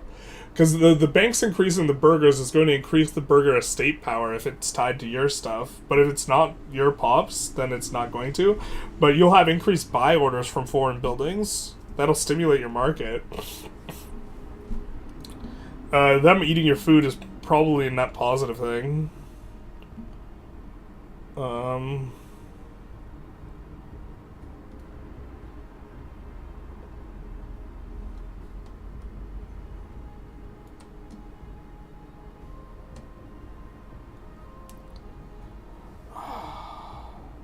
Where do the goods for the buildings of foreign nations come from? Your own markets or the locations market? If the owner of the thing, it's coming from the market it's in the location of. Yeah. And then I assume it affects the tax base of the location. In terms of the costs of running the building, running the PM. There's a lot of small brain EU4 players who are one day going to hit automate on the economy and never touch it again. I think that's probably the case.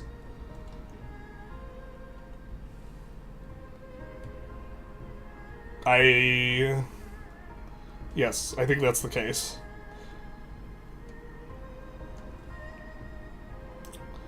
Okay, couldn't stop seeing that available liquor is negative. It's when demand is greater than supply. Yeah, I'm kind of keen on seeing the exact nature of yeah, I don't know the exact nature of these foreign buildings in terms of what I imagine is that the buy orders subtracts from the tax base to the location, and that this is a money sink, but they might just subtract from the tax base of the location from the person who actually owns the building. That's actually probably how they operate, and then you are taxing the pops that are operating there. Like, so when we build a bank in a foreign country, this has burgers. The operation of the building is going to decrease. The operation of the building decreases our tax base of our burgers in that foreign country, in that location. And then our clout is affected just by our burgers, not by foreign burgers. And then where's the burger income coming from on the bank? If the bank doesn't generate money, I don't know where the tax base would come from for you to decrease or have the buy orders. Are the buy orders just free for foreign buildings? I don't know.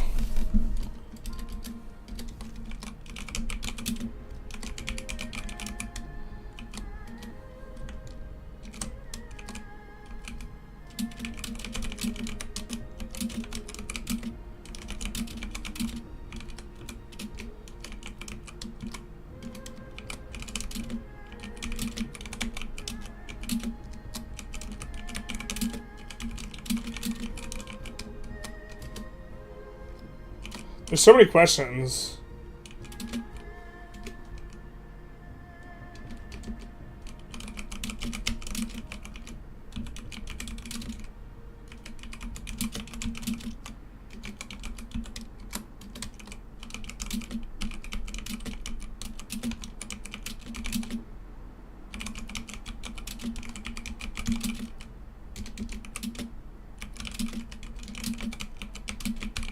Yeah, I mean, these are a lot of questions that I mean we're not seeing answered kind of here. In terms of trying to precisely nail down what's going on in these foreign buildings. Foreign buildings will get good from. We understand that they're getting from the market.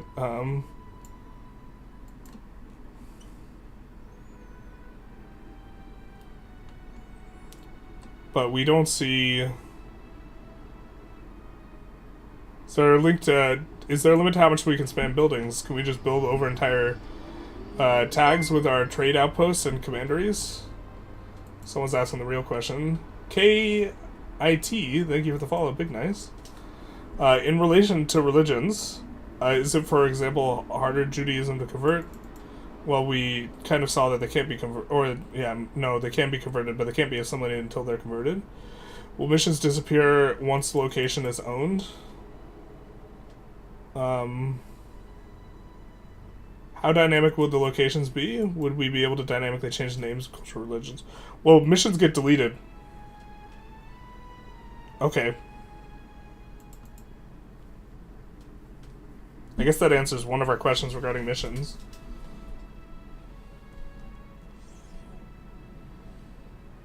Automate the army and never touch it again. Bro, there's gonna be, for a content perspective, I automated all my armies. Actually seems like a sick run. Did they do a dev diary on the alien invasion settings, or is that later? The sunset invasion. It do be setting that sun in.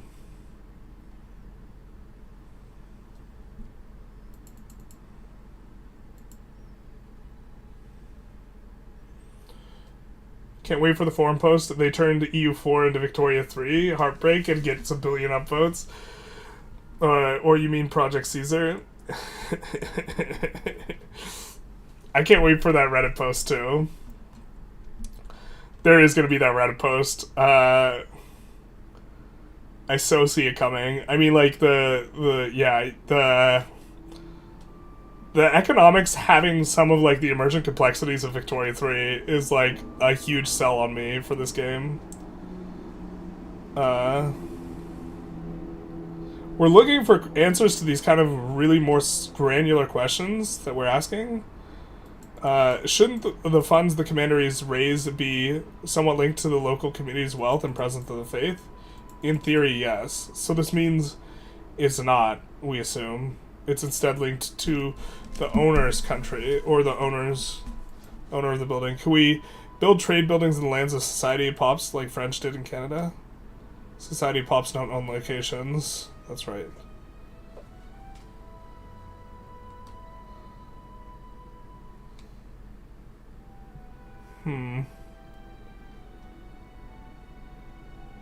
This is going to be like the last page we read through, so this is the last response, trying to get the answer to the question. Does embargo affect trade offices and maybe other foreign buildings? Embargoes does not directly forbid you, but embargo makes you unable to use merchants and also hurt relations. The POPs employed by foreign buildings for the 100 for trade office, do you have to pay them somehow, or do you only pay the input goods? POPs don't get paid ever, really. Yeah, there's no such thing as wages. There's no such thing as wages because they spend fake money on their buy basket. They don't get paid a wage, and they don't pay for their buy basket. Are the POPs employed in foreign buildings always local POPs? They're always local in the sense that they will live in the location. Good answer. What happens if there's not enough people in a location to fulfill its buildings? For all its buildings, do the foreign buildings all come last in priority? This is the fun part. Okay. There are different policies in a law which determines order of employment POPs, so it depends on that.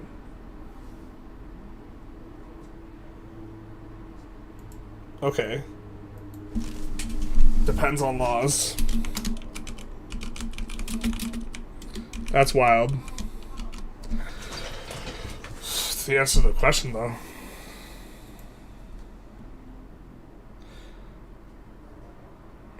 If I build an embassy in Zurich, can I get an event that spawns that a character named Joyce and born into your service? This is 100% historically accurate. Game date has to get past 1990. True. They should turn EU5 into Victoria 3 too. Someone was on Reddit. I forget where. I think it was on the Victoria 3 subreddit, and they were like, I really like EU4. I want more economics games. Should I get Victoria 3? And like, I almost commented, but I didn't.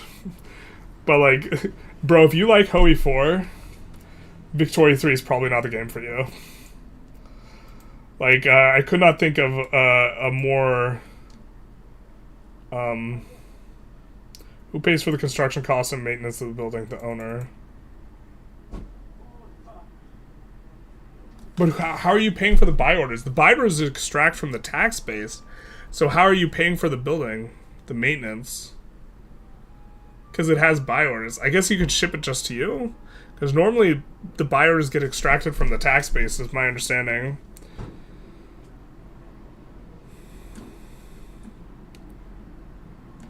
Yeah, I mean, maybe this is just something we have to get in the game to really... and take a good look at it when we're in game to, like, really get our finger on the pulse.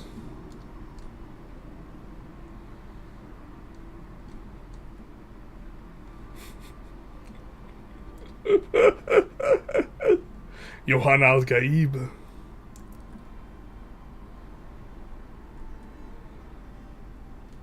Okay, I think we're done with this one, and proceeding to the last one, we're going to look at the stream where winter is coming. It seems to take aspects from pretty much all their other flagship games. Yeah, except for Hoey. No, even Hoey, the supply lines is similar. Give CB, change law to brain train allowed. Yeah. Yeah, I mean, like, I don't know. If you really love Hoey, and you just want Hoey with more economics, that's not Victoria 3. But we'll be talking about winter. Climate and winter. So what impacts whether a location has winter or not? Well, it depends on the climate, but also the time of the year, and the level of winter currently nearby. Of course, when there is winter, it's difficult for northern and southern hemispheres. It'll be different. Sorry, I read difficult. I was like, yeah, both hemispheres will have difficulties. Just kidding. Every day, each location does its calculations for when it should be changed changing its winter level. There are 3 levels of winter. Technically, there's 4, but no winter is not really winter, is it? There should be a question mark there. And during the course of the season, a location could experience all types of winter. We have mild, normal, and severe winters. Notably, like winters in specifically mountains, I think prevent you from traveling through the location. And so a location being shut off 1/3 the time, or even like 40, 50, 60% of the time, something like this, depending on how north you are, is a kind of fascinating thing. Pops living in climates that regularly experience winter will have higher demand for fur. This higher demand for fur, this is just economy stimulating, right? Because nobody pays for those buy orders. Those buy orders just come into the pops and they're just positive. We generally assume that more buy orders is better, like perfect 3 analysis.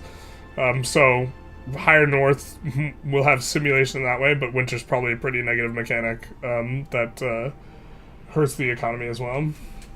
Why can't my pops just ice fish during the winter? Shake my head, basically. Food production is severely reduced when winter comes. There we go. Exactly what you're talking about. Where's the ice fishing? While pops still eat normally, a mild winter is a reduction to 25%, where severe winters basically reduce food production to 0, so you have to store a lot. So unless there's a lot of food, yeah, a severe winter could cause starvation. Construction is another drawback in winter, is the normal and severe winters will impact constructions. So this is an interesting consideration in regards to global warming, is like, when the weather like passes a certain threshold of hot outside, it actually gets way more difficult to to engage in the act of construction. And so like if there are more days where it's above 89 degrees in freedom units, which maybe that's like 37 in Celsius, I don't know. If there's the more days that are above that kind of like threshold, the more unproductive days you will have for like construction companies in terms of proportion, which is kind of an interesting thing to think through in terms of like costs of global warming that are like difficult to conceptualize. Because if you're working outside past a certain heat level, you're way less productive. Okay, we'll talk. We were talking about Solium completely. This affects everything from constructing a building to building a ship. It makes the gameplay experience in a country like Sweden and Norway a bit more difficult, as you have to plan around the fact that you're going to lose several months a year at a time. Placeholder icons for locking, but tooltips. All right. Freezing seas.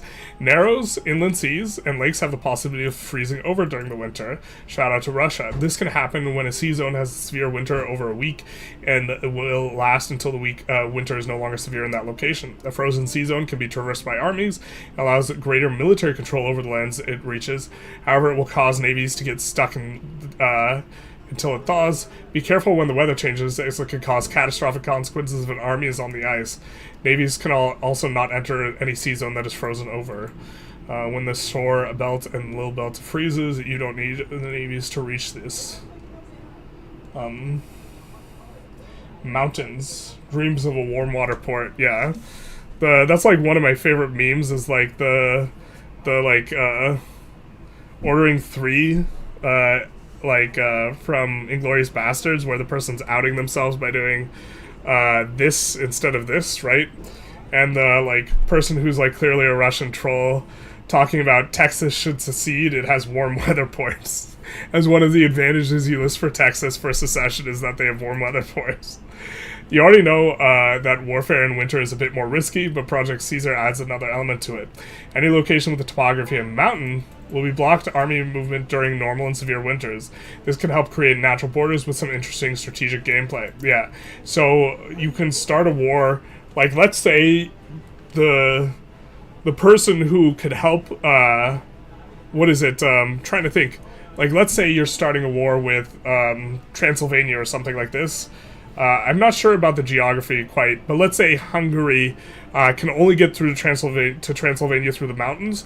Then maybe as the Ottomans, you start a war, in the winter, so that the Hungarians can't reinforce them, except by walking way around, by virtue of not being able to traverse the mountains. Would be an interesting one. I assume starting a war in the winter is, generally speaking, bad, but it's interesting to think that if allies have to reinforce, or even the country itself has to reinforce through mountains, that you can effectively nab the territory easy. So maybe if like someone like Austria takes northern Italy, maybe when you're just trying to unify Italy, maybe you could just declare war on them in the winter very easily, and then just nab it back, and then sit on really defensible terrain. And the fact that they can't march through the mountains prevents them from being able to defend some of the territory, and so the natural border of the mountains in Italy, of the Alps, allows you to defend stuff. Tooltips are always helpful. Sadly, there will not be Tinto Talks next week, boo, because we have a holiday that day. Every Tinto Talks is a holiday because it's Happy Wednesday. But development, prosperity, and more will be talked about in Tinto Talk number 29. Let us look at some of the top reacted ones, but I think we're coming to a close of this stream here. Pops in colder regions need more heating. Take notes, Victoria 3 team, basically. It's kind of funny that the pops don't have more demand based on how much money they have, but they do have more demand based on how far north they have. So, I wonder how stimulating overall that's going to be. And it's going to offset... I guess it's actually just pure value. Well, it's not pure value because... well, you're having this winter, you produce less food. So the question is do the bioorders stimulate all the other industries by a sufficient amount, such that it overcomes the decrease in food output? So this type of thing. Got some people outside.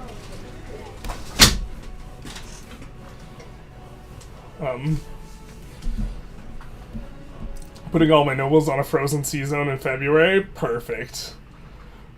Dude, if that's the opener, that's gonna be such a hilarious, meta opener. Does winter block the logistical flow? I assume you have to be able to travel through the mountains, or you have to be able to travel through a location to do a supplier line through it, so I assume that it will block the logistical flow, yeah. Can you imagine how catastrophic that is, though? You're in fall, you're trying to finish the war before winter, and then winter comes, it cuts your supply line, and everyone starves. But, that's what would actually happen in a winter, right? So that's, super cool. I don't think there's too much that we can do in terms of notes for that. Trying to add to this. When an army captures a ship, wait, what? What happens when a navy's stuck in ice and an army moves into the tile? Do they capture the ship? That is the intent. Not sure if it's in yet. Bro, that's so sweet. Can we get monsoons? And then they just board the ship, so when the ice melts, they just get to sail it back? Sweet. Can we get monsoons as well? Maybe even the rando hurricane? They have some plans for storms. I think we've seen some of them. We get EU5 before Winds of Winter. What do you mean, Johan? With this response? Don't you mean we're talking about Project Caesar? Will the Ice Age be trading game? We're still talking about how we want that simulated, the little Ice Age. Autumn on the map with different colors, probably. I wish it wasn't winters reducing food production. Rather, there being specific harvest time in the year with massive food production and almost nothing at other times. This also should impact the pattern of military campaigns. Was that considered here? Map looks fantastic. Performance calculations. Also, different foods have different seasons. Yeah, that would have been a little bit of a yikes. I don't think there's going to be too much we can discern from this strategically, though. Other than warm weather port, good. Oh.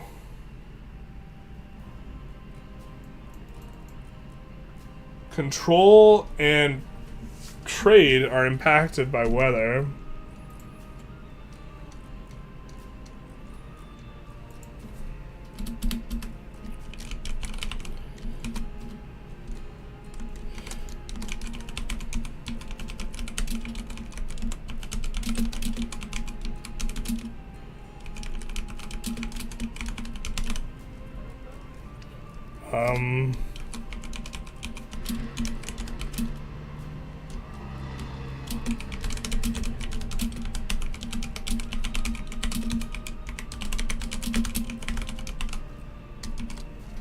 not sure about that yet. That's just a theory.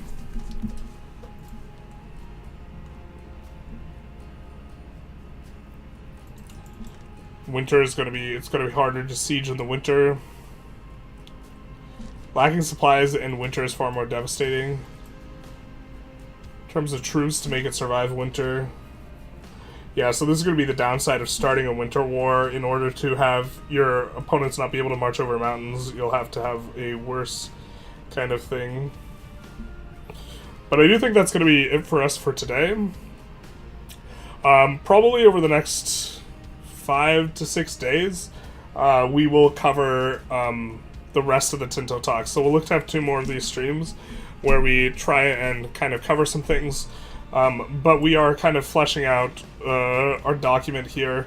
I might share this document, I guess, if other people really wanted it, but this is kind of a little bit more for me, trying to think through a lot of the systems here that are going to be present in Project Caesar, the game that goes by no other name. And so this is going to be, I think, like, control is just going to be, like, really, really a very heavy point of emphasis in terms of how you're making decisions economically. And because control one-to-one throttles taxation from locations. And so, to some extent, if you have zero control, it's almost like you don't own the location. Good stream. Thank you, player. Thank you.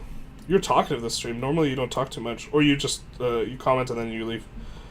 I'm super excited for seeing the economics, though. And I assume that's, like, generally what you were more engaged with today. Like, some of the emergent stuff that you get, like, you're getting all, like, these, like, downstream and, like, emergent effects that you get in Victoria 3, or not all of them, but you're getting a lot of these in EU5. It's just not as tied down in in Project Caesar. It's just not as tied down, where, like, everything's accounted for like it is in Victoria 3. And so natural migration being intra-markets also was a really huge one. So, like, being able to pull other people's locations into your market to steal pops from is actually going to be... I hope that's, like, a thing or a vibe. It probably won't be much of one. But... yeah, we got some of these bottom ones down into... I guess for today, we got... we added the population section and everything... or the cabinet section and everything below it. Was from today, in addition to adding some of the other ones, so we'll maybe go through this real quick. But 30% of cabinet action modifier based on ruler skill, 30% is based on the cabinet member skill, and so this makes the scaling relatively strong in terms of skill level. They cost gold and stab stability to get, 8 to 10 max at the end of the game, 2 at the start. Population peasants cannot migrate normally, making it so that if you want to, you're probably going to use the cabinet action that allows you to push pops out, specifically if you have a lot of pops internally in areas with low control. Higher than capacity gives poor growth and migration. Premium pop capacity is, we think, 150% of jobs available. So if you have 1,000 burger jobs, this means that you can get up to 1,500 burgers in a location. Recomping estates via pops might be a good strategy, where you specifically push buildings really, really hard just to recomp your estate's value and estate's power overall in your country. Temporary recomping versus killing estate pops was an interesting thing. You call a parliament after killing all of the nobles by marching them out onto the ice and then letting it thaw, and then they all die. Pop promotion is a general, not specific profession. It's proportional to vacancies. This will make buildings spam recomp more effective. This is just the fact that it's general pop promotion Actually, I think we maybe get more granularity later, so we might have to revisit this point. But if it is general, this makes it you can effectively dilute by virtue of not letting certain estates not really recruit up. Only peasants grow and pop. Free land and food increases growth, or available land. If not updated, assimilation is extremely slow. Natural migration is intermarket. Buildings encourage migration. Expelling pops from low control, high pops may be meta. Buy baskets are informed by location and cultural religion. Do not vampiria anything like SOL. Availability and price of gold, satisfaction modified by literacy, also cultural religion. Availability, okay, this affects satisfaction and is modified by literacy, also cultural religion. Satisfaction affects prosperity, control, and institution growth. And satisfaction, a big part of that driver is going to be having cheap goods. Who gets promotions in foreign buildings and does it eat your qualified pop promotions? I think we semi-answered this, and I think we did it in this other section, so let's delete this. High prosperity buildings increase development, increases pop capacity by having more development. Burger jobs. I left to go to dinner, and now I've returned. We're just concluding up. We're doing our little conclusion at the end here, Scorpion Eldar. Just a little bit of a summary of kind of the important distinctions we gleaned from 14 Dev Diaries. Literacy affects pop promotion. Research speed. Bonuses and malices based on pop type. For example, slaves with high literacy increase unrest. Nobles increase control change speed. Burghers increase something else. Steep stab cost to change the law without parliamentary approval, so you want parliamentary approval. For advances, they're locked behind institutions, making spreading institutions important. Gov reform, culture, and religion are also things that inform what advances you have available. Previous age advances are cheaper to get, which is a bit of a catch-up mechanic. So that's kind of like tech spread. Exploration is expensive in gold. You get, after 150 years, you get map spread. Contingent on being in the same general area as someone who's already gotten it. Go back to watch part 1 and then watch this again later. I joined halfway through the stream in the first place. Yeah, so the first one has a lot of like the underlying economic stuff, because a lot of that was kind of explained in earlier Dev Diaries. Every commander attribute is useful, but the military one seems the most useful, maybe, depending on one of the administrative ones. Initiative in each section is useful because this allows them to get into combat. What is possible frontage? Not sure exactly how this works, but if this is an administrative, according to administrative ability, if this just gives you more frontage, this is going to be really powerful, or more frontage cap. I don't know what possible frontage means. Combat speed for reserve troops allows them to reinforce faster. Dead soldiers equals dead quality professionals. Pop promotion is a thing, so if you kill all your nobles, it will take a while of pop promotion to refill all the buildings that are worked by nobles. Morale is lost on march, and transport ship is based on men. This makes it better to transport regulars in terms of amphibious stuff. Is this Victoria 2? No, we're talking about Project Caesar.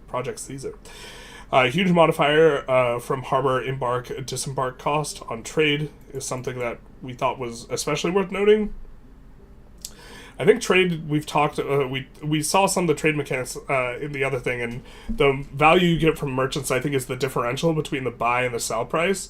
And something we did talk about today is, in the New World, like when you ship tobacco back, this creates the demand for tobacco out of nowhere, and that demand is likely to be very enormous. And so it's probably going to go to plus 500 cost. Plus 500% cost, basically instantly, and so that'll make shipping tobacco very, very profitable. And you also get from colonial countries merchants, and the merchants are likely to be where the value's at. Power projection affects colonization. For foreign buildings, we kind of just had a lot of questions, but the who gets priority, the pop promotion is dependent on laws, apparently. And for weather, winter is pretty significant. There was one other section we kind of discussed a little bit, which is this economics trade-off kind of at the top here. And we drawing kind of sharp distinction between Victoria 3 and Project Caesar in that consumption economy is like detached from like an economic cohesion sort of thing. Consumption will always be the same depending on what type of pop you have, and will not increase as their SOL goes up or decrease. Pops are not paid wages, they don't have the wages with which to buy their goods, they just always create buy orders for their demands. And so buy orders are going to be static, or this means there's an upper limit for price stimulation because they won't demand more and more goods. And so it's likely to be the case that consumer goods are going to be good when you're smaller, and if you get a really, really big economy that's moving really fast, consumer goods are going to likely become undercosted, and as they become undercosted, you have fewer opportunities for profitable buildings. Buy orders are static, though. Nothing increases buy orders other than the pop amounts, and nobody pays for this consumption. The buy orders come from nothing, it's a free money modifier, and there's no substitute goods. We kind of already made this point, and then colonization providing consumption, buy orders to World War I bombs probably gives you hugely profitable buildings, and also decreases the profitability of, well, actually it depends if there's no commensurate decrease, like if discovering tea or discovering coffee doesn't decrease your demand for tea, then this will be a way in which pops just demand more over time. Yeah, I think that's kind of it. Maybe we see, is anyone, maybe we'll see if we want to raid anyone on Twitch. Kind of in this time block, there hasn't really been too many people that we kind of recognize in terms of things. Yeah, don't see anyone that we kind of know live. Nobody's streaming Victoria 3 right now. Wow, no one's streaming EU4 either. That's crazy. Yeah, we're almost top of the lobby. Okay, I think we'll leave off then. I hope you guys enjoyed. Over the next couple days, we're probably going to try and do parts 3 and 4 of this, going through the Tinto talks all the way to the end of, in particular, looking at all the updates. So we're trying to get to Tinto talk number 57 in a little bit of a timely fashion here. So, but yeah, hope you enjoyed. If you're on the YouTube, we have a Twitch. If you're on the Twitch, we have a YouTube. There, you feel free to like, comment, subscribe, YouTube algorithm stuff, all this types of stuff. And other than that, have a good one. Good night, playa. That's not true. Recently changed. Buy orders come from estates. Wait, what? Buy orders come from estates?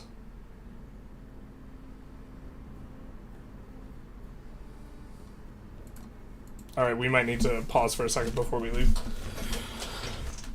So estates pay for this? Estates pay for consumption?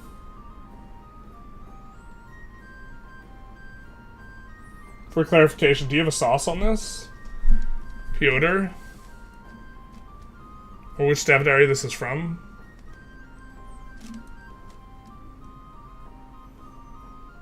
Tinto Talk 54. Let's take a quick look. Economic improvements.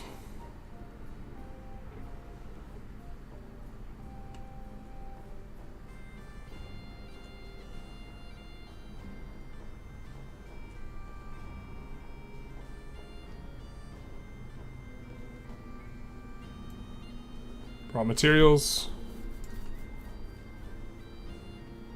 Promotion. Not all pops promote quickly. Okay, this is going to change things. Pops promoting clergy and nobles promote at 10% of the promotion speed.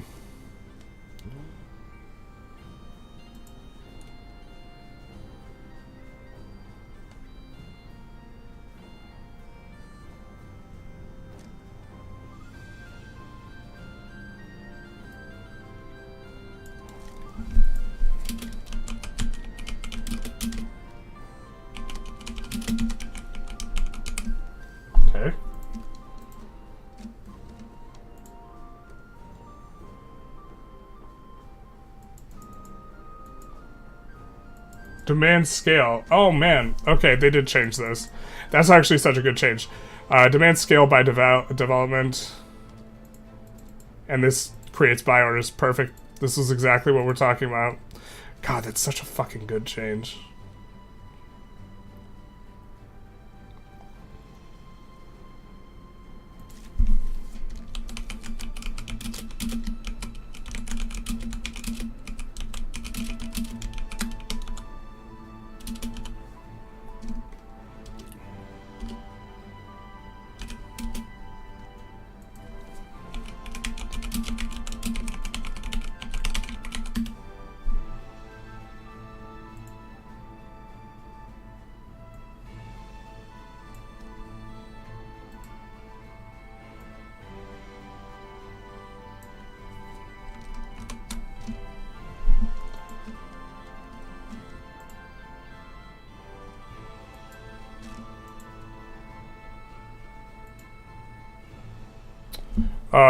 Pops are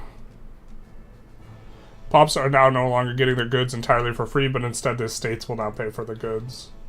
The money they have left after taxes. Severely limits the snowball effect of having rich estates investing in themselves to make the country richer. As it should, because they're paying for all their shit. Okay, that's huge.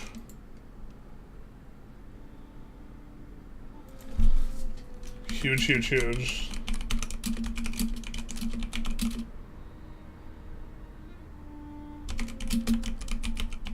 Wow. Thank you for pointing that out. We would have been suffering under a misapprehension of things until we got to that dev diary again.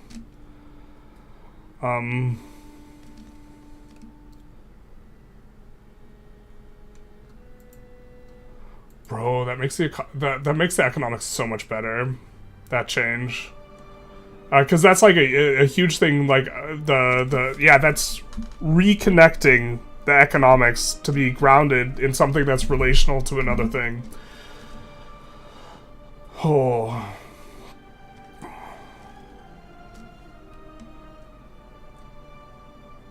bro, that's so good.